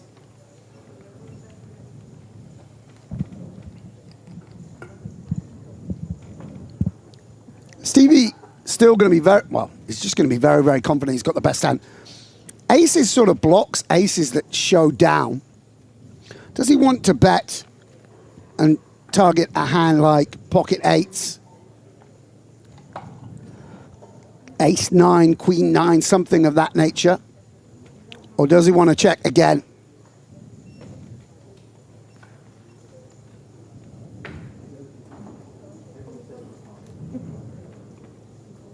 It's kind of hard to imagine Alex doesn't have anything. When you have aces yourself, it's hard to put your opponent on just ace high, which I imagine Alex might bluff with if Stevie checks again.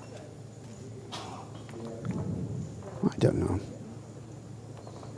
It's going to go for some value.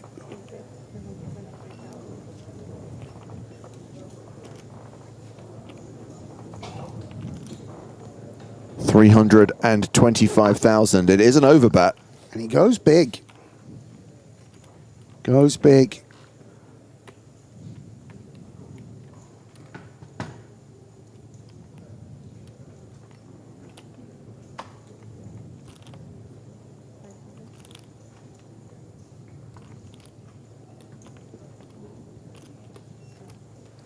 Stevie slow played it all the way, but not able to extract any more from Alex.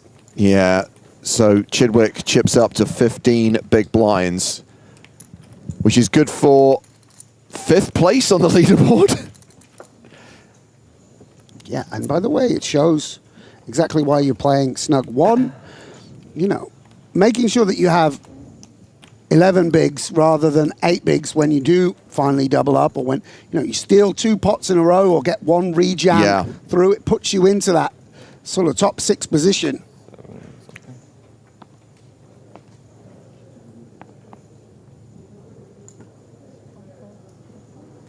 Action folds.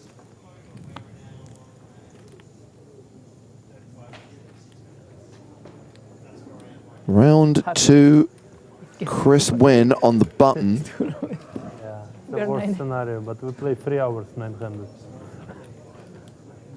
Oh, he's got jacks. We're playing so long.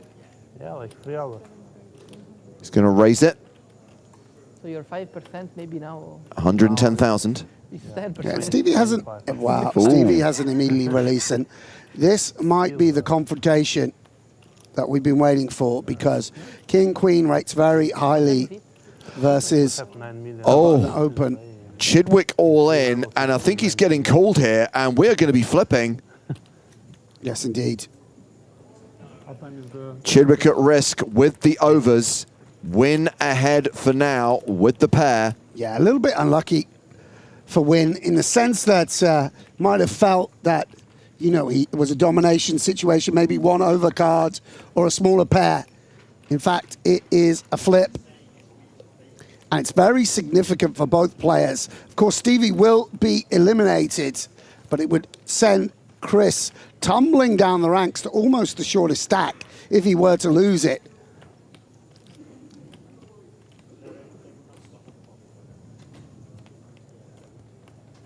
So let's run this board and let us decide Stephen Chidwick's fate. Yeah. 8-7-3, Jack's holding. And not much help for Chidwick. A spade would improve his hand. Deuce Brick. of diamonds on the turn, total brick. Still the 5 outs for Stephen Chidwick. He needs a king or a queen on the river. It's a 4. And Stephen Chidwick will be KO'd in 9th place, having bought into this tournament not once but twice. GG to Stevie 444.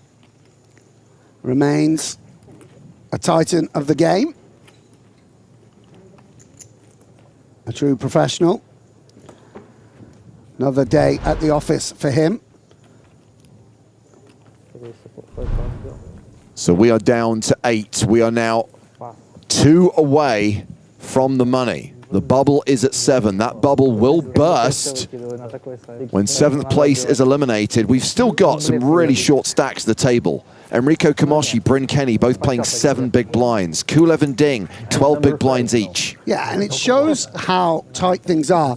Chris, as we alluded to, would have been the actual short stack of this table had he lost that. Instead, he is tied first on 41 big blinds. So we see the importance of each and every pot, particularly each and every all-in. Yeah. Destinies being decided. Huge swathes of money changing hands each and every hand that's dealt. And of course, quick footnote following Stephen Chidwick's elimination. Now he's gone. Bryn Kenny will stay at the top of the all-time money list today. Just over 2, he said. Okay. I'm just under 2. And you too? So it's like 2-2-2. Win opening up a little bit. Retains the button. Not in a hand. Stay quiet. And Alex, the bigger stack in the small blind. Bryn Kenny, ace-4 of spades. We've referenced he's a shorty. 3 something. Yeah, does he have a little bit of fold equity? All in for 7 bigs. I lost. You lost. And yes, he does. Okay, now Forcing now out he's number 5. win. Bryn Kenny chips up, now playing 12 big blinds, no longer at the bottom of the leaderboard. I have 630. Yeah, it's like, yeah. Well, Bryn Kenny, as well as being #1 on that list, is also a former super high roller champion, 2-time champion, in fact. The first win, the PCA 2016. Kenny, focus on Kenny. The river is a jack. Bryn Kenny's finally done it! PCA 2016 Super High Roller Champion, Bryn Kenny!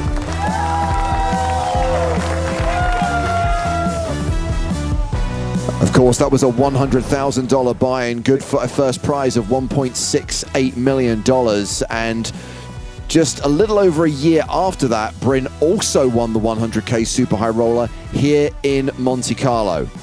That being a €100,000 buy-in, so he is officially a 2-time Super High Roller winner. Yeah, look at that lineup. Ankush Mandavia. Love I to know. see it. What a legend. A lot of people still around, though, of course, Ike and Daniel featuring in this tournament.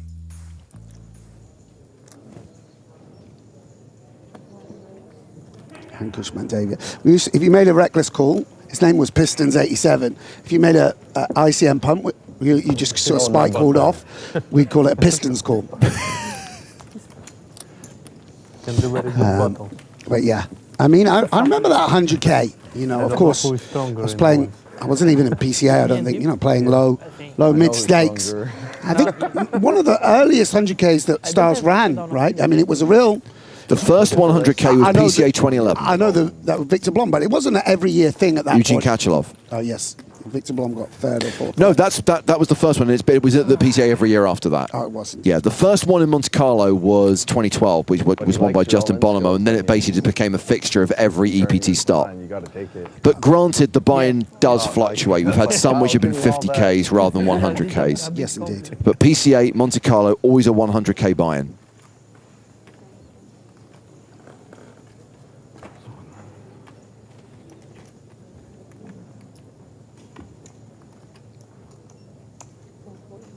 Ponakov's folds. Round to the blinds. Enrico Kamoshi with just 5 big blinds has queen 5. He is going to shove. And that's a call. Orpan's picked up 6s. Yeah, would have hoped for 2 live cards. Instead, it's just the 1 over. Okay. Orpan wanted to mock instant. Arthur says you Okay. can't lose. I'll take my chance. Please, one time, queen. I'm not asking much. What comes One now, time at 6, Enrico? please. Enrico Kamoshi has officially used his 1 time.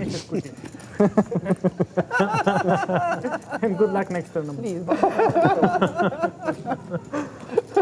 Arthur needs to play final table. Yeah, exactly. Yeah. Think of Arthur, please. 6 of cards. And Round sleep. Orpan unfazed. Of course, consequential for him. But it's Enrico's tournament life that is on the line here. For sure. You go all in every hand, you finish tournament. 32% What a chance great of game survival. it is. That dusty queen 5 off against a pocket pair. 30%. Ace, king, deuce on the flop. Kamoshi's equity drops to 18%. Right now he is looking for a queen. 3 immediate outs. Has to turn a straight draw at the minimum. Oh. No, doesn't. Oh, negation though. Of course, counterfeit outs now. An ace or a queen on the river, so his outs have doubled. 6 cards he can hit, but he doesn't. 6s hold, and we lose Enrico Kamoshi in 8th place. GG to Enrico. Another final table, albeit one without a payday. So now we are on the pure bubble. Now we are down to 7. Well, you know what needs to happen now, Sam? We have to play hand for hand. By the way, this is why you bring me in the booth. You see, I'm not like the other riffraff you have in here. I get it done here. Turns up. We got eliminations. We got action. We got coin flips. Don't worry. Grafton's back. So here we go. 7 players remain. Next player out leaves with nothing. A bubble. Yeah, and it's interesting because there's no out-and-out chip leader. So Arthur, Chris Wynn, and Alex going to sort of be dancing around each other, trying to seize the initiative. While Bryn, Biao, and Alex Kulev down the bottom going to be seeking to outlast each other. Ladder into the money and going to be really, I would imagine, willing to blind down to quite a shallow spot in order to avoid being all in. Very, very tough. See, this guy's going to be very well studied. You see the GTO lab patches. It's exactly the sort of thing that you're looking up how to play these bubbles. Certainly, you know, it's a sort of area of strategy that for the average player, even a mid-stakes professional, you don't play many final tables where only some of the final table is paid. But for these guys, it's live and online, a not uncommon event, and for that reason, one they will have been dutiful, I'm sure, in their studying of.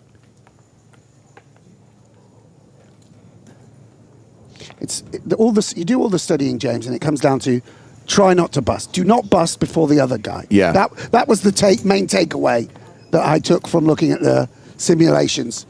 Chris Wynn. Opening with kings here. Meanwhile, Jane Windsor has a suggestion. They could make a contribution for the bubble boy. I'd love to see the super high rollers do a whip around in a 250K. I used to get scowled at back in the day when I used to play in the snooker hall, and I wouldn't do it. I was like, no. Playing the 10 rebuy on a Friday night at the gate. No. But you're not even the big stack. Why won't you do it? No. It's a good lesson in character building, standing up to the peer pressure. Same. Two sides of the same coin, right? Not standing up to the peer pressure, being an arsehole. 2,035,000. Chris Wynn, first to act here. Yeah, and chip leader would be quite a feather in the cap to add to the 100K win he achieved last year. And Alex gonna put in a raise. The ace blocker, just very, very powerful in situations like this. Did Kenny folded King Jack of Hearts, you see. My goodness. 500. Martirosian responds with a 3-bet and Ponakov's folds. No messing around. So yeah, Martirosian on top right now, but as chip leader, he only has 43 big blinds, and those blinds will be going up in 7 hands time. Sorry, 6 hands time.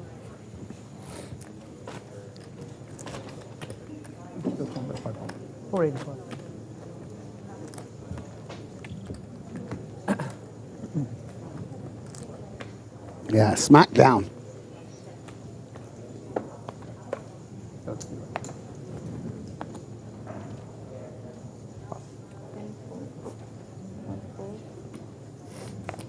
Hold it around to open Kisisakoglu. Not going to play the 8-7. Alex Kulev with 9 big blinds as ace-8. Yeah, these are the real tricky decisions. 280,000.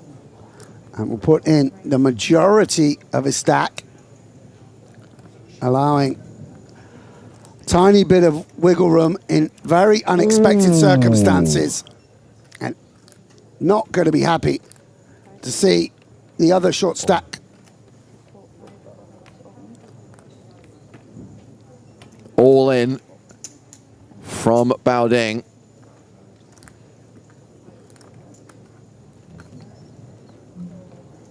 Well, I said it would be a long bubble, but that may not be the case, James. It is a domination situation. I was waiting for Kulev to make the call, and he made the snap call. Always. Yeah, against one opponent, just priced in, hoping maybe for. He takes one for I mean, I mean, they literally have only 20K separating them, less than a small blind. Yeah. Just going to verify the stacks. I want to make sure it's right. Want to make sure that the red triangle of death is against the right name. We're pretty sure it is Kulev who's at risk here. Yeah. What are the chop chances? Anyone know? It's always the people on the side not going to miss out on 600,000 who are interested in the equities and the numbers. And well, actually, 5% apparently. 5% chance of a chop. Oh, there's an 8. Oh my goodness, that is a big, big flop. Domination rotation in Alex Kulev's favor, and he is now an 85% favorite to double up. King required. A king on the river would see Kulev eliminated, would see the bubble burst.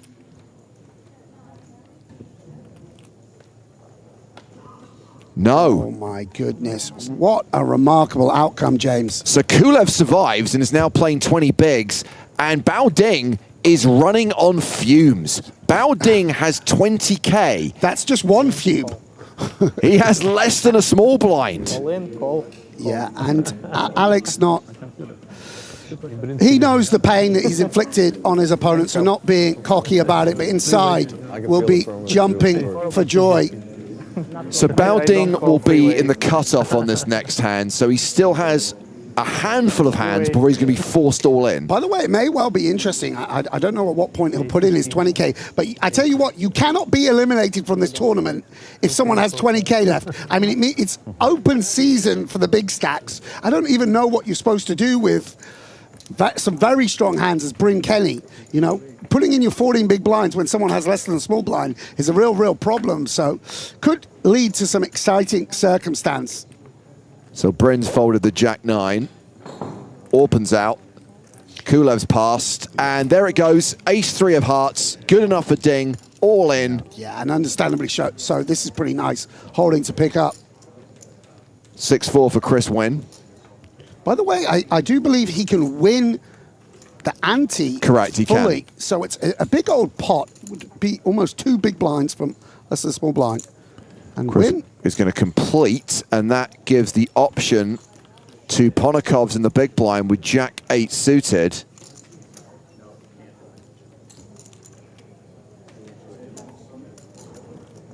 Ponokov's checks, so we have got side action between Wynn and Ponokov's. Ding at risk and eligible to win the main pot of 110K. Yeah, and his opponents are very live.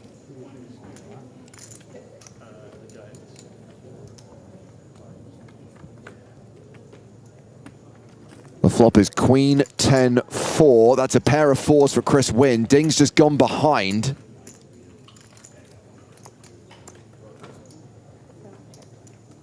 Gut shot for Ponokov's. It's been checked to him.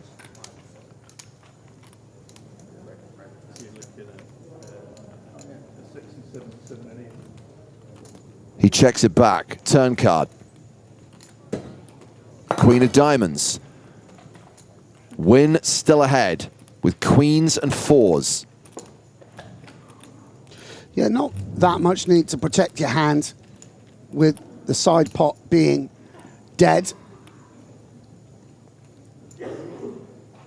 But I'm surprised that this actually will go ahead and bet, sensing correctly that the 2 pair is good. Min bet, 50K. Ponokov still with a gut shot, but he's going to fold it. Showdown. And Ding, 16%. Oh, we will be in the money.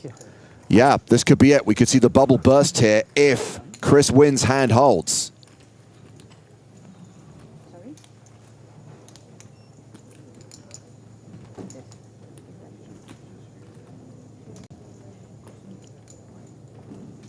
The rest of the table do not want to see an ace or a 10 on the river. It's an 8, and that will do it for Bao Ding. It was the previous hand that did all the damage.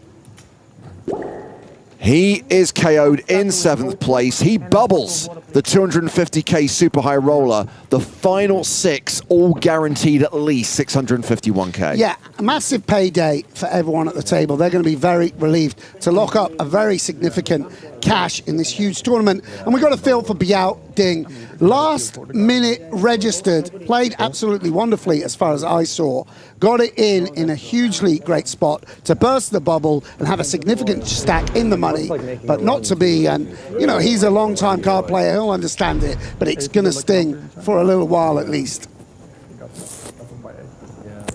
So congratulations to the final 6. Another cash for Bryn Kenny to add to the $81 million in prize money he's already won. Yeah, we'll extend his lead over Stephen Chidwick. Absolutely. Yeah, sneaks into the money. Sometimes they have it backwards, I feel like. And so now the next Sometimes pay it's jump, backwards, I feel you like know, they think of it's course, a certain way. It's probably the opposite way, actually. people not going to play When recklessly. it's ingrained. They're having a little chit-chat. Just like, I don't know. For me, every number is fucking like... It's a good way to think about things. What is natural. Guaranteed when you listen in to Bryn, he's going to say something entertaining or outrageous or both. Yeah. So of course we play on as previously advertised. We are playing to a winner because there's still a huge amount of money separating 6th place and 1st place, with the winner of this tournament receiving 3.2 million euros. Do we have a small break? How long's the next break in? Dinner break. 1 hour? Because if we make a break, you can play Portuguese if you have it ready. Well, let's talk about the prize money. Sam, you were saying that the jumps now, not too brutal until we get, I guess, to the top 3. yeah, but it is an absolutely mammoth first prize. And the thing to say about these guys is, while we know they all have significant bankrolls and are well able to play these tournaments, you know, as a high-stakes poker player, a score like this can make or break your year. It's the difference between finishing the year in profit or finishing the year sometimes significantly behind. So Danny Maxwell taking the official final table photograph. Look, we can get into it about whether 9 is the final table or 8 is the final table. If you're not in the money, you don't really want to be in the photo. There was no sense doing it until we got down to 6, Sam. No, absolutely not. We could have done it and then, you know, done a sort of Stalinist airbrushing of the map. You know, all that's left behind is Bao Ding's hat placed on someone else's head. What am I going to say about it? It's crushing. I can't say that part. So still pretty shallow right now. The chip leader with 43 big blinds. Bryn Kenny is the shortest stack with 14 bigs, and the blinds are going up in 4 hands time. But the pressure is off slightly now that we're in the money. But crucially, when things are this shallow, Sam, it just takes one hand for a big switcheroo and massive changes. Absolutely. I was going to say, you can see from the stack sizes there, this is the delight of making it into the money. It really is almost anyone's game. It's quite possible that Bryn, just a double up and a little bit more from assuming the chip lead, and obviously a long-time expert in MTTs, you know, anything is possible. No clear favorite, I would say. So let's get action underway at this 6-handed final table. A reminder, the blinds are currently 25,000, 50,000 with a 50K big blind ante. It's still going to be like 60 bigs or 60 total bigs at the time that one starts, or we went slower? I don't know. Oh, it's going to go faster now. Yeah. ICM chop 6-8. Average is 30 blinds too, so the blinds are up. Are they talking about doing some business? Ready to go. Time to fight now. The clock was off, but now it's working. It was a little tense before, now it's time to fight.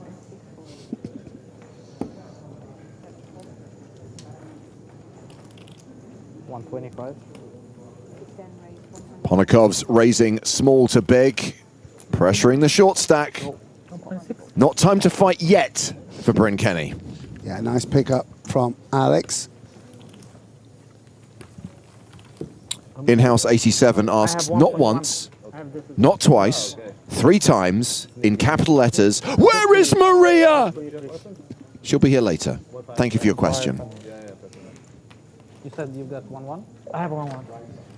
I mean, if you want specifics of where she is, let's just say Southern California, Los Angeles County. I'm not going to give you a home address because you seem a bit weird. She's somewhere doing something glamorous. Just, you know. Crucially, she will be joining us live via satellite a bit later on for the final table of this 250K super high roller. Yeah, and the luckiest man at the table, 110. Alex Kulev with pocket jacks. Got very lucky with that ace-8 against ace-king. Now has around 20 big blinds and is opening with jacks. Open with the suited king. Might be a hand we want to defend. Yeah, because Sakoglu makes the call. We go heads up to the flop.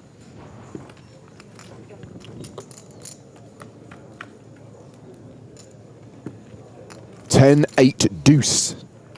Pretty decent flop for jacks. Yeah, I think that's the most delightful of flops. I mean, your opponent might have 8, certainly will have 8s, 2s, sometimes 10s, but the 2 is very useful because there's no real 2 pairs. 8-2, 10-2 aren't really a thing. Only 10-8 suited, 2 combos. It's just time to put in a sizable bet with the jacks, you would imagine. Hope your opponent has a piece. Charge them now before any straights appear.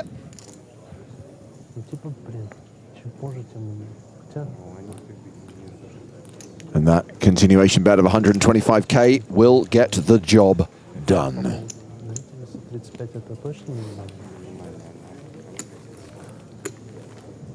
Ну, 7 лучше будет, чем 6.30.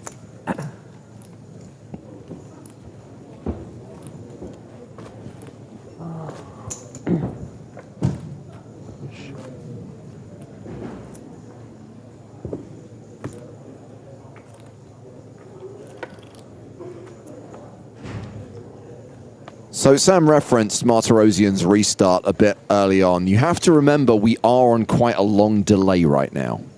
That's all I'm going to say. As we see Arta open with King 10.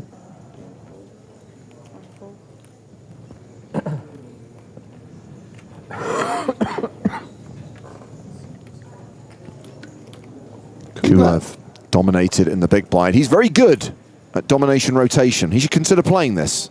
Yeah, it's got to be close, but maybe all the suited hands make it in. Six-handed, or not all of them, but ones that can make it straight as well. Not much for the 10-6. Yeah, nice board for the pre-flop raiser. So many aces in your opening range, and that nice gut shot to hit if you get called.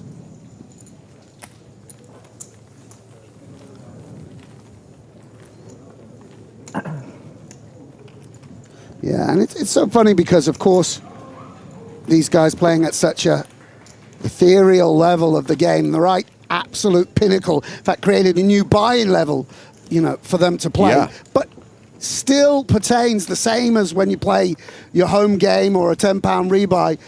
It would be nice to pick up some cards. The difference between these elite pros might just be who runs best, who picks up the real premiums, who flops hardest. You stay afloat, nip and tuck, and then, you know, eventually, can you find big hands when someone has the second best holding? So wins under the gun raise will be called by Arta Martirosyan. Stanislav says the next level will be great. What's wrong with this one? We burst the bubble. People are so hard to please.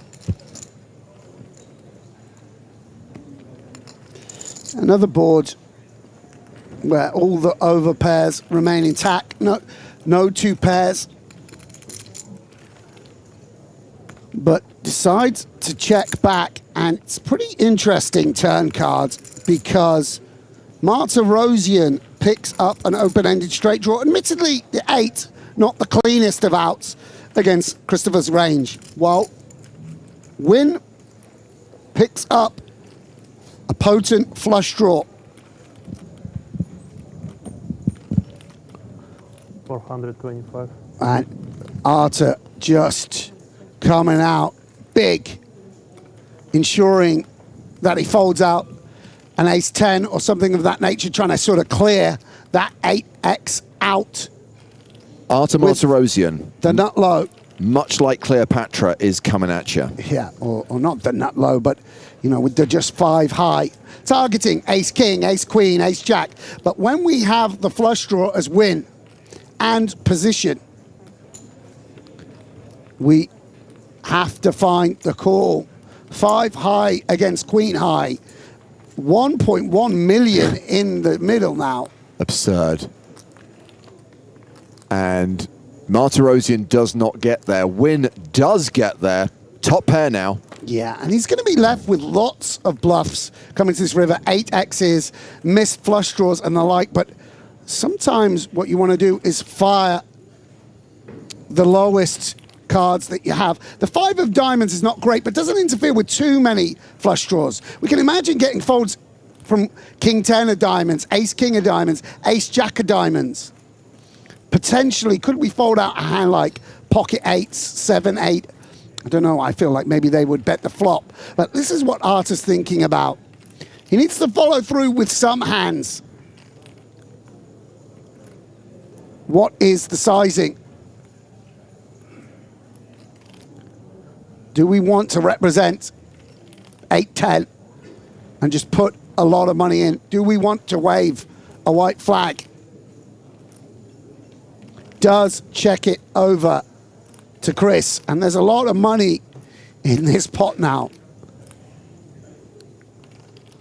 Against the polarized sizing, I mean, Arta was kind of saying he had better than one pair a little bit.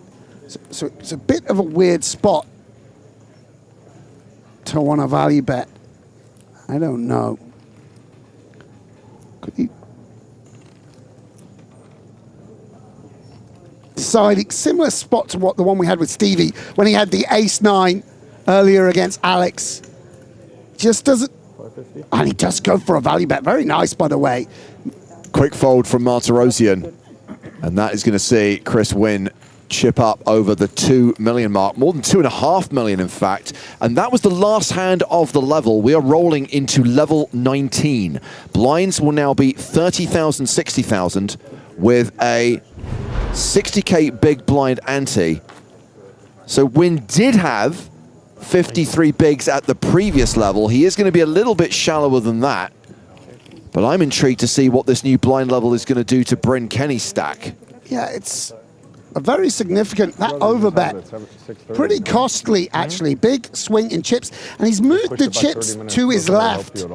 Wynn going to be a covering stack in position now as Bryn plummets below the 10 big blind mark, James. Yeah, so Chris Wynn as chip leader has 42 bigs. Bryn Kenny as the short stack has 9. I don't believe it well. I'll let you give it your best shot.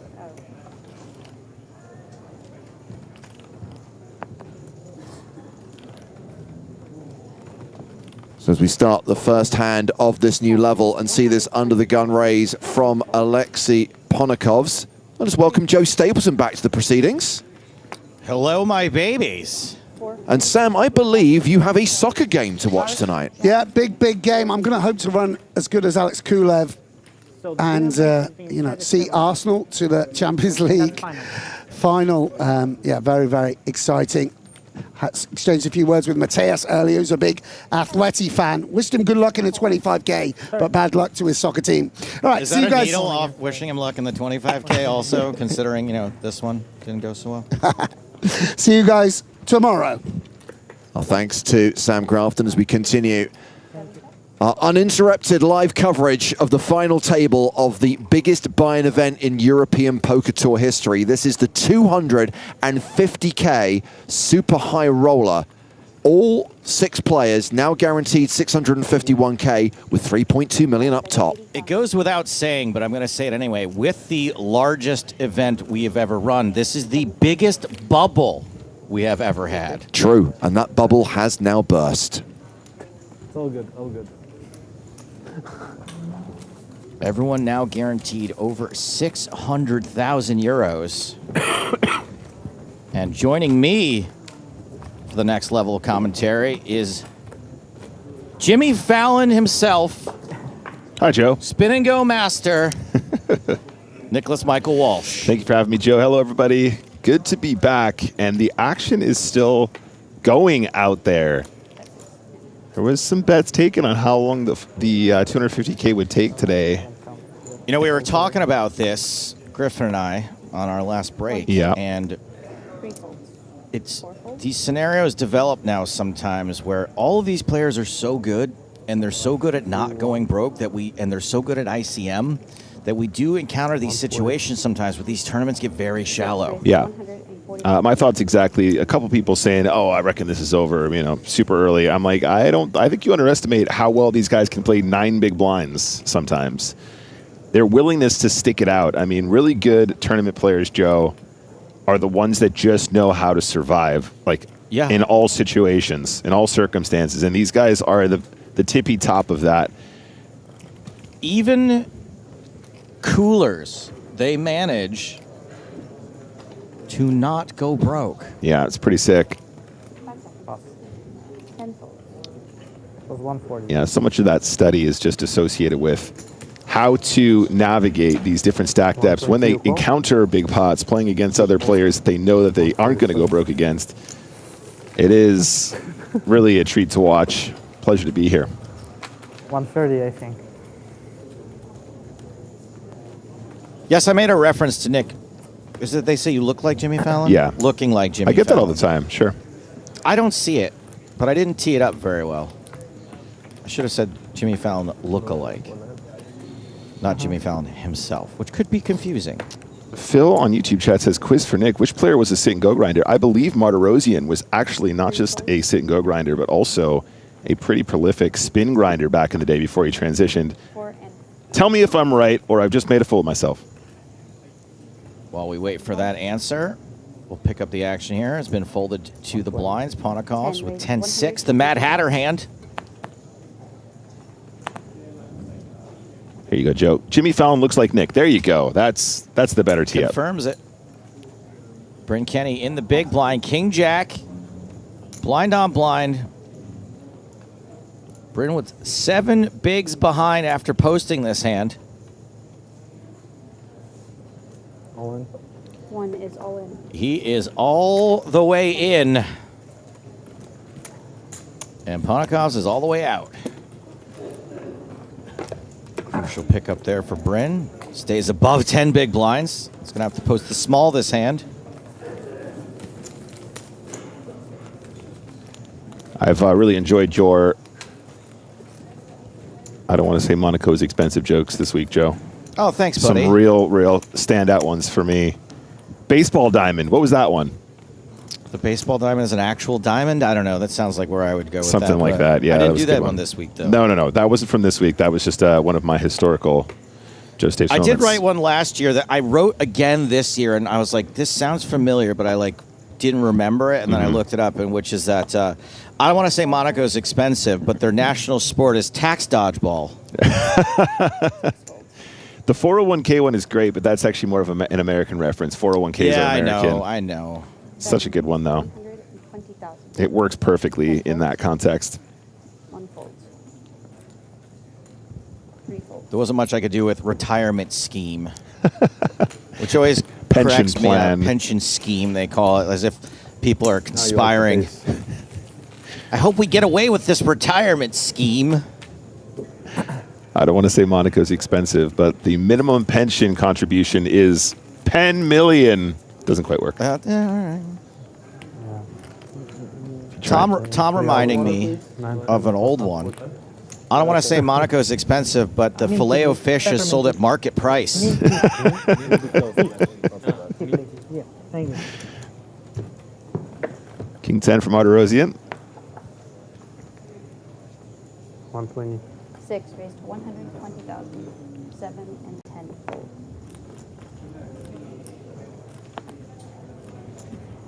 One fold. Not a bad comment from MN Gunner, but I ain't going to read it. Thank you for your contribution. Ace Queen for Orpin K.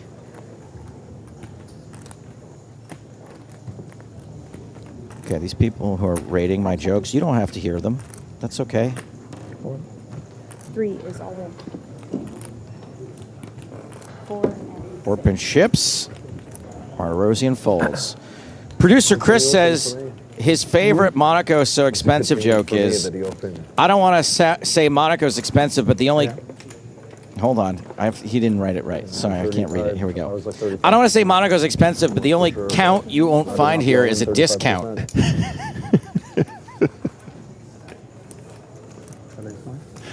Suited ace.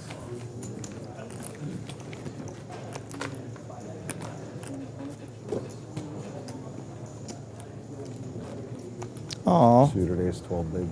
Don't worry, Into a Rainstorm, who says it was so nice without me. Your pain will be over soon. And hope for too long. Just a couple of days. Just ban them till then, Joe. And you'll never have to hear me ever again. Yeah, for those of you asking, sorry to drop it on you like that. The joke that Joe did earlier was, I don't want to say Monaco's expensive, but the minimum 401k contribution is 401,000. 10 and Or 401k. Well, 3 fold. 4 fold. under the gun is a raise for win. Still chip leading out here.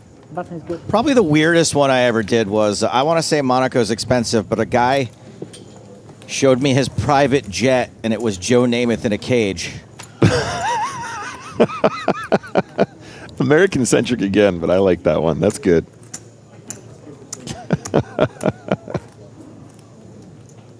Is anyone here Viennese? Asks Lee Min. Yes. Chris Wynn. Repping the... Oh, no, what am I talking about? That's Austria.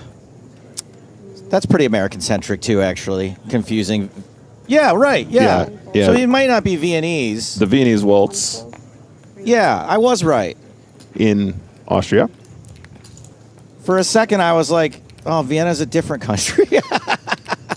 I mean, you're right. He could be from Salzburg as well, theoretically, or something like that. Yeah, or just, 125. Just weird. Whoville. Pocket Kings for Kulev. 125,000.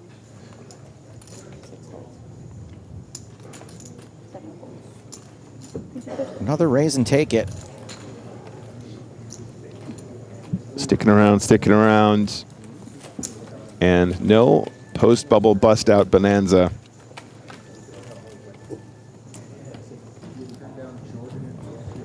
The smartest one I ever wrote was probably, I don't want to say Monaco's expensive, but even the neutrons have a charge.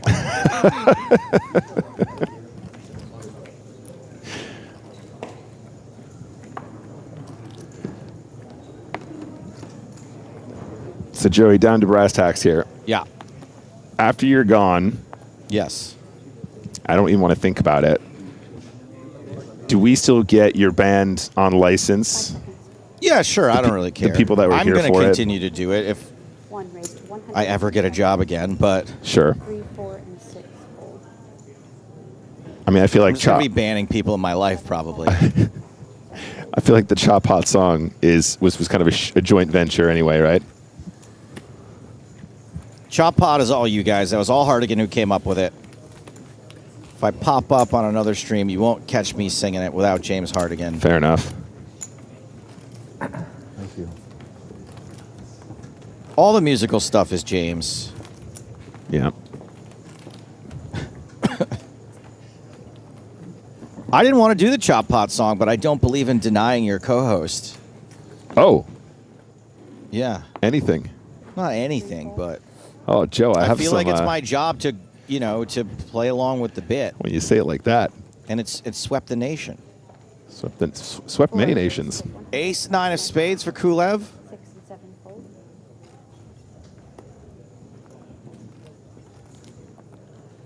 Small blind does have a potential 3-bet candidate. Ponikov's probably thinking more like, I'm just going to get away from this. Kulev is on the very short side as well, once making that open. You can think about it. It's definitely going to be a consideration, but we are in a very tricky point in the event. The min cash seems ginormous, but the pay jumps from here are so juicy, Joe. I do not know that anyone is in for more than 2 entries. And if you are in for 2 or less, you're covered. Yeah. By a min cash. Pretty funny comment here from Bitter Barno who says the Chop Hot song swept the nation of Vienna. Well played. Well played. That's fair.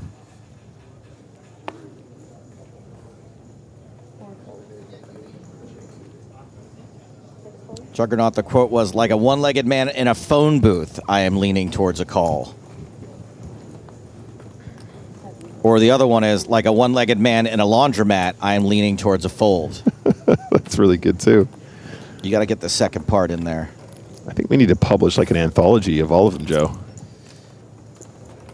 There's been a lot of them over the years, and I wish I had them all in one place. Would be pretty cool. Bryn Kenny all in from the small blind.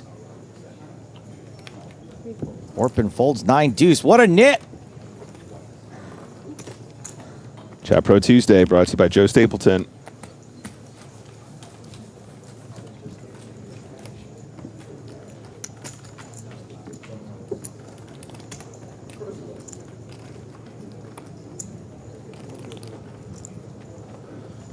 Eight hands left on this level, then things get a whole lot more impossibler.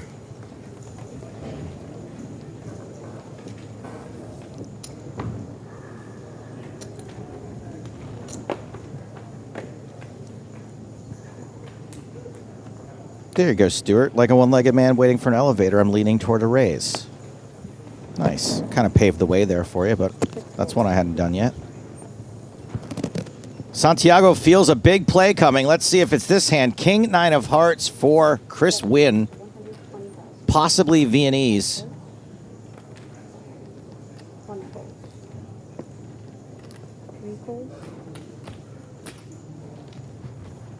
Kulev does wake up with the Queen 5 of hearts. Might consider sticking around here against the chip lead open. It is Kulev with 18 big blinds here. I think this is good enough, Joe. Has enough playability for the to call that small raise and just see a flop. Just this, and the green. And blue. Ace 5 king on the flop. Best hand still the best hand. Pair of 5s improves to a pair of 5s. Kulev 21%.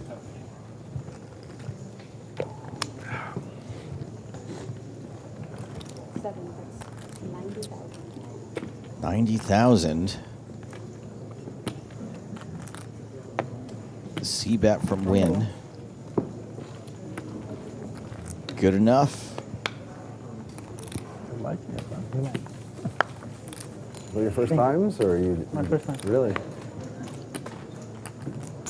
Fucking gambler, I love it. Just helps the first time, like 250K, like doesn't know how it'll go. Live just and let die. Roll with it.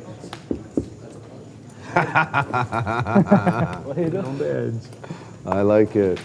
It's like a soft one or a medium? It's very soft. Soft. But I mean, for a first timer. Yeah, still anyway. What? Regardless, for a first timer, still gonna it's gonna kick you. Yeah. I smoke a lot of shisha. I've never smoked a So cigarette. how's the kick out of 10 of this one? Moderate. Moderate. Because I'm on the heavy shit, like black tobacco and... Yeah. You're already ready for it. Coded for it. This is, the lining is coded.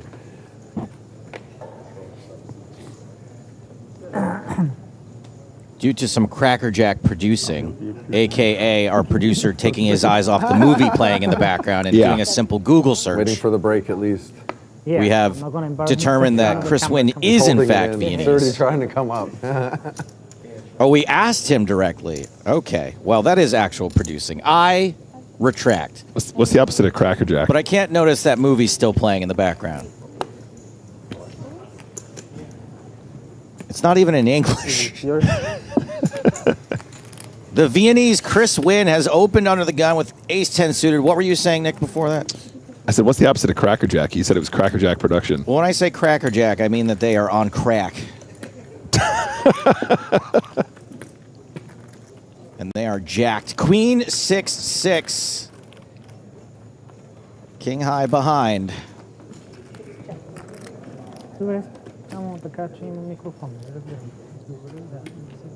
So now Wynn deciding whether or not he wants to take a crack. He doesn't tend to miss these bets. Pretty good at spotting these opportunities. Queen 6-6, very, very dry.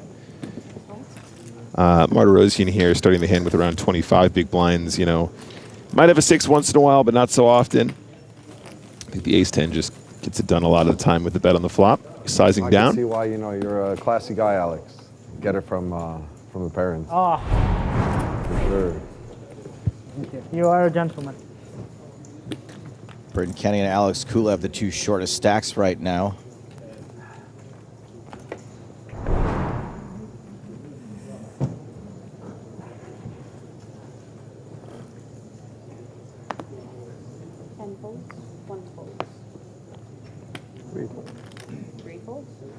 Twisted Metal, nice attempt at a Monaco's so expensive joke, but unfortunately I have you covered there. I don't want to say Monaco's expensive, but I asked a girl for her number and she said 5,000. Really, is he your one? He's at the top of the list. Not the top of the list, but yeah. Of the high stakes players, maybe. Yeah. Kind of cheap for Monaco. Others you don't have to run into so much, so he's the one that I wouldn't gets know. the most. Martirosian's raised with king 5 from the small blind. Win with queen tray suited. Feels like a defend. And is. He plays the game. Very. He's a smart guy. Flop's got 2 diamonds. Sure. It's like the guy who's, you know, hiding the cup from, hiding the ball from you. Yeah. Small blind versus big blind. Martirosian here. In a bit of a tricky spot now, guys. Not a ton of backdoors to work with here. Backdoor straight draw kind of working in his favor, but does he want to continue telling a story here? Or does he want to just chill? He's got 20 big blinds behind. It's going to continue. That's 120K into a pot of 460.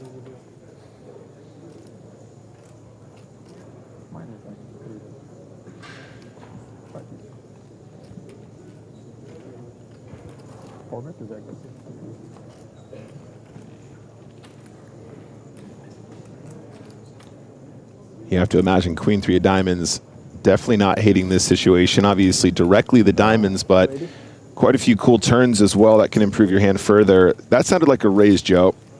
Sure was. 280,000. Martirosian forced to fold. American dealer. Sorry? Are there many American Like a dealers? million?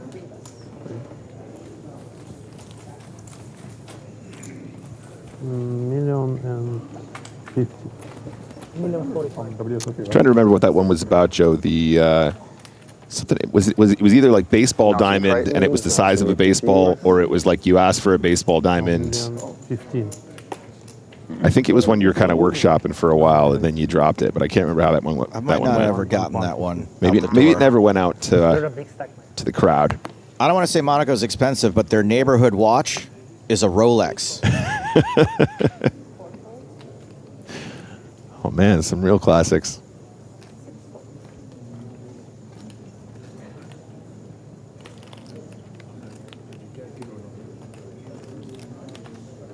Queen 7 of diamonds, small blind. Chris Wynn started the day as chip leader.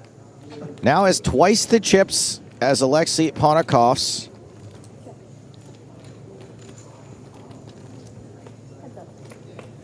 Going to the flop. 7-4 Trey. Top pair for Wynn. Gut shot for Ponakov's. Yeah, Ponakov's might have enough to stick around if we do see a bet. I would imagine Wynn wants to just start going right here, right now. Queen 7. Plenty of hands in this sort of limp check ATC range situation. Blind v blind, you know, ranges will be very wide. Your opponent will have to continue with any 3, any 4, any 6, any 5, any 7. If they do end up having any of those as well, we can start building the pot right here, right now.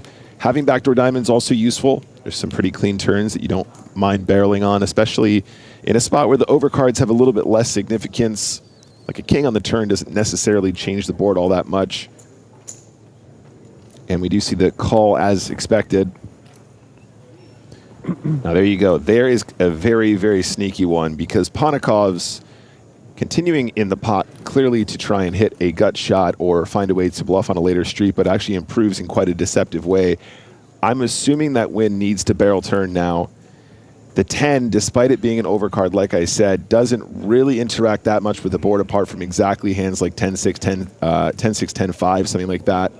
So he's kind of unlucky not to be betting with the best hand. This is just purely for value on the turn now. And 240 is the size. Pretty chunky, Joe.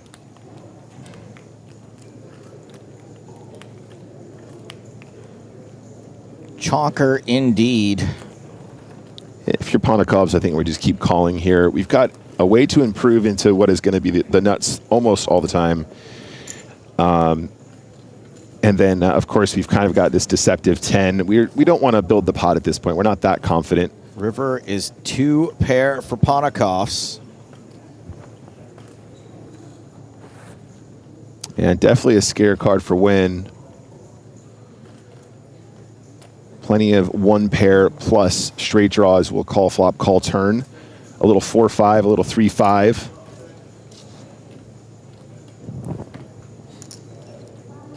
So how to proceed now?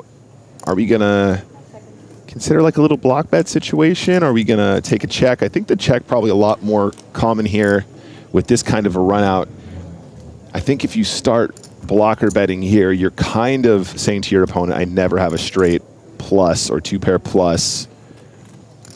It's not impossible to sneak it in as a little induce once in a while, but if your opponent does have a random 4 or a 3 or a 6, they're going to be happy just to try and get this to showdown quite often. So you keep them kind of honest here, Joe. Okay. When they bet flop and bet turn is the thing, especially in this high pressure environment with 450. 6 remaining. Ponakov's ain't afraid of no ghosts, and he ain't afraid of no straight. Goes a little more than half pot.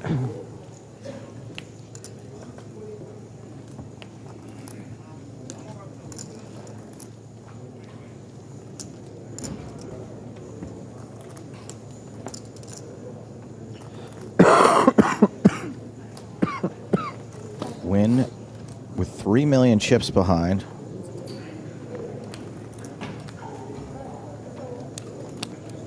Weighing all of his options.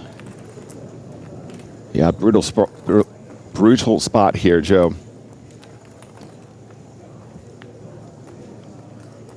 6 probably one of the worst cards on the river. Same with the 5. It's tricky though. Sometimes your opponents will turn some of their weaker pairs into a bluff here. When we start waving the flag, they think, you know, maybe I can get a much stronger hand to fold here. I might even get a 10 to fold once in a while. Makes a good fold. Announces fold. And Pontikov's is going to close the gap between he and Win with that win. That was confusing. 35 big blinds now. Win on 50. I'd say pretty textbook from Win to find the fold on the river. Also very good, but flop turn I think is kind of mandatory. I don't know. I was just hoping he was going to turn that 7 into a bluff, maybe. That would have been really cool. Just trolling 3 times and 3 times bluff, maybe. 3 bluffs. They bluff against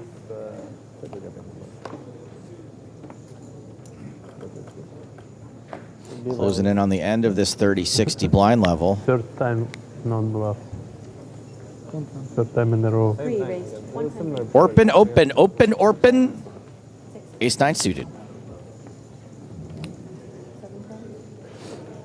It was all in both times. He's all in both times.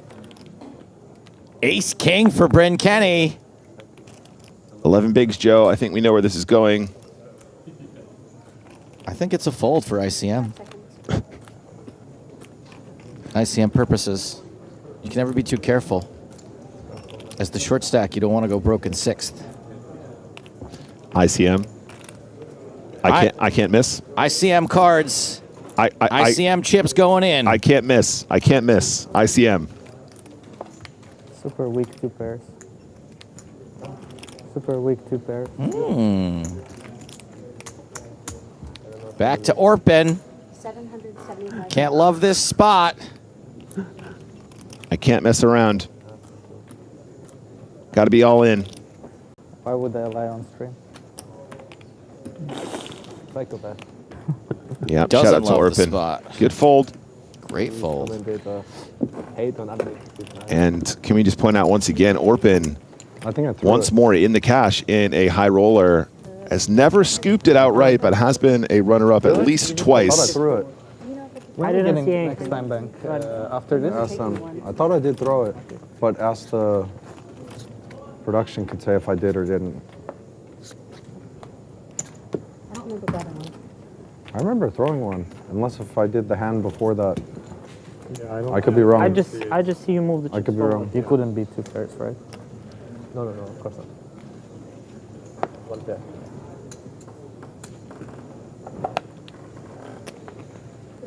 And 6 fold.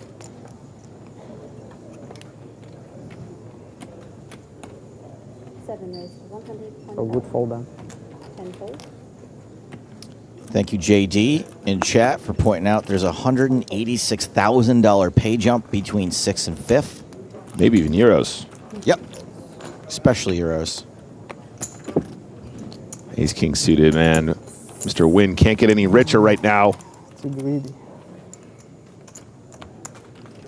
Up to 52 bigs just to raise and take it there. To the bet 20%. Then I would definitely not fold. Tilt. You did. They clarified. Sorry, hon. You all right?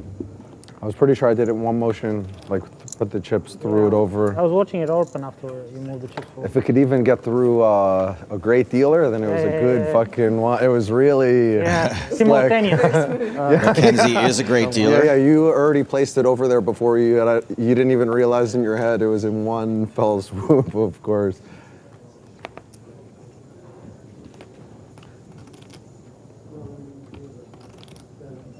$120. 10 raised to 120,000. 1 fold. And 3 folds.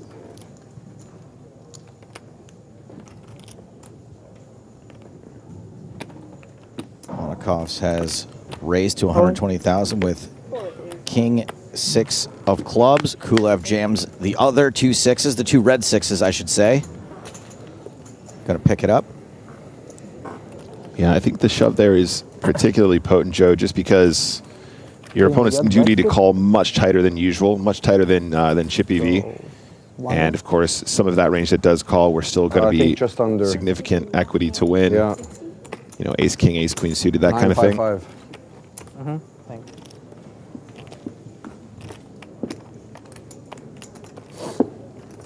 Peeking. It's a good feeling. Yeah. Peekaboo.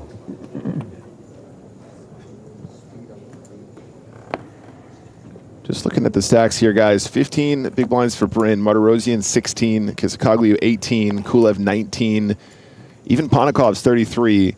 It does feel like something's got to give here. Lots and lots of very short averages.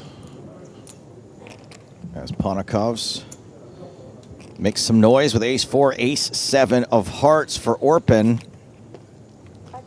He is covered by Ponikov's, but that is not going to stop him from re-raising.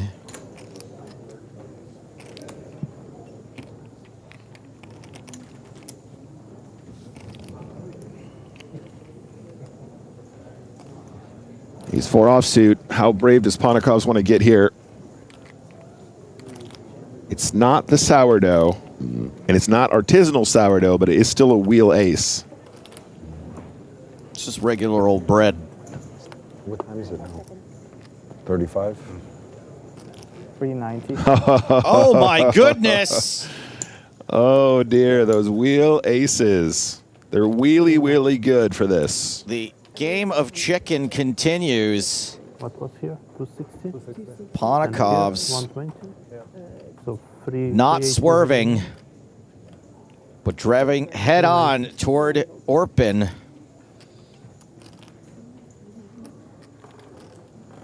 Orpin has invested a significant portion of his stack with this 3-bet.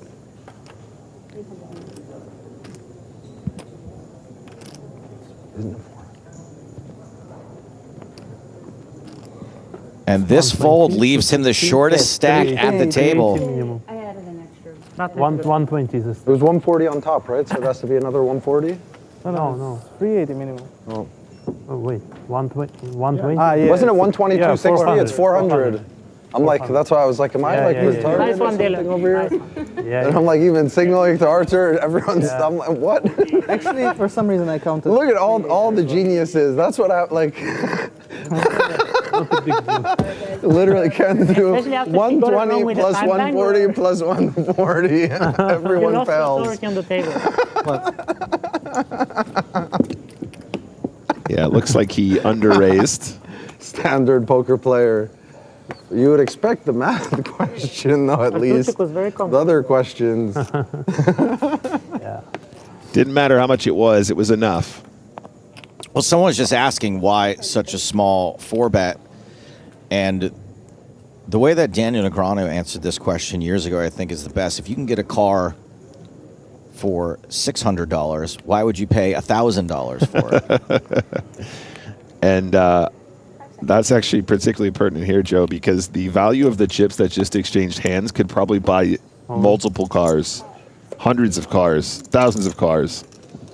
The equivalent value of the chips that he picked up with that one small move, which turned out to be an under-raise, or less than the minimum, I should say, not technically an under-raise.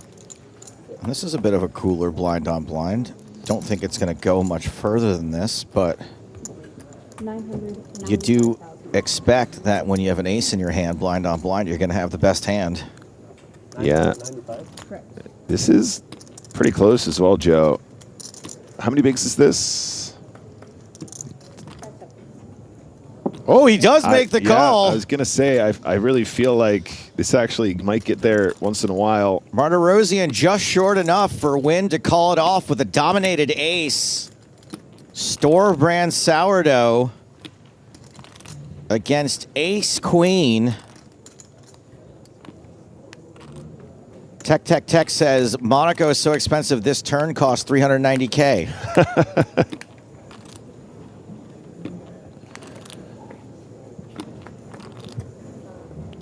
A 5 in the window is really bad news for Artur Martirosian. Stand-up equity. He seems resigned to his fate. This does not feel like stand-up equity to me. This feels like getting a head start for the exit.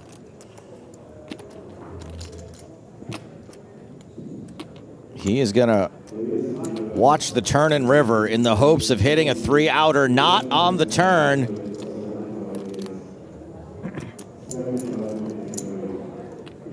Wynn has to fade the queen to knock out Martirosian. Martirosian needs the queen to survive. It's a 7. It is always coming.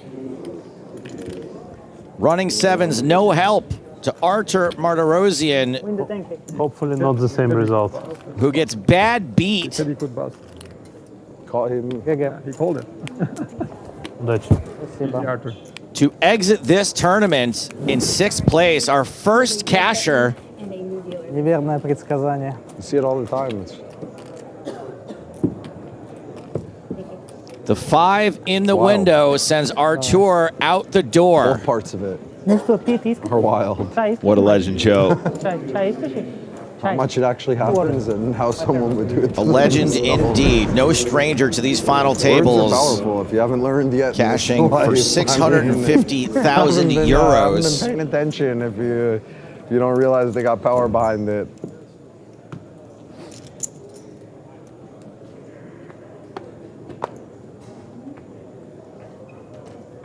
How much you playing on it? 2-1, 80 behind. And the blinds are now up.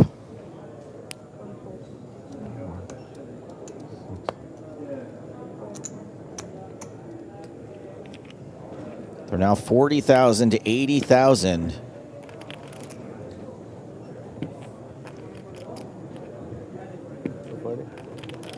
$240. And time for Wynn to get back in the driver's seat. That's right. After that exchange, he's looking at almost double second. Pass. And Wynn can really open things up now. Big fault. Yeah, I'd say Pontikov's desire to get into a big altercation with Wynn decreases now when we have a 9 big blind stack in Bryn Kenny, a 10 big blind stack in Kisakoglu, 14 big blind in Kulev.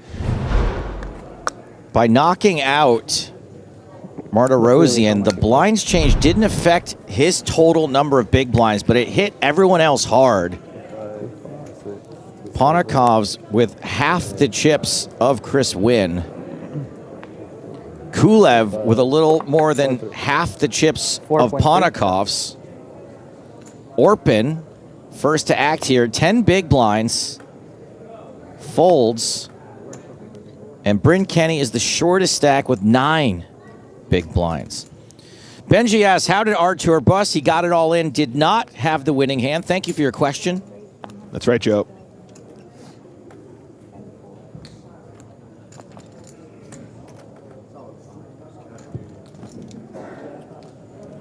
Wynn taking this opportunity to raise Queen Deuce, Ace 7 for Bryn Kenny in the big blind. He is all in. Yeah, I think this is a clear shove, especially against that aggressive chip lead. Range will be excruciatingly wide. 850, but Yeah,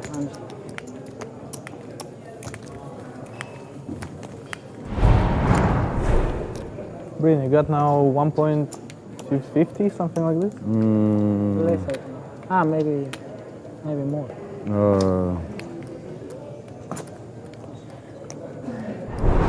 Just 1.2, something like this.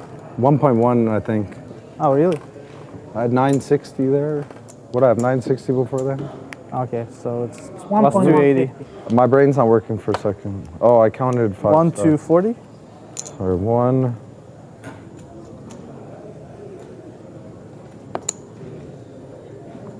I like I how think it's Bryn 1,140. doesn't know how many chips he has. Right? It's a man after my own heart. Then it was 860, not 960. He was the one that spotted the underraise. Underraise. Yeah.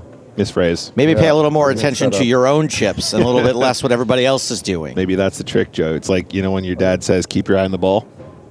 That's right. Keep your eye on the other chips. Win shipping. Pontikov's with a little cheeky pump fake and runs into Bryn Kenny's ace king. Now hold on a second, he could fold.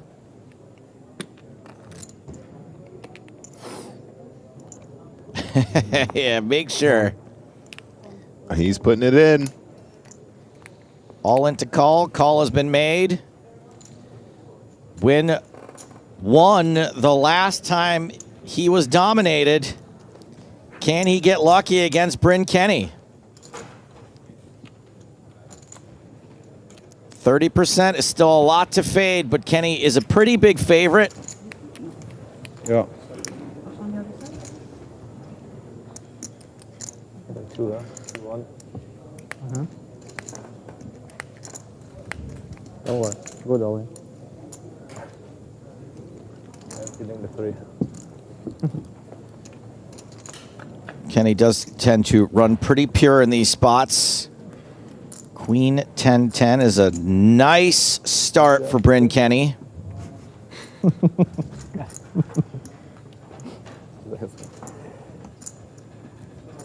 Another queen would be real nice. No. Anything but a 3. Anything but a 3, and Kenny survives. Can Win do it again? Not this time. Double up Bryn Kenny. Bryn Kenny, more like Win Kenny, am I right? Well, it's confusing because his name is Win, but Oh. You weren't saying Nguyen Kenny. Right. Oh, wrong color. And that was a huge double up for Bryn Kenny through the chip leader. 115. Bryn's now second in chips. From shortest to second. Huge. Not much of a sweat, but still, you never know until the last card's fucking dealt. Yeah, we just saw it with our Martin. Is he here? Much sicker than that before. That's a pretty sick swing here.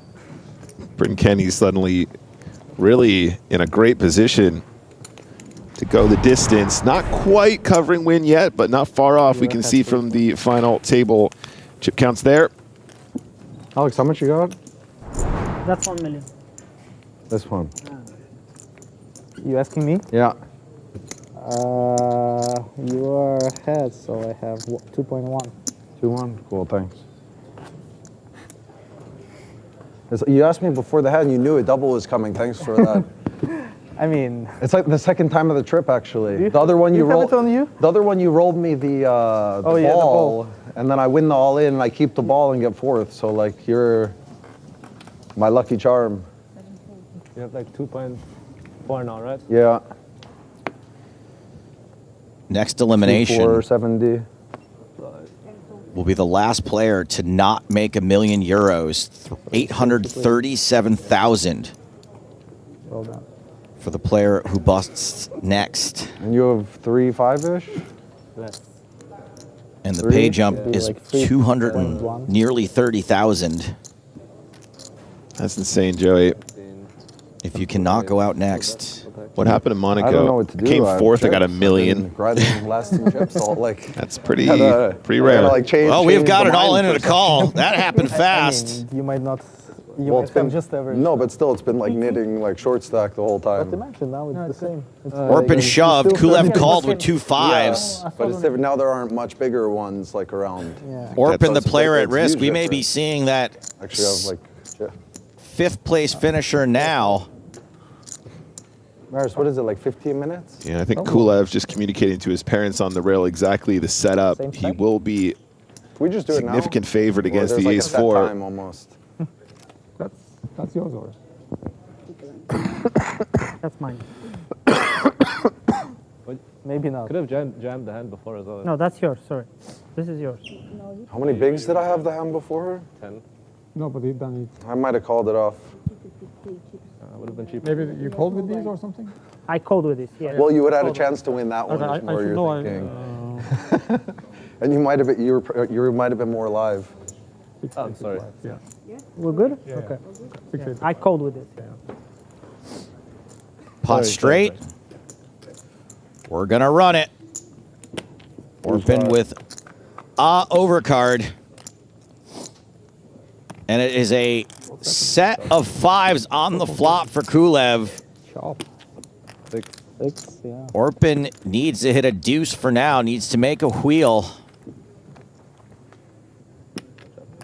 By that reaction, it is over. Small break, I go bathroom. No, well, we should have a dinner break now. I was saying if Full we have house. dinner break in 10 minutes, or like I was asking if we could do it We have now. like full dinner break. For Alex Kulev, Can we have a break now? sends Orpin K to the rail in 5th place. You guys want to think of numbers or no? Nah, let's play. Oh, Numbers. no, I have He's asking for now. I have too much. If I lose a bit. How much do you have? No, Alex? Motivation. Yeah. We can do 8 minutes and then that's fine for me. It's up to you guys. Okay. Time to pay that man his money. Thanks, Orpin. Thanks. I have Orpin You have what, 3? Yeah. cashing 2.5. for I have over 1,880. 800,000 euros. And 2, 140. 837,900 to be exact. Is that free? And that is correct. Everyone left in this event has now entered the 2 Comma Club. Dos camas. Let's play. Let's play. Let's play. Yeah. You're a small one. 8 minutes. No, we're just waiting for them, yeah.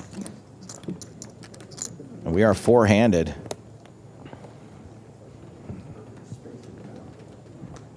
Little mention there, Joe, of potentially doing deals, but didn't sound like everybody was on the same page just yet.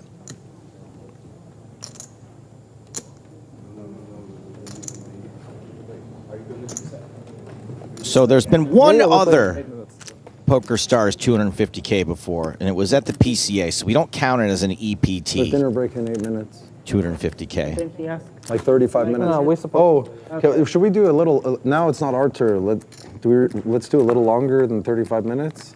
Like an hour? I don't care. I'm happy with an hour. Yeah, let's take an hour or something. It's all the same to us. We just cut it Yeah. out. This new technology is really doing some heavy lifting here. It's actually quite old technology, but we decided to use it differently this time. I'd say it's 2026 cutting edge. Now, the point I was trying to make there is that don't let the numbers deceive you. So in 2023 at the PCA, the 250K had a first prize of $3.276 million. Yeah. Won by Sam Greenwood.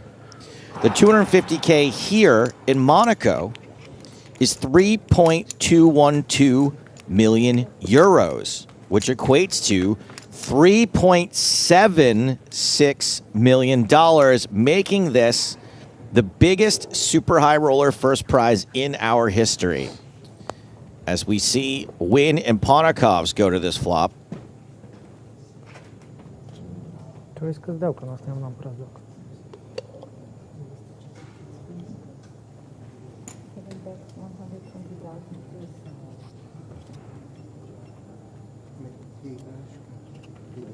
So on the flop, a bet of 120.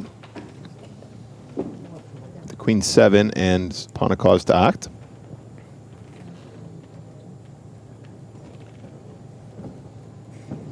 So spicy. So spicy to call here with ace high against the chip leader. Can't do it. Simply cannot do it. Win gets the best hand to fold. Yeah, Joe, and I feel like these moments get even tenser when you imagine that they started talking about maybe talking numbers. You don't want to be the guy that's lagging behind all of a sudden when there's a potential deal on the table. Because he got a little bit too loosey-goosey in that spot. Yeah, and even though, you know, the chip stacks feel relatively easy, you know, even to us, 39 for first, 22 for fourth, that's a significant difference for players at this skill level. Yeah. And they're going to have to get a lot more even, or at least lose another player before any serious deal discussion takes place. That's right. You didn't pay enough. Because, yeah, I think we're wasting our time, you know, having discussions. Of course. They better just say this and that, and we follow, you know. Exactly. Like we have a choice. Yeah.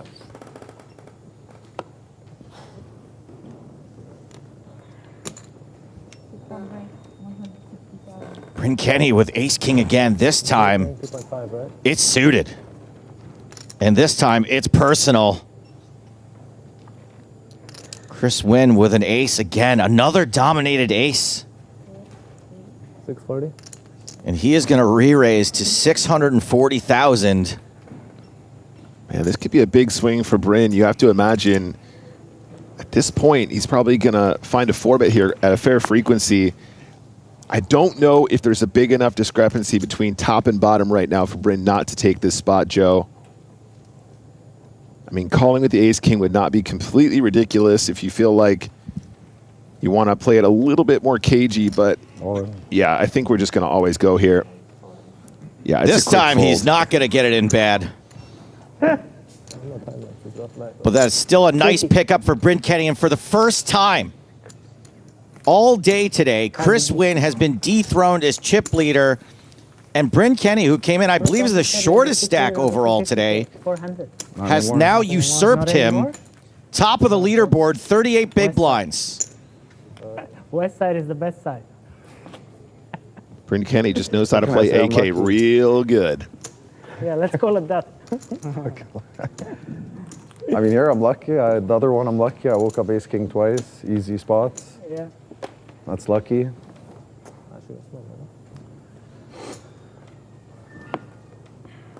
Just being here, getting to play this tournament.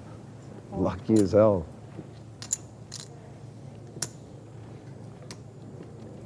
Okay, so now Bryn Kenny showing a lot of gratitude here.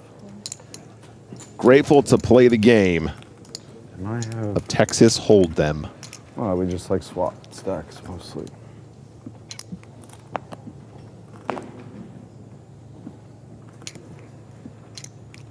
Is it Kenny's turn to go and fire again here, Joe? Looks like it. Those are the big chips. Yes, max pressure. Doesn't have to say anything. Kablammy. I don't think it would have made a difference. No. Just a couple key pots here as we round it into the money. Final 6. And Bryn is storming now. 42 bigs to wins 29, first and second. 1-9 or something? 1-8. 1-9, 2-3. I have 2-4. 2-4. 1-9. 1-9, and you? 3-5, I guess, probably about. Yeah. Suddenly the chip tracking becomes much so more nice important. When you can see the numbers on the screen. Makes it we're too used to it now. These players talking about their dinner break. We will not be going on break. We're going to cut right through that, pick up the action immediately. Don't go anywhere. Okay. Don't want to get out of hand. No, no. Got to keep my... Yeah. Could have raised it, but Yeah. slow down. I mean, it's fine to win. Not every hand. It's fine to win 3 out of 4 hands. You know, yeah. Big ones too. So Big. Thanks for. 2 of them big. Yeah, it's like I wasn't on the table. Yeah. I lied. I have a 1-8. 1-8. What a guy. Send you to Enrico. But I fixed really quickly. No, he's much, much better than Enrico. He's a little angel compared to Enrico. Ponika's first to act. 160. He's going to min raise with Queen 8 suited. And Ponika's and Kulev both being on 22 big blinds. It's bad news for everybody, except for Bryn Kenny, who has Ace-5. 3-8-5. Let's go again. 2 in a row. Bryn is going to know exactly what to do with this chip lead. Playing the rush. Alex Kulev with 7s. Look at that. That's the power. And Ace-10. Wynn folds Ace-10. That is the power of being able to hold these prize jumps ransom Keep it on, eh? Huh? The mic, they just over these people's heads. I don't know. I will just leave it here. Wild stuff, Joe. Honestly, might have been a spot for either of those players, but they decided against it. Yeah. So as I said, these players are stepping away. We are not. Let's just have a look at the current standings where they went to dinner. And this bunching up of all these players in the 20 big blinds is just absolutely delicious for Bryn Kenny. More delicious than the 45-euro cheeseburger he's about to have on dinner break. He has got all of the leverage, all of the skill, all of the experience, all in his favor right now. And we have magically returned.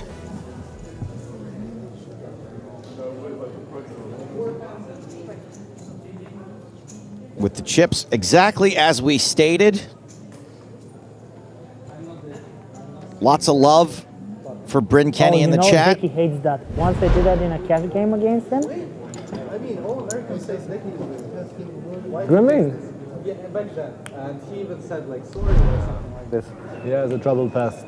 Yeah, it was Yeah, he used to against those guys, De Stefano and so on. I don't know them well, but Dylan. I don't know them if they. I mean, it's just like courtesy. You don't do it in cash. Like. No, I know that. It's kind of ironic that. No, but Because I mean, I when he used was to play like Alex. when he was like 20 or something, I don't know. He's a V hunter. But you kind of have to in cash game. No. Not this way. It's not true. What do you mean it's not You true? don't have to be V hunter at all in cash. He's extreme. If you're like Linus, you're the best. You play everybody. Yeah, but we're not talking about Linus, bro. We're talking about a regular up and comer. You don't have to be mega EV hunter. That's not true. No, but still, if you're taking shots, probably you bump hunting. Right? Of course, but that's just a game. Yeah. Reminder of what they're playing for. There's no other games running. It's only Everyone now guaranteed $1 million. GG5K, And it is a 400-ish thousand, more than 350,000 euro pay jump between fourth and third. More than $500,000 from third to second. This is like EV hunter in the sense that like you only And take spots where you have big spots, or a 1.1 big edge. plus And, like, from I played second and I to have, like, first. Whatever, maybe 1BB, 2BB or something, but I'm liking it. Like it's, I want to play, so I do it. You know what I mean? Yeah. So maybe You're that's, watching like, the EV hunter, which is not PokerStars necessarily- European but Poker I'm Tour like, High Rollers he's a Week. Special guy, I think. 250,000 euro buy-in super high roller. The final table, the final four players. Coming at you live from the Monte-Carlo Bay Resort. He's here? Le Sporting, the most beautiful poker room in the world. Also the As we kill time while Bryn Kenny is late coming back from dinner. Now we do business, I quit. Okay. La Salle des Étoiles. Can I get... Sam Greenwood, as I mentioned moments ago, took down the only other 250K super high roller, not an EPT. That was in 2023 at the PokerStars Caribbean Adventure. Are those AI-generated deuces? I'd like to think that there was an original photo that has just been put on a background, but who knows these days? That may have never even happened. I don't know. This was the results of that event, the top 6 players. Several of these names were in this event. Jean-Noel Thorel, Byron Kaverman, Artem Martirosyan, all in this event. Martirosyan cashed here as well. Bonomo, a regular in these events. Don't think we saw him here this time around. David Yan, haven't seen him in a while, but I'm a big fan. He bought a very expensive edition of my comic book. Before it was close when I just had a little under like chip It was lead. fight Now between it's you. now not now. Let's go. Okay, let's go. Let's go. At this moment, as we say hello to Bryn Kenny, I'm going to say goodbye to Nicholas Michael Walsh. Thank you, Nick. Have fun. You're most welcome, guys. Yeah, Appreciate exactly. you. I'll catch you on the flip side. Regardless. Yeah, I mean, it's... And say hello to Miss Maria Ho. Oh, okay. What's up? Is it just you and me? Just me and you. If you asked at the Hardigan's beginning not of the here to break, protect like, you. Showed me the things. I might have thought, like, considered it. I should have prepared for this mentally. now- Read I your don't know what contract. they're gonna yeah, Or deal. There's responsible. you're fine with either anyway. Hey, Joe. Yeah. I'm going to say goodbye to you. You get out of here. It's me and Maria's time. It was a cruel trick I was trying to play on Maria that she was going to have to be alone with me. You dodged one here, Maria. Oh, thank goodness. Don't sound so Oh, happy Nick, about it. You've saved the day. Oh, it's okay. I'm here for you. I told production we couldn't let this stand. But it's a pleasure to be back with you guys. Hello, chat. It's me and Maria now. Hi to Maria. Well, I had a panic attack, but I'm fine now that it's not me and Stapes. You guys didn't leave me alone with them. Good things, good things. He'll be gone soon, Maria. Don't worry. What do you expect from me? Okay, okay. Oh, he's still there? As Joe just said, final 4 in the 250K super ultra high roller here in Monte Carlo. It's Nick Walsh and Maria Ho. calling the action for you. And Maria, we have a couple short stacks here. Win 29, Kulev 22, Pontikov's 18. Bryn Kenny, after a couple very, very nice hands, up to 45 big blinds and chip leading this final table. Yeah, I mean, I don't know how much it's been talked about, but it's obviously nice, I think, in a sea of players that usually, you know, not necessarily have the same playbook, but, you know, they all are very well-studied players. And Bryn has always been someone, I think, who's admittedly marched to the beat of his own drum. So it's kind of nice to have him in the mix. And it's obviously worked out well for him. The guy is #1 on the all-time money list. Yep, he definitely does things his own way. He's the best field player in the world. Top professional field player. There is a defend from the King Deuce. Excuse me, this was a limp You were raise. talking about aura. Yeah, I just realized that myself. But you were talking about aura yesterday. I mean, Bryn Kenny certainly with the drip today, with the glasses, the chain. He's got the cross on, yeah, sure. Got to give it to him. Yeah. And this is a limp call. Pontikovs does not want to give up just yet. Is a domination situation in his favor. And that is a pretty good flop for King 9. Slightly above average, Maria. Not bad, not bad. No problem. Pretty significant shot opportunities. Nick, have you and I done the Chop Pot song just us together? I don't think we've had enough practice. I'm not sure. ready. I'm sure historically we have, but often live via satellite, unfortunately. Which again, we might have to go for it. We'll see how we go on turns and rivers here. Continuation bet from Bryn. Yeah, seems like a pretty natural C bet from Bryn with the open ender.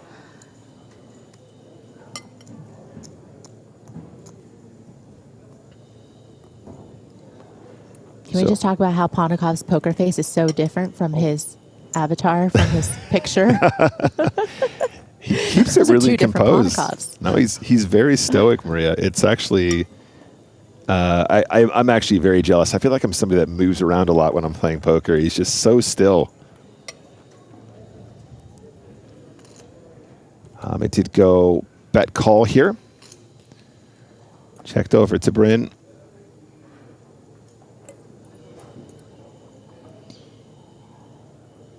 Yeah, and it's interesting because, you know, we did see that it was a limp pre by Pontikovs and a raise by Bryn. And you wonder when Pontikovs comes along for that raise if Kenny might think he has, you know, some of these, you know, Jack 10, Jack 9, 10-9, those kind of hands connected, you know, whether they're suited or offsuit. Those are the type of hands that would limp call a raise pre. So you do see Kenny just slow down on the turn with the check back, trying to realize his equity with that straight draw. Doesn't come in on the river. That's right. And now Pontikovs with the decision and with the check on the turn. Does he want to go ahead and fire here or lays another trap? Checks again. Quick check from Kenny. Yeah, trying to represent some really weak showdown there from Pontikovs, but did not get Kenny to bite. I mean, what do you think, Nick? You feel like Kenny should have maybe gone for it? We know it wouldn't have worked, but with his particular hand, do you like him trying to show it down? Well, I think he kind of hit the nail on the head there, Maria, right? Like a lot of the limp calls there connect in a meaningful way once he checks the turn. Maybe he's feeling as though he doesn't want to put in any more chips without equity, but could have for sure. Maybe he's supposed to, but wasn't feeling it. He's going to tell us what he thinks. Fortunately for me. I was like, oh, what a wonderful I think he said he wasn't feeling it. You know, he is a field player. He just was like, I don't think this is going to work. The international field player champion gets it right again. King 7 for Ponakov now currently third in chips, not far behind Win. He's going to let it go. And Maria, do we think perhaps that it's because we have the Kenny in the small blind here with sixes? Yeah, absolutely. I think in a lot of situations, you know, given a different chip distribution, given different seat position, we would have seen a raise from Ponakov's on the button with that holding. But here, just going to let Kenny battle it out against Kulev, the short stack here with ace-5 offsuit.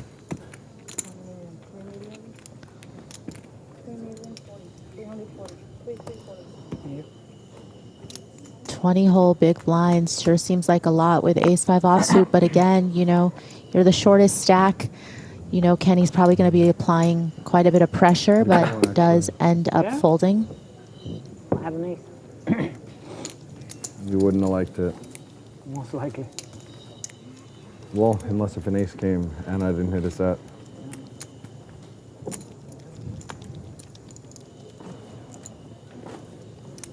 Yes, 2.2. 2.4. Before that. And you? You have like two, just under, right? 196. 160. How much? 1,650. I mean, the guy literally has all the chip counts before the break and asked me for the end of the break how much you playing. Like so still 40K, 80K. Ponakov's under the gun with ace-king. Ace-king been a bit of a wrecking ball I'll say something mean, but I'm like, this guy. so far on this FT. Raised to 160.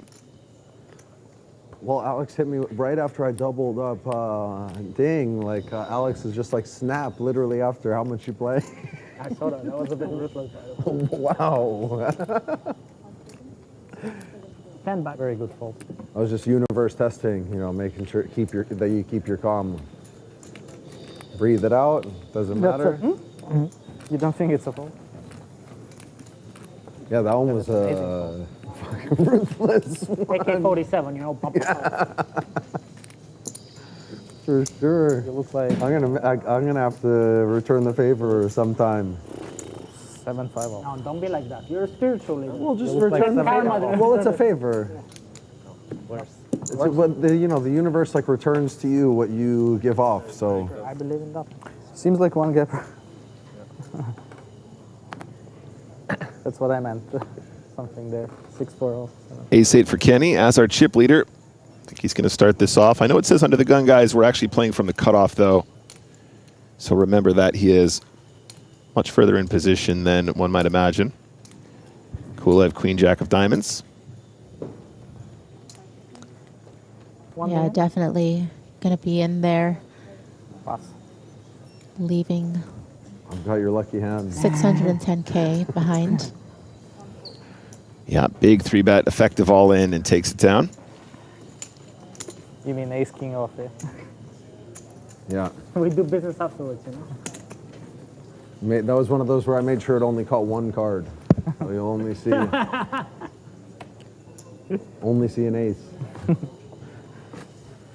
You know, pretty light-hearted banter given they're playing for $3.2 million up top, but all these players have been in and now of course he's just trolling these high stakes, high-profile situations before.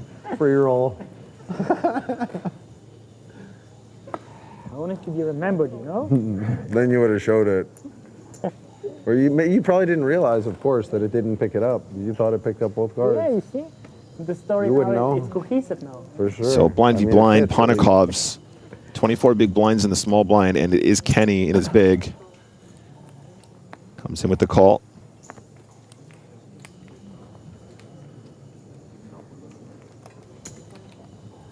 Kenny opts for a check here, Maria.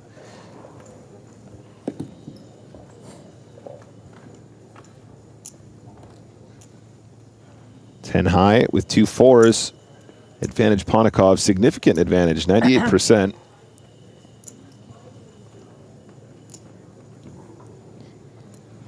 Yeah, he did elect to limp in here, you know, obviously with a very strong holding, so you wonder if he would just go ahead and check to Kenny some of the time, but looks like he is going to just lead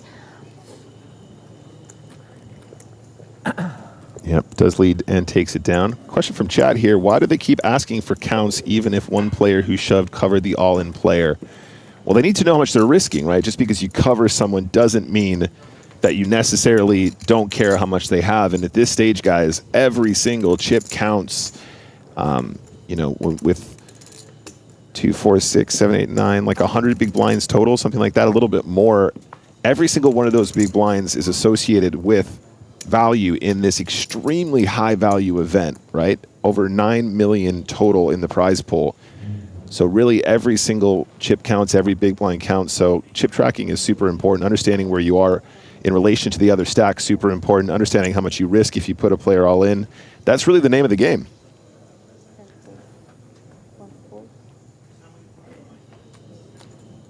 So win under the gun with ace-7. Starts with a raise to 160. Yeah, and as you mentioned, under the gun is really cut off here. So you wonder, Kulev with the 6s, you know, does look like he is going to move all in. Yep, You know, if it was full ring, you wouldn't really see the 6s move all in with that stack. But again, you know, just the fact that we are four-handed here, and that was a late position to open. Happy to get it in. I don't know if I missed this from earlier coverage, Nick, but I am not as familiar with Chris Wynn as I am with the other three. So what is the scoop? Do you have some info? Yeah, so Chris Wynn was actually our 100K Super High Roller winner last year here in Monaco. So already has a title under his belt coming in from last year, and now going at it once more, trying to take the super high roller title here in 2026. But it does feel like he's kind of popped up more recently, right, into these high rollers. Yeah, I would say young, ambitious player, absolutely. Already playing 250Ks. With so many well-known names, Maria, I completely understand where you're coming from. Absolutely. It's really what has been the who's who of high rollers. Ace-King again for Ponikovs. This time defended by Wynn.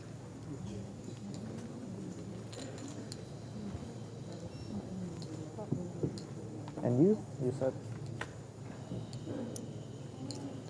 8, deuce, queen. Ace-King still the best hand.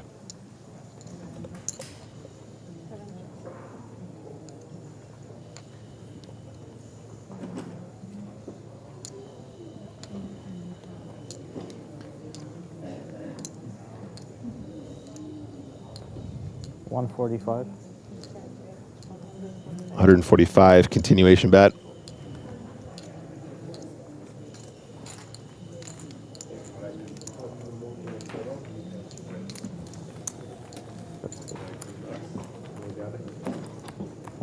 Yeah, Bryn with separation, obviously, from the rest of the pack, but, you know, just one small pot here or there, a pickup of the blinds, and, you know, 2, 3, and 4 are awfully close. Yep. There's a look, guys. There's a breakdown. You can see how close these stacks run. And Bryn is still out in front with that 31 big blinds. But as you say, Maria, not much in it. Wouldn't take much to see that flip-flop, and suddenly we'll have a new chip leader. But the collisions seem inevitable at this stage, Maria. You know, everyone around 20-ish, 25-ish effective, something like that. And it's very easy for these basic sort of poker collisions to end in an all-in, and people are at risk. Pay jumps are just so huge. Don't forget, guys, all players now guaranteed at least 1 million euros. Next pay jump is 1.4. After that, 2 million. And of course, our top spot, 3.212 million for first. All right, guys, blinds are up. We're at 50,000, 100,000. Yeah, and with the pay jumps, you know, having a huge differential, you wonder, depending on who gets down to the final 2 or maybe even 3, if there's going to be talks of a deal. 2 free after posting. 2-4, yeah. 2-3, 2-4. And I don't know if you guys heard it just then. 50K, 100K are the new blinds. Sorry, Maria. Yeah, there's definitely like a mutual respect I think these players have for each other's games. to, you know, a certain degree, but that doesn't mean that there isn't an edge to be had. But of course, you know, the shallower the stacks get, you know, that edge will dissipate a little bit. Kulev opening the queen jack suited. Wynn is going to find a 3-bet in the small blind. I guess 75 then. 75,000. Pass. 10 folds. Ponokov's folds.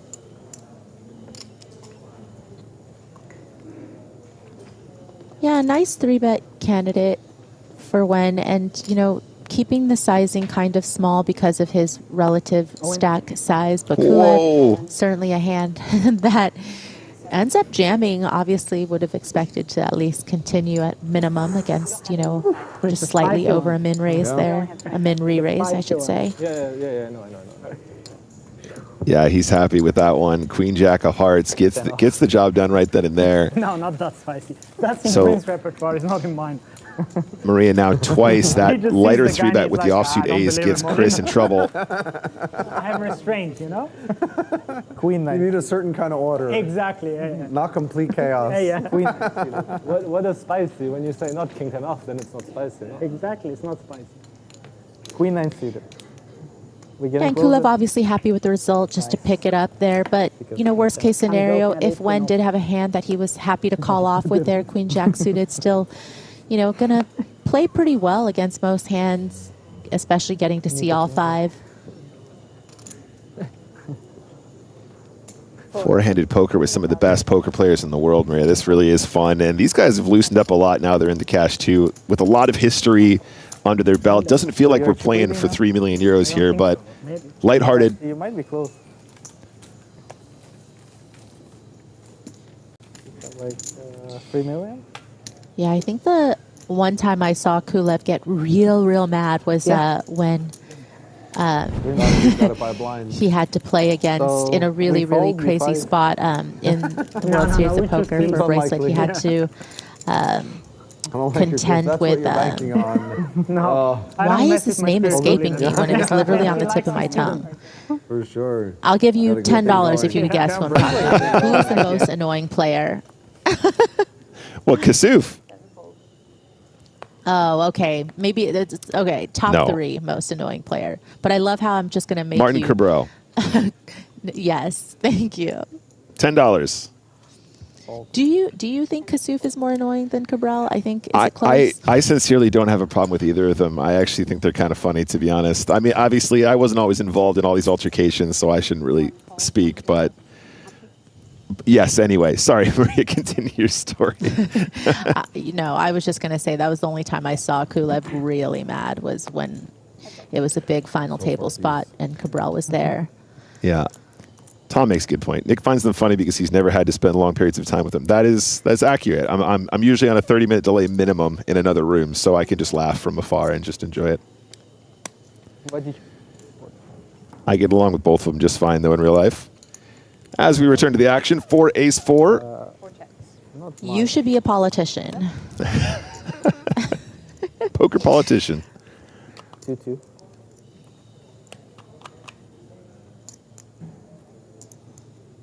And you? Like 1? No, I went 3. 1 bets 125,000.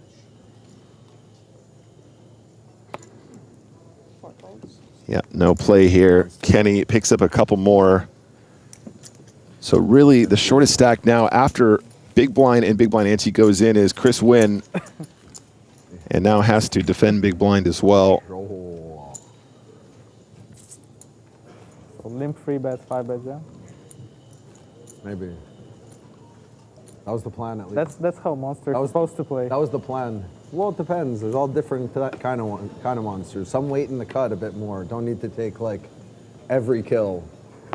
They just want the good ones. 10 folds. Wait for the right.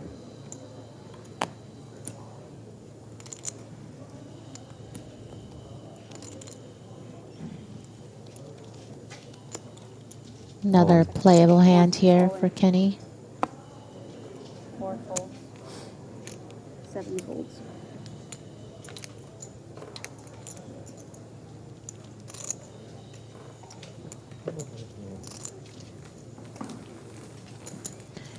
Yeah, now the stack sizes are such that, we see Kenny just moving all in there, putting both small and big blind at risk, and especially with when getting shorter and shorter, there's just more incentive for the other two players to not get involved right now. Relief as soon as you throw your cards away when I got to just like grip the 30, just make it easy one over there. Let them,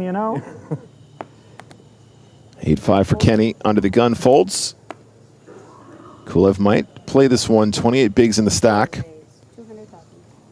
7 I'm out. 10 fold. Sorry. Okay. Raising to take it. So win now, 10 big blinds. That's 1.5. Playing button. Both have a little more, I think. 3075. 3, 4. 2 exactly, except 25.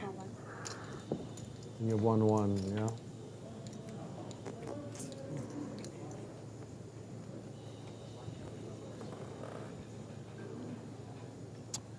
Let's see if we get a chance for a chop pot song, Maria. You got me excited for that now. 4 fold. You're excited. I'm nervous. I can't handle the bad reviews. You know what I mean? Like seeing 0 out of 10 or 1 out of 10, it really cuts me to the core. I get you. I get you. It's risky business. You never know what you're going to get. Uh-oh. Possibly another spot. This one's very close, you guys. There's ICM in play. Call. Does call. Eight fold, please. Oh, you had aces, man. And it is win at risk. I think he shoved around 10 big blinds. Oh, I said, guess I have to call it off under my breath. I wouldn't slow roll you with ace. No, but I just see from the yeah. Does make the correct call, but we can see equities are going to run pretty darn close here. 61-39. I just don't want to talk about it. It's on TV. It makes me look bad. Well, we know who Kulev and Ponikovs are rooting for. That's right. Don't forget this pay jump on the line for all players. King, 10, 4.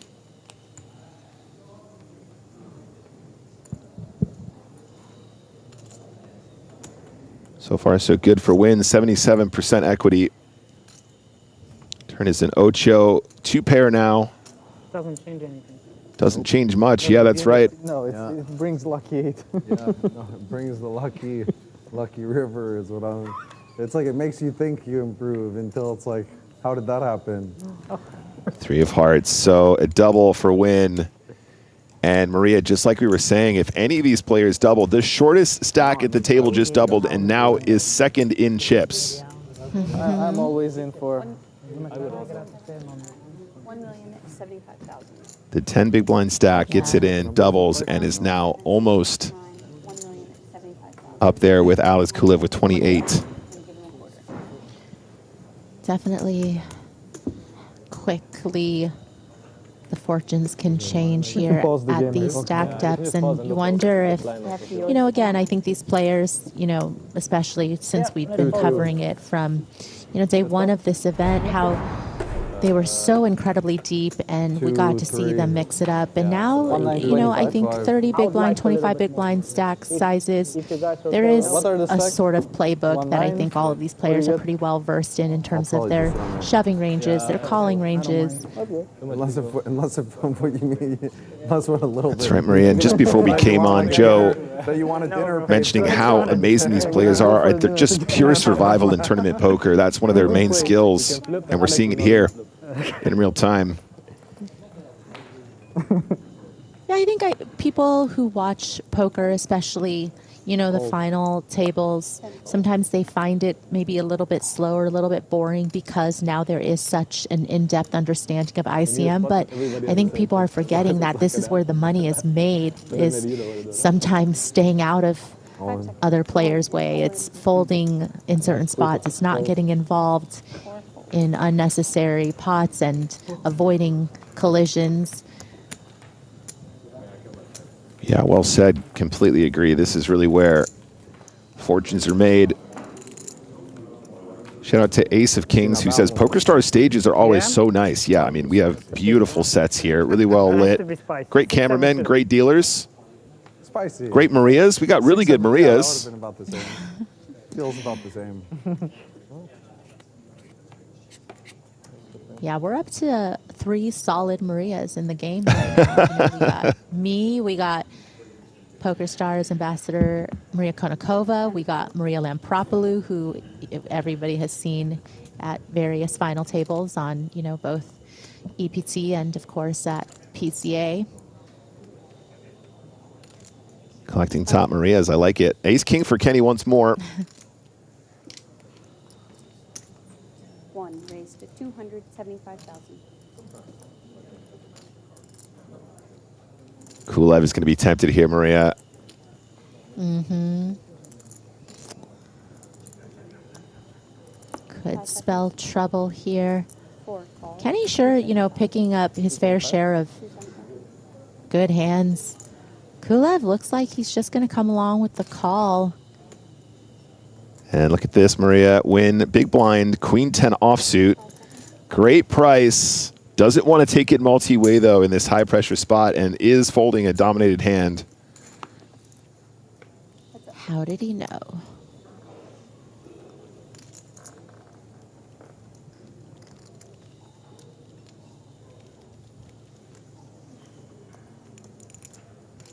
And the flop is king high. Advantage Kenny once more. 99% on this flop with the AK. 4 checks. How does Kulev know to slow down here, right? Like, how easy is it just to go ace 10 against Bryn Kenny? I'm just going to start pumping this up, but somehow going to probably get away from the worst hand and lose the minimum in a situation many players would probably end up finding a collision of some variety, if not for whole stacks on occasion.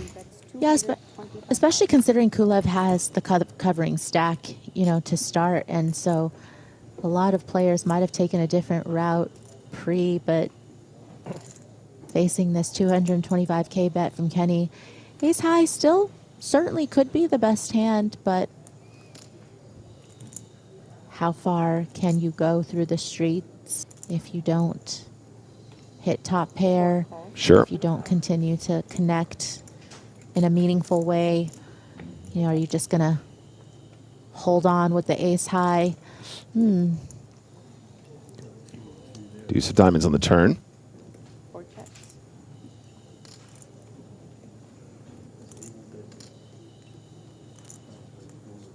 Do we feel like this is just going to be a little more troublesome for Kulev to not think ace high is good with the deuce pairing?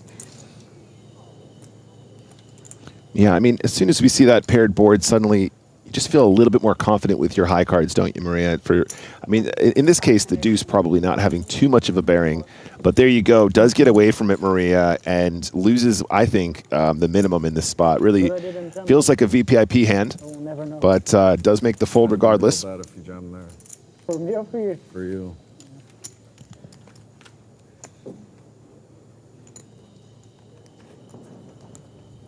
Had restraint. He said, spiritual guy. I can't. He felt it.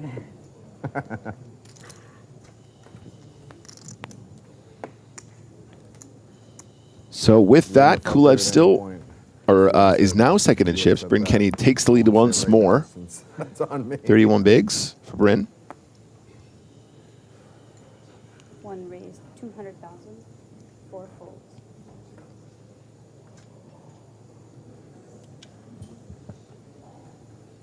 Kenny opens from the cutoff, also under the gun.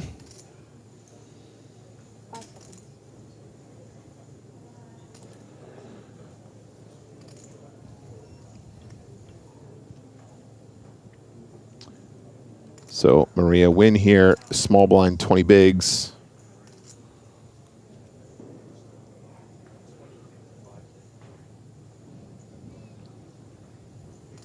Decides to lay it down. Alex, how much do you have now? 2? 1-7. You're probably getting called there too, or ripped on. So You're getting called? You're getting some cards. what can I do? You showed something? No. You just told me. Maybe I had 6-5 suited. I'm looking forward to see the stream with 10-5 suited or something. Byron. Byron, Was that real life? That happened?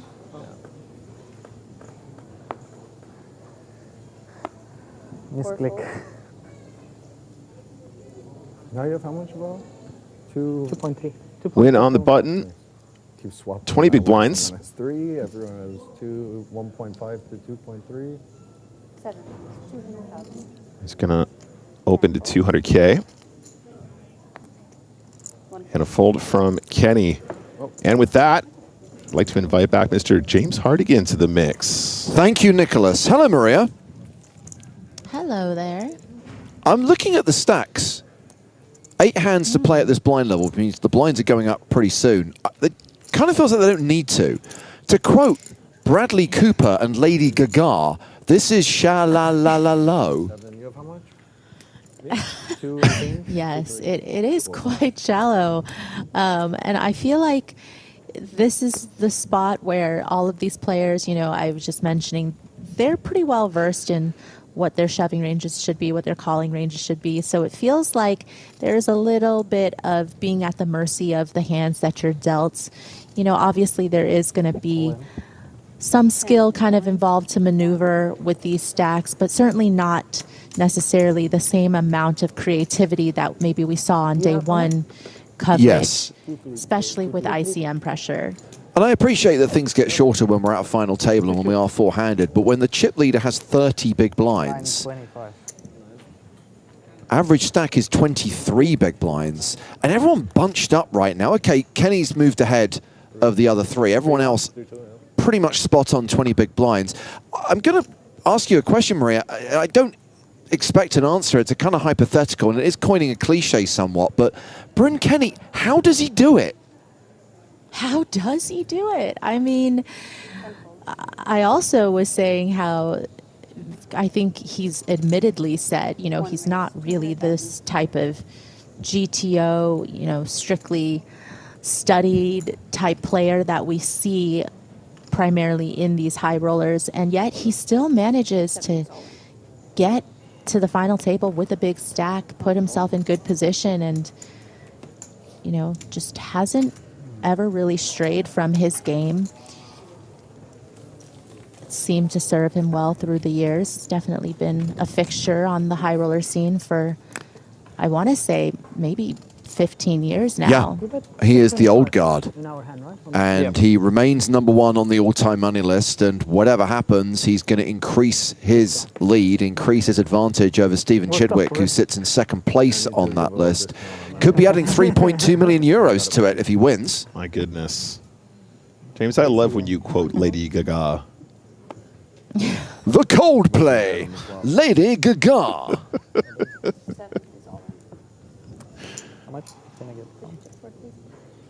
My broadcasting heroes, the icons whose footsteps I follow in, my role models are very much Alan Partridge and Stephen Toast. Those are the people I look up to. The proof is in the pudding. Or less. That's 1.7. Check this out, guys. Blind v blind. I mean, this is the 3rd hand in a row where we have seen an all-in. And that's really the narrative right now. Open, jam. Open, jam. And again, that just speaks to the chip distribution right now and the average stack, which is going to get even shallower in 6 hands' time.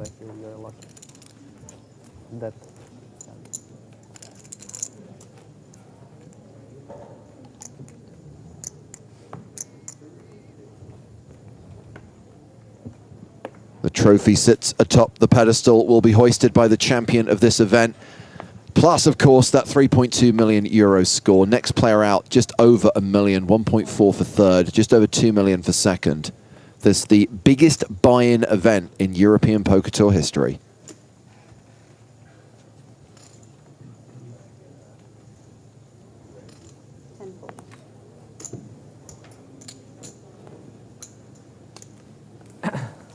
Bryn Kenny gets a walk. Maria, how does he do it? He's got the swag factor, I think. People are just intimidated. Look at this. James, me and Maria have They're been like- proposing that we think perhaps he might just be the world's greatest field player. Sure. Greater than Phil Hellmuth? Dare we say it? I don't think Bryn Kenny has a deal with a training site. Greater than White Magic. What a guy. I mean, it would be interesting to see Hellmuth and Kenny play heads up. I feel like there would be a lot of deviations that we would be like, huh, never seen that before. I mean, Hellmuth is the only person I think I've ever seen raise fold off of maybe 10 big blinds ace queen. I want to say it was like 8 to 11 big blind stack. But here is my question, Maria. Was it a correct laydown? No, it wasn't. It wasn't. Sometimes it is. Don't get me wrong. That's what's absurd. This is not a knock on Hellmuth at all. I know, but often he will do really weird things and yet is somehow proved right, and that annoys me. So I like it when he does stupid stuff and is wrong. Never happened. No, 1,000%. But he gets it right more than he gets I it wrong. know. That's why I'm annoyed. That seems so unorthodox. I love how the chat thinks we're being shady when we say he's a field player. I think if you ask Bryn Kenny right now, if we walked out there right now and said, hey, Bryn, I think we're going to name you the world's greatest field player, he'd be like massively complimented by that. Give you a big bear hug. He loves it, man. This is a guy that believes in the power of the universe. Yeah, if you've ever spoken to Bryn and, have him describe his own game, I would think that he would say something very similar. So action is going to start here with Bryn Kenny. He folds. And I think that's the weird thing is that, yes, we know that now with access to solvers that there is this information out there. And of course, there are some of the world's greatest players that take a lot of pride in the fact that they study so much. But I think poker is still very much a game, especially live poker, where you can be a field player and you can still put up good results. Totally. And I don't like that now everybody in this era thinks there's only one way of doing things, and it's either, the right way, which is GTO, or it's no way. And I think that poker is still so far from it being that black and white, and that's the beauty of the game, and that's what keeps players coming back. Sure. So, write down the date and time because we're going to see a flop. And Kulev has flopped top pair. Ponokov's with a dominated queen has an open-ended straight draw. Buddy.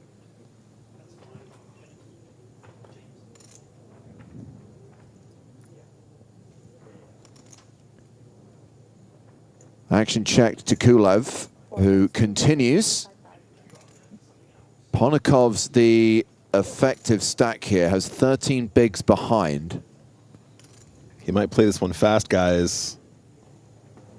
Will usually have considerable equity. Just double check. Was that the 10 of spades? It was. I mean, he's so shallow, Maria. Do you think he just plays this one fast a lot of the time? He's capable of having some deep conversations about a lot of topics, Nick. yeah. Well, he is all in. Kulev calls, and Ponokov's is at risk here and is quite far behind. 27%, if you include the chop outs, 29% chance of survival. Probably not going to be a chop. Thanks, Bryn. Good, but you have spade, yeah.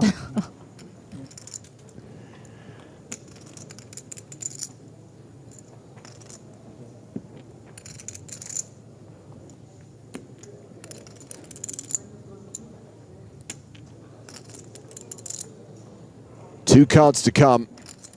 Ponokov's looking for a king or an 8. Running spades do not work for him. Kulev with the jack of spades. So that actually takes away out the non-spade king, the non-spade 8. Those are the cards that Ponokov's needs to hit. 5 outs in the deck. If he does not hit, we're down to 3. 5 of hearts is a brick. And Alexis Ponokov's will be eliminated in 4th place, cashing for €1,070,000.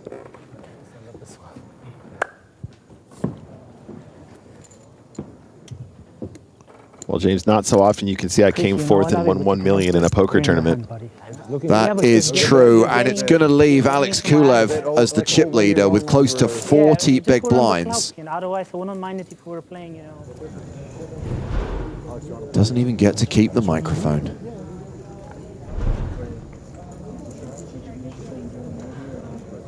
it will be the last hand of 50-100. I like it. You'll be the big blind. So with that consolidation, the stacks are a little bit deeper. You know, Kulev doesn't have that big of a chip advantage over the other two stacks. 7, 3, 8. A little bit deeper for one hand, Maria, because the blinds go up next. Yeah, well, okay. Well, No, it's an accurate observation. I'm just saying it's a short-lived situation. Actions on you. He raised. He can't. Oh. Oh, it's sorry. I thought I was button. Okay. Okay. What happens now? Action is on this gentleman. If you change it, it's okay. Yeah. The confusion is the lack of a small blind. 4, raise 200,000. So Kulev raising with queens. Yes, sir. So all your options are available to you, Christopher.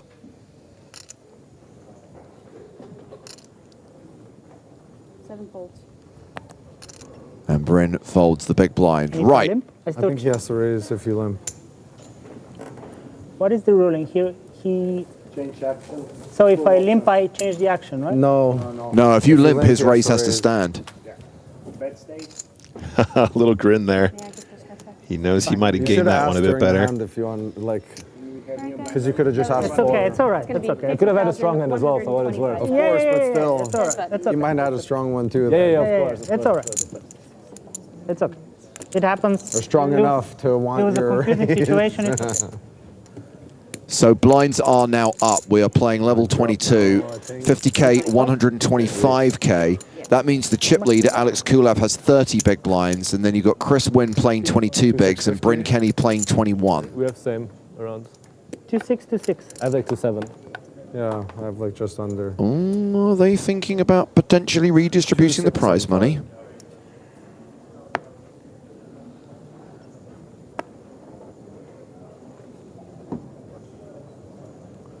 So what, that's like...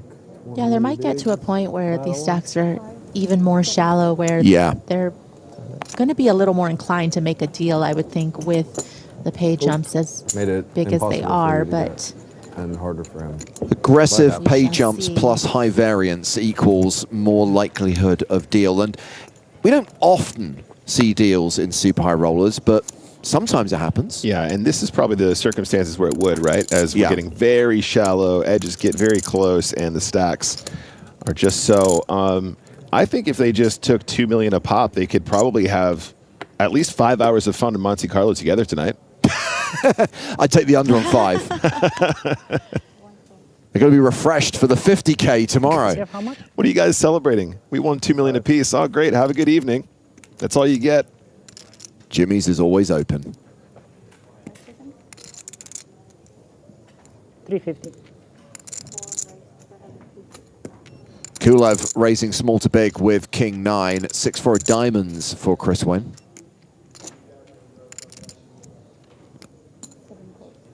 Nick, you must be loving this. We've got three-handed action, shallow stacks. It's a 250,000 euro buy and spin and go. It's all I could have hoped for. I'm glad you guys kept me on for this bit. Top pair for the King 9.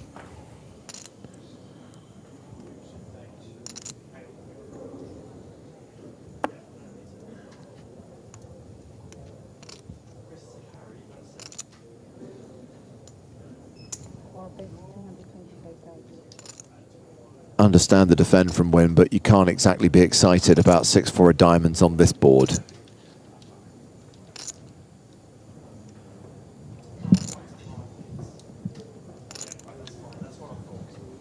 Yeah, I think this is,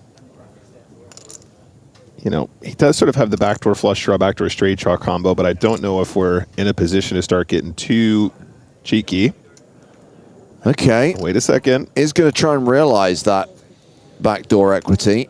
Oh no, he's actually going to check raise. Yeah, I was going to say, James, I think that if you do want to play with the sort of backdoor flush draw, backdoor straight draw combo, it's better played fast as a check raise. Yeah. This is not that outlandish. This is definitely a combo that's supposed to be in there once in a while, but doing it for these stakes and off of this stack depth is very bold.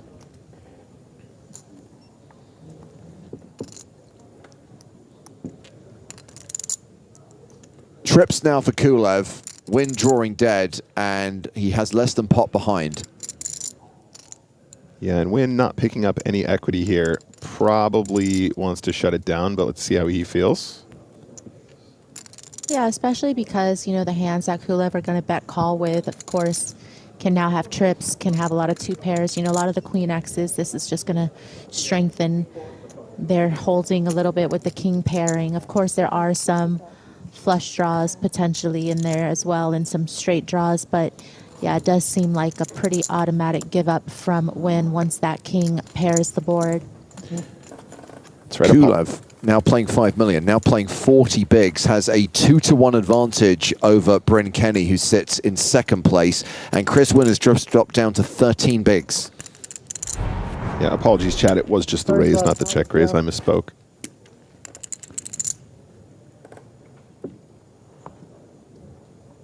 $1,775. Chat, just keeping us honest, Nick. Hey, it's okay. I like, you know, I can admit when I'm wrong. It's all good. We've been at it for a few hours now. So earlier on, the subject of Chat Pro Saturday came up, and our moderators were asking whether I would veto it for this event. And I did say yes, because for one time, and I want to stress, for one time only, I think because of the significance of the final day of this series of broadcasts from Monte Carlo, I am going to allow Chat Pro Sunday. Oh, wow.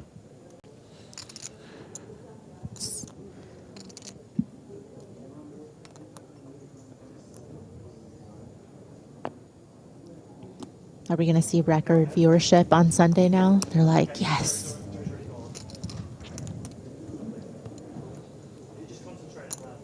Kenny with a pair of fives, Kulev with a pair of nines. I kind of feel it's the ultimate conclusion to celebrate Joe while not allowing him to ban anyone.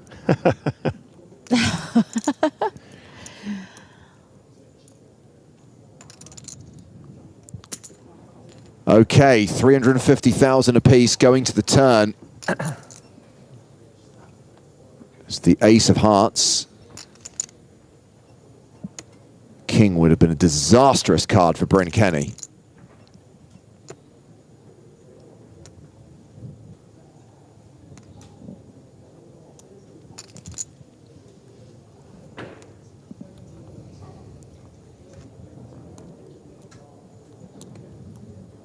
Yeah, I'd say this is probably still a go again. The ace, I think, is fine to continue barreling with a hand as strong as King 9 here, just for pure value.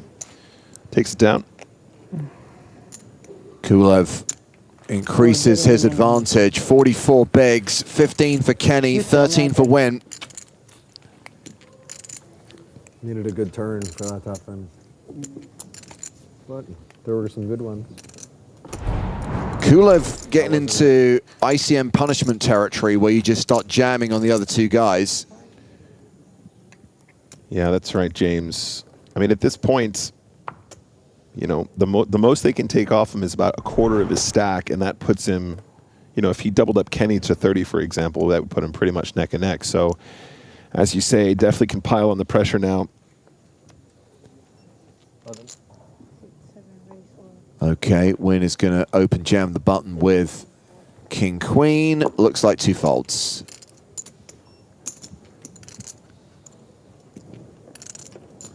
You have two? You have two as well. 1-9, 1-8-7-5. 1-7 in this. So 1-9 also. Okay.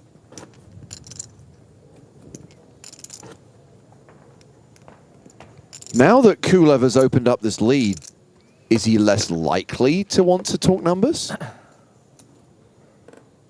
Yeah, I would think so. And it definitely has, you know, a little bit to do with how much of an edge he thinks he has against these two particular opponents. I mean, I'm assuming that they've all had quite a bit of history against each other in these spots. And so I would think that Kulev might feel like he has a decent advantage. I mean, certainly he's very experienced, a little bit more compared to Sei Wen, who I think is a little bit newer on the scene.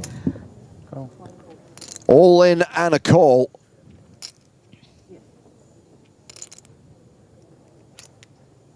Bryn Kenny opened on the button with ace-jack. Chris Wynn jams 10-7. Bryn calls it off, is ahead, but Wynn has live cards. Definitely got caught with his hand in the cookie jar here, guys. Tried to make a big move. Tracy, give me a smile. 40% is 40% though. I mean, it is, and that's part and parcel to the game. Bryn Kenny, the at-risk player, but is ahead right now.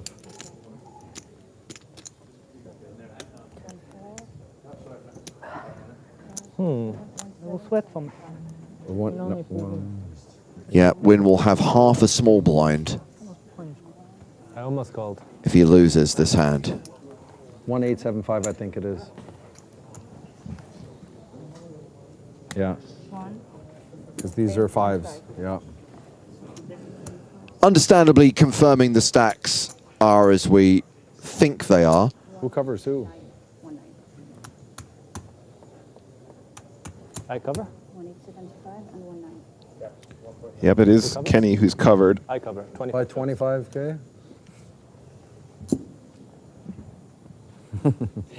Good luck, Bryn. What is this? 46? Yeah, what is this? 65? I was thinking that, I think it's somewhere in between the two. 57? Maybe 60-40. I don't know. Maybe 58. I don't know. 61-39, I have that information. Fold the spade. Use 3. Ace, king, 8, all diamonds. Pretty decisive.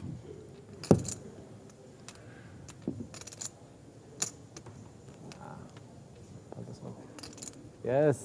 Oh, we got ourselves a sweat. That's better than diamond. Way better It's so hard to have your opponent drawing dead on the turn. It's so hard. I hate this game sometimes. Just when you think you got it locked. Bryn has to fade a jack or a 6. He does. And that is going to be a double up for Bryn. It is going to see Chris Wynn left with 25K, which amounts to half of a small blind. Hey, James, can I ask you a question, buddy? Yes. How does he do it? You weren't feeling like you were going to win it. You just wanted chips back. Many, many years ago, Joe and I interviewed Bryn Kenny and asked what he thought is the secret to being a great poker player. His response? Alligator blood. That's how he does it. Amen. Now, at the time, I thought it was a kind of like, you know, swag answer. And I thought maybe Bryn Kenny is drinking alligator blood because he is into some weird stuff, as is well documented. That's what Alex said. That was my guess.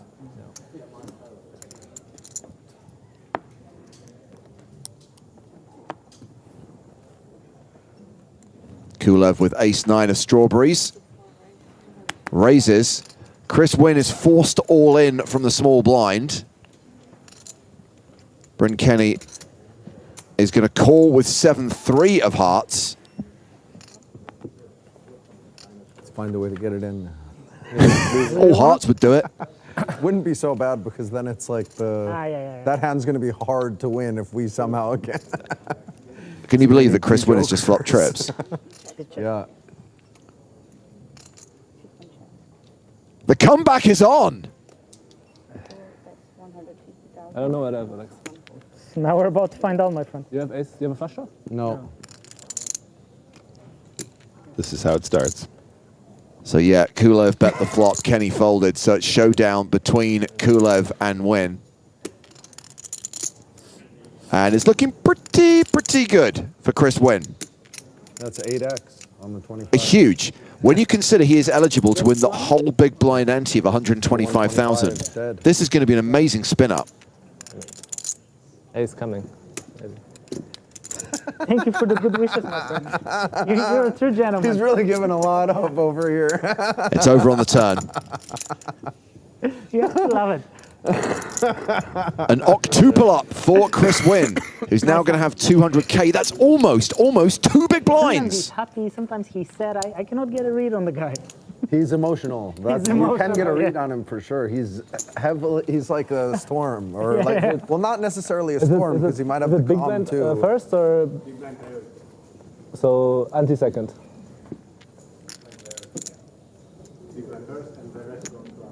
Okay.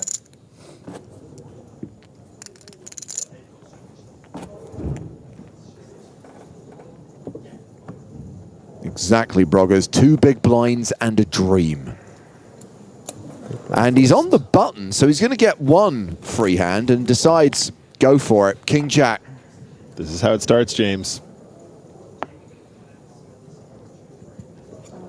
Bryn's going to call out of the small. 200, right? Kulev calls as well. 3-way to the flop with 1 player all in.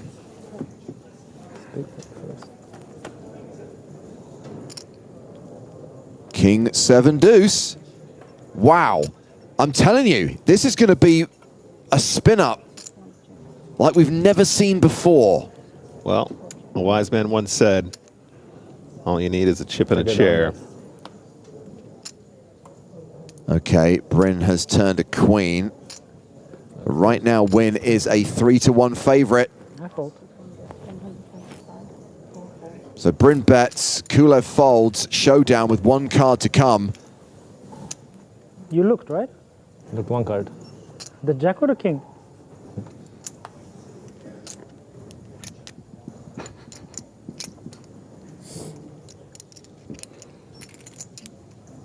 This wasn't a big spin to 725. Wynn just has to fade a queen or an 8. I had out. I had a deuce. Let's see if I saved them. Last time I did for a small pot, not this time. Wynn's hand holds, and he's now up to 725,000. You saved me last time, and then you fucked me the next time. It's happening. Then you fucked me the next time. A fistful of big blinds. Live out of nowhere, man. So, How much now? 5 bigs, is it? And he's going to have to put 2 of them in on the next hand. He's going to have to post the big blind and the big blind ante. Feel like 5, yeah. I have 5-4. Be so disappointing if he now loses this next hand. More, right? Maybe. Yeah. Yeah. 3 plus the top player. Yeah.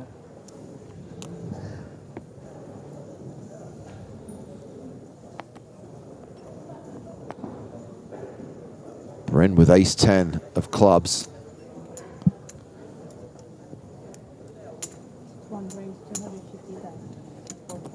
He's raised it to 250. I mean, so many of your chips are committed already, and yeah, he's going to elect to call, leave a little bit behind, but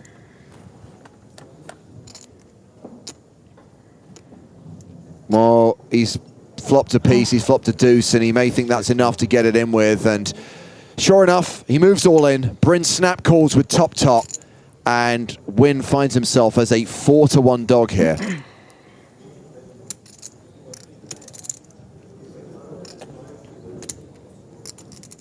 Are there any kings about?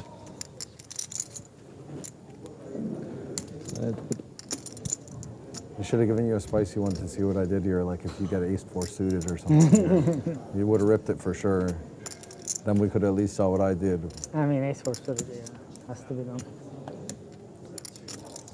I might have called it off. Same outs required for Chris Wynn. 5 cards he can hit to survive. King or a deuce required. Too good, I feel like. Ace-8, ace-9, easy fold. Yeah. Also the special. GG. Does not hit. So Chris Wynn, who won the 100K Super High Roller at EPT Monte-Carlo last year, exits this 250K event in 3rd place for 1.4 million euros.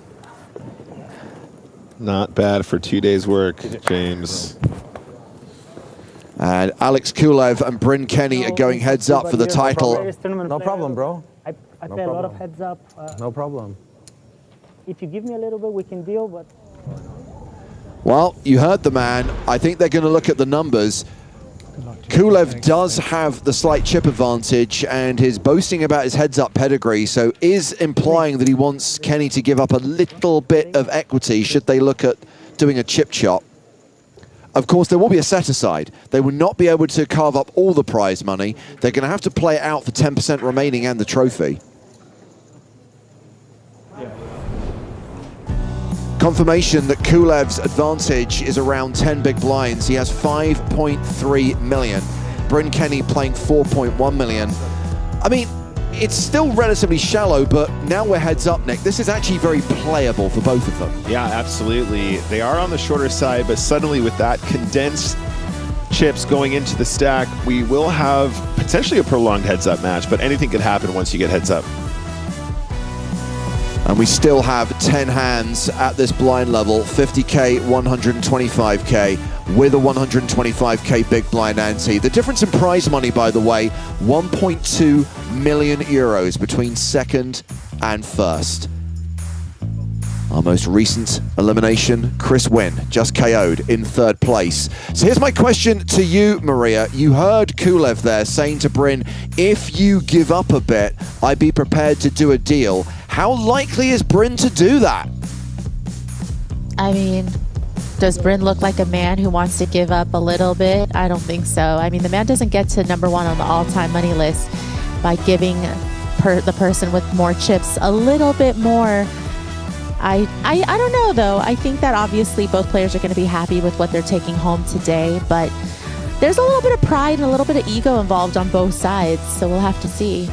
Well, my understanding is the players have alerted the tournament staff that they do want to look at the numbers, so the trusty laptop will be brought into play. Of course, any deal conducted in an EPT event has to be done at the table, in front of the cameras, authorized by the tournament staff, so we're just waiting for Bryn and Alex to come back to the table.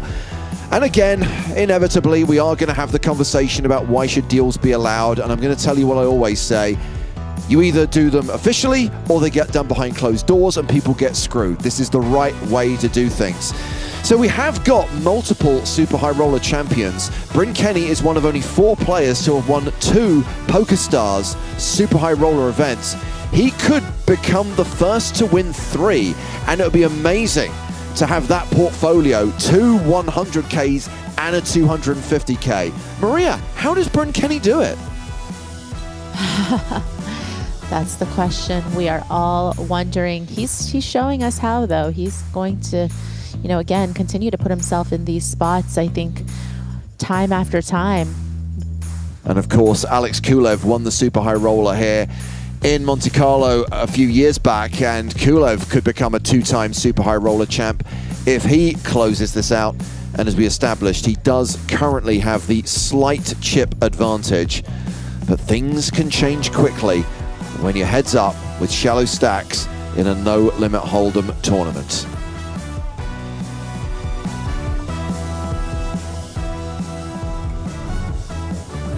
So hopefully the players will be back shortly as we remind ourselves of the stacks of the final 2. Just a quick PSA, guys. As far as tomorrow is concerned, it was meant to be a 200-400 cash game with a 100K buy-in. Now, we had players lined up to play. They've been talking to each other, and the players have told us that rather than playing 200-400, what they want to do is play a 100K sit and go, winner takes all. That is going to be the format for tomorrow. It is going to be 9 of the best players in the world competing for $1 million. And if you're thinking, well, hang on, the math doesn't work there, PokerStars is adding 100K to the prize pool. 1 million euros to the winner, a 100K buy-in, winner takes all, 9-handed sit and go, and we're streaming that tomorrow. So why do you get excited about that? Let's hear from our 3rd place finisher, Chris Wynn.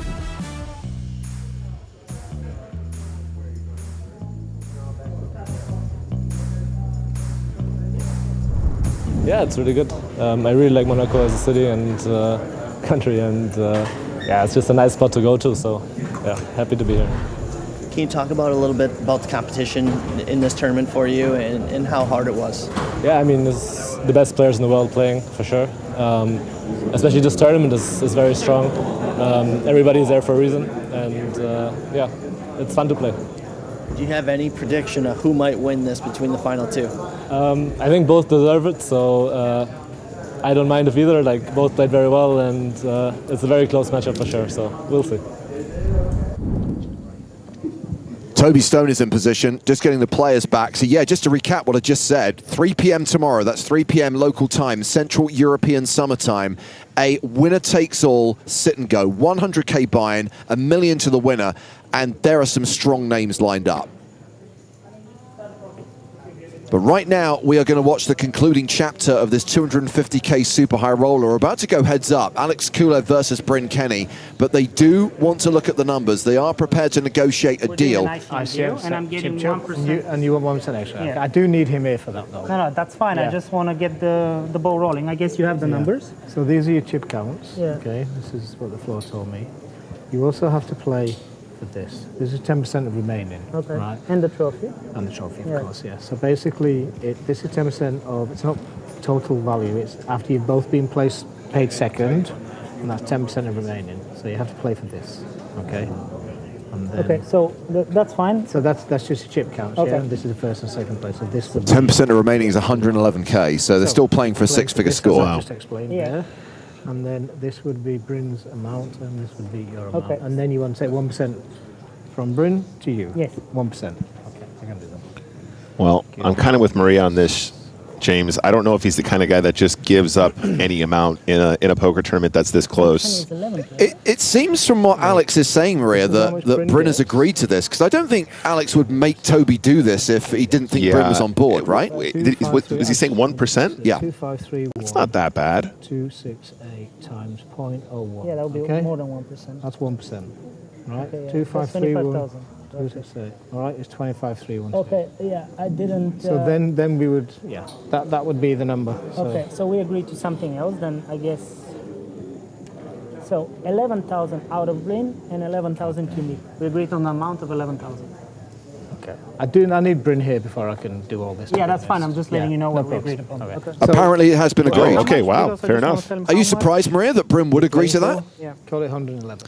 I mean, it seems like what Kulev wanted was somewhat reasonable. I feel answering you? like that's probably why Bryn agreed. It didn't seem too egregious. Yeah, I mean, he's got about a 33% chip lead, about 33% increase. I guess he's coming close. Asking for 1%, not that crazy. So we're taking, do you say 11K from Bryn to you? 11K? Yeah. Yeah, okay. 2, 5, 2. Bryn, where are you? We are negotiating deal. You have not showed up. Love, Alex. Love you. XOXO. Hurry By the up. way, I'm going to go out here and say, for every minute that Bryn doesn't return, it's another 1K. So now it's 11. In 60 seconds' time, it's 12. Another minute after that, it's 13. You give up equity for every minute you've not returned. Hey, Bryn, they're waiting for you. Love you. XOXO. Waiting for him again. First dinner break. Now, make a deal. Pedro asks, is Bryn in the bathroom? And Lord Helmston says, no, he's killing a crocodile. It was an alligator. There is a difference. There's a big difference. Guys, do not buy crocodile blood on the internet. It has to be alligator blood for any efficacy. Oh, it's great callback. Great callback. So look, we can see the numbers there. So it's 2.6. Oh, you changed the tab, Toby. I was trying to read the numbers.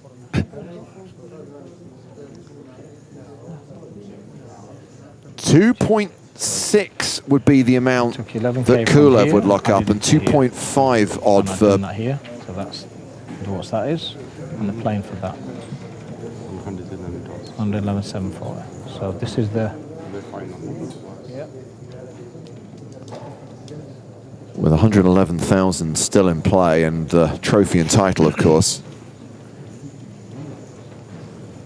Happy with Brennan. First time I've done a deal with. He's there. Come on, Bryn.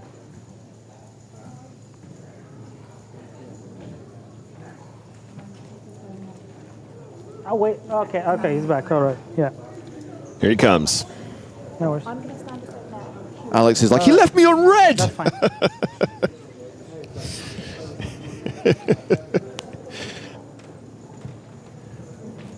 First time I've ever done a deal with a player having a beer. Did you guys hear that? Nice. Oh, wait, I wasn't having a beer. I was just thinking.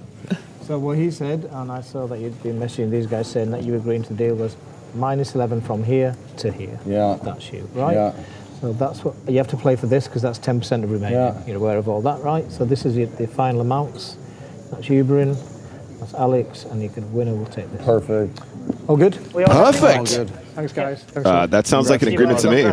Can I point out that would have been, could have been one of the shortest deals in history had Bryn not run off to get a beer. Yeah, sure, beer. We all know it's alligator blood. No, maybe someone else did by accident. Or someone else. Yeah, perfect. So remember, the tournament does not end here. They are going to play to a winner. They're still playing for 111,000 euros and the title and trophy. But the vast majority of the prize money One day, huh? We were both sweating the bubble. has been chopped. It's actually kind of a. And now It's an inspiration story. Oof.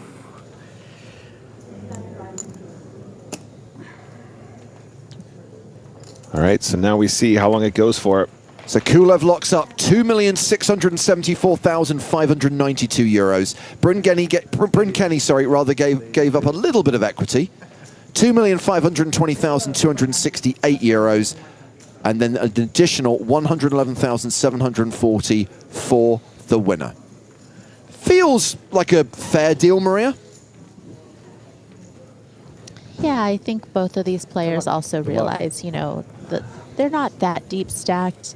And I think, again, a fair bit of respect for each other's game, enough to just make this deal and, still obviously playing for the remainder and the trophy, which is, of course, really important for both of them, but especially to Bryn, as you mentioned, as he would be the first to win 3. You have I'll tell you. So certainly a lot on the line still. 600, like 5-3, 5-4. Yeah, 5-2-7-5 with it.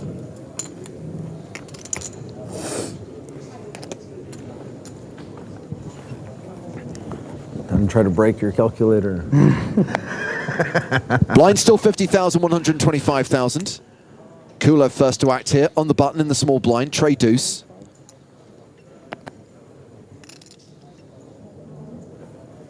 He calls, Bryn Kenny checks. We see our first flop of heads-up play. All right, let's do it. Ace 5-5. The wheel draw for Kulev. Bryn's 10 high, still the best hand. That 4 on the turn gives Kulev the wheel. It's a pretty good turn for the deuce tray. Gut shot coming in. And Bryn actually having a tray here in the hand as well. Technically blocking that straight. Uh-oh.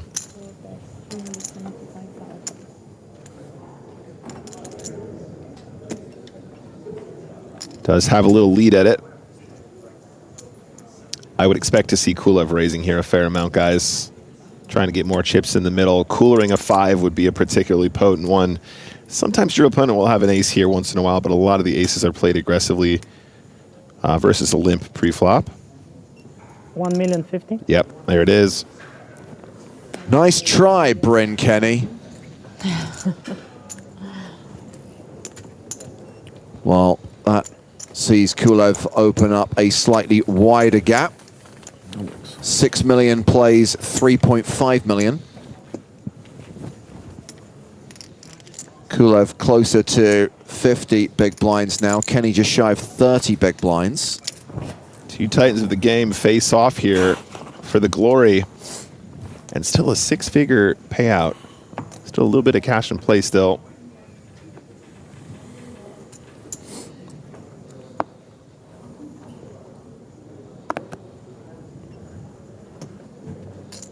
Kenny with ace-9 of diamonds. He's going to raise. We start here at 27 big blinds effective.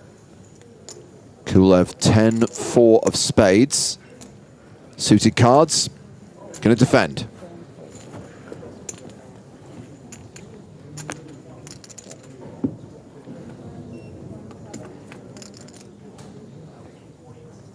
The flop is King 10-9 with 2 diamonds. What a flop for Bryn.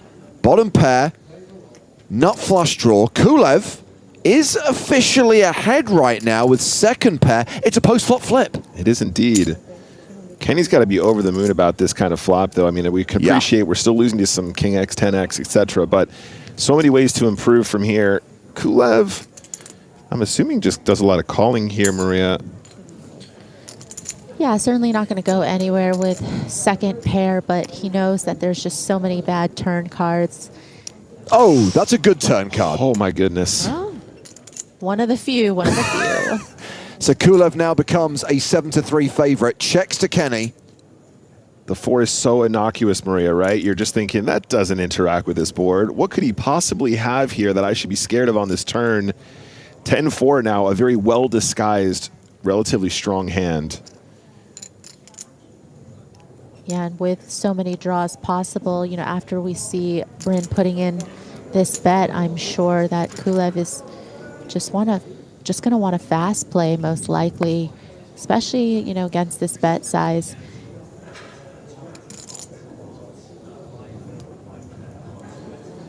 So 2.03 million behind, 2.1 in the middle.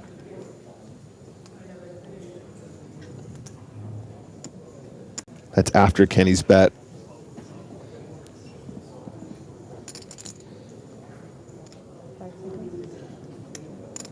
Does he just ship it?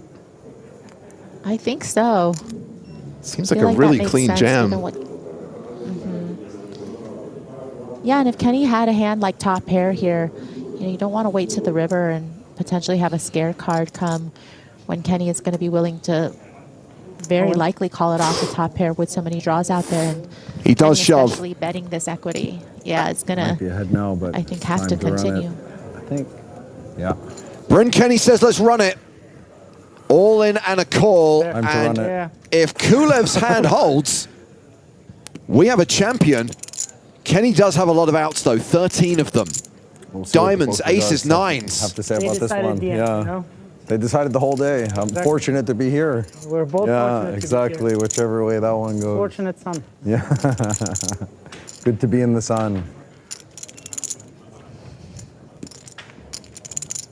Unless it's a diamond, an ace, or a 9 on the river, Alex Kulev is our champion.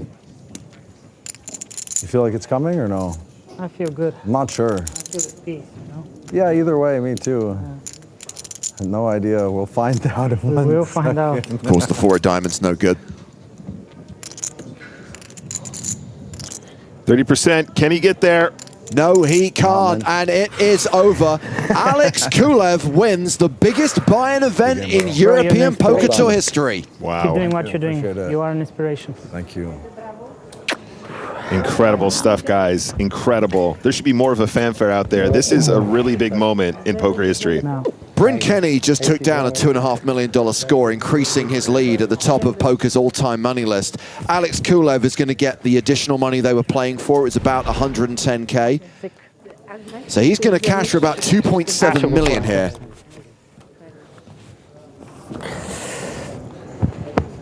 Gets the flag out. He's going to be very pleased with himself. This isn't just about the money, guys. This is a historic moment for all of poker, and indeed the biggest ever PokerStars event. Crucially, Kulev also becomes a 2-time EPT Super High Roller winner.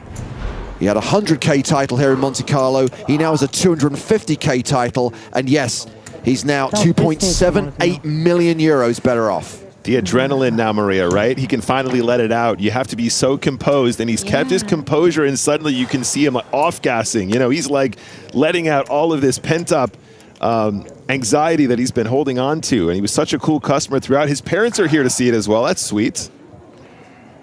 Yeah, I love that. I mean, I think, you know, it seems so quiet out there. It doesn't seem like there's much of a rail, but there's just so much of this moment that you're kind of still in your own head that maybe it's nice to be able to just enjoy this quiet, just the quieting of your mind finally, all of the thinking, all of the strategizing. Finally, you could take a breath. So as we check the result of this super high roller, a quick reminder that tomorrow is going to be a winner takes all sit and go with a 100k buy-in with 100k added by PokerStars, 1 million euros winner takes all. Some of the names confirmed: Jason Kuhn, Patrick Antonius, Stephen Chidwick, Kyan Mokri. It's going to be a great watch, just as this has been a great watch over the last 2 days. And the winner of the 250k super high roller, Alex Kulev, is going to lift the trophy. But first, he gets the pleasure of speaking to Joe Stapleton. Alex, here we are again. I stood here with you in 2023. 3 years later, we're back, and we went from a 100k win to a 250k win. Can you explain the level up? They're both extremely prestigious events. I think both fields were incredibly tough. All the best players in the world come to play these EPTs, especially at this lovely stop. We all gather and try to perform as best as we can. But I'm very grateful that this tournament was organized and that I was able to, have the fortune to win it. Well, speaking of the best players in the world, this was your biggest score of all time. How much do you care about the all-time money rankings? Oh, I'm very far off. What I care about is trying to perform from day to day and constantly give it all I can and keep on improving. And finally, one last tough question for you here, Alex. What means more to you, the money you just won or the fact that your parents were here to see it? I'll go for the latter. We can always make money in this world, but sharing these special moments with the people you love is something way more important in my opinion. Very well said. Thank you, Alex. So fantastic that we got to watch this tournament from the very beginning, from the very first level, all the way through to the final hand, which saw Alex Kulev take it down. And yes, of course, they did do a deal. But crucially, still a huge amount of money won by our champion. Yeah, that's so sweet there, James. Look at that.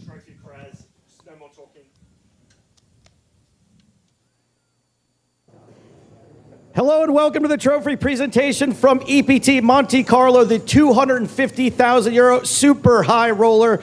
Here with me on stage is our winner, Alex, EPT Live Events Manager, Margarita Kuzmina, and PokerStars Associate Director of Live Event Operations, Cedric Below. Before we hand over the trophy, Cedric would like to say a few words. Thank you, Joe, and good evening, everyone. Just a quick word indeed. This 250k event is closing an amazing week of super high roller tournaments.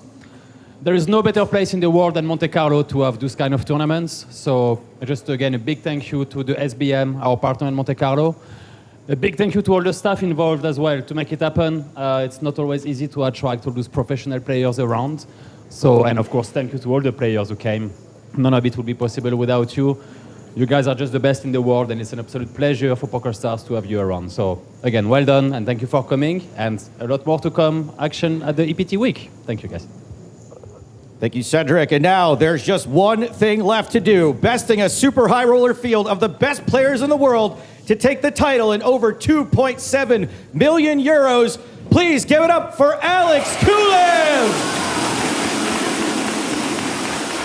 The 100k is in the books. The 250k is in the books. Our high roller coverage continues from EPT Monte-Carlo, and a reminder, it is a change to our advertised programming tomorrow. The players who are lined up to compete in a high-stakes cash game have decided they want to play a 100k buy-in, winner takes all, sit and go. With $1 million going to the winner. Jason Kuhn, Patrick Antonius confirmed, Stephen Chidwick signed up. Kyan Mokri's in as well. Make sure you join us 3 p.m. Central European summertime when we are back with that action. But for now, from Nick Walsh, Joe Stapleton, Maria Ho, Griffin Benja, Sam Grafton, and me, James Hartigan, it's good night from Monaco.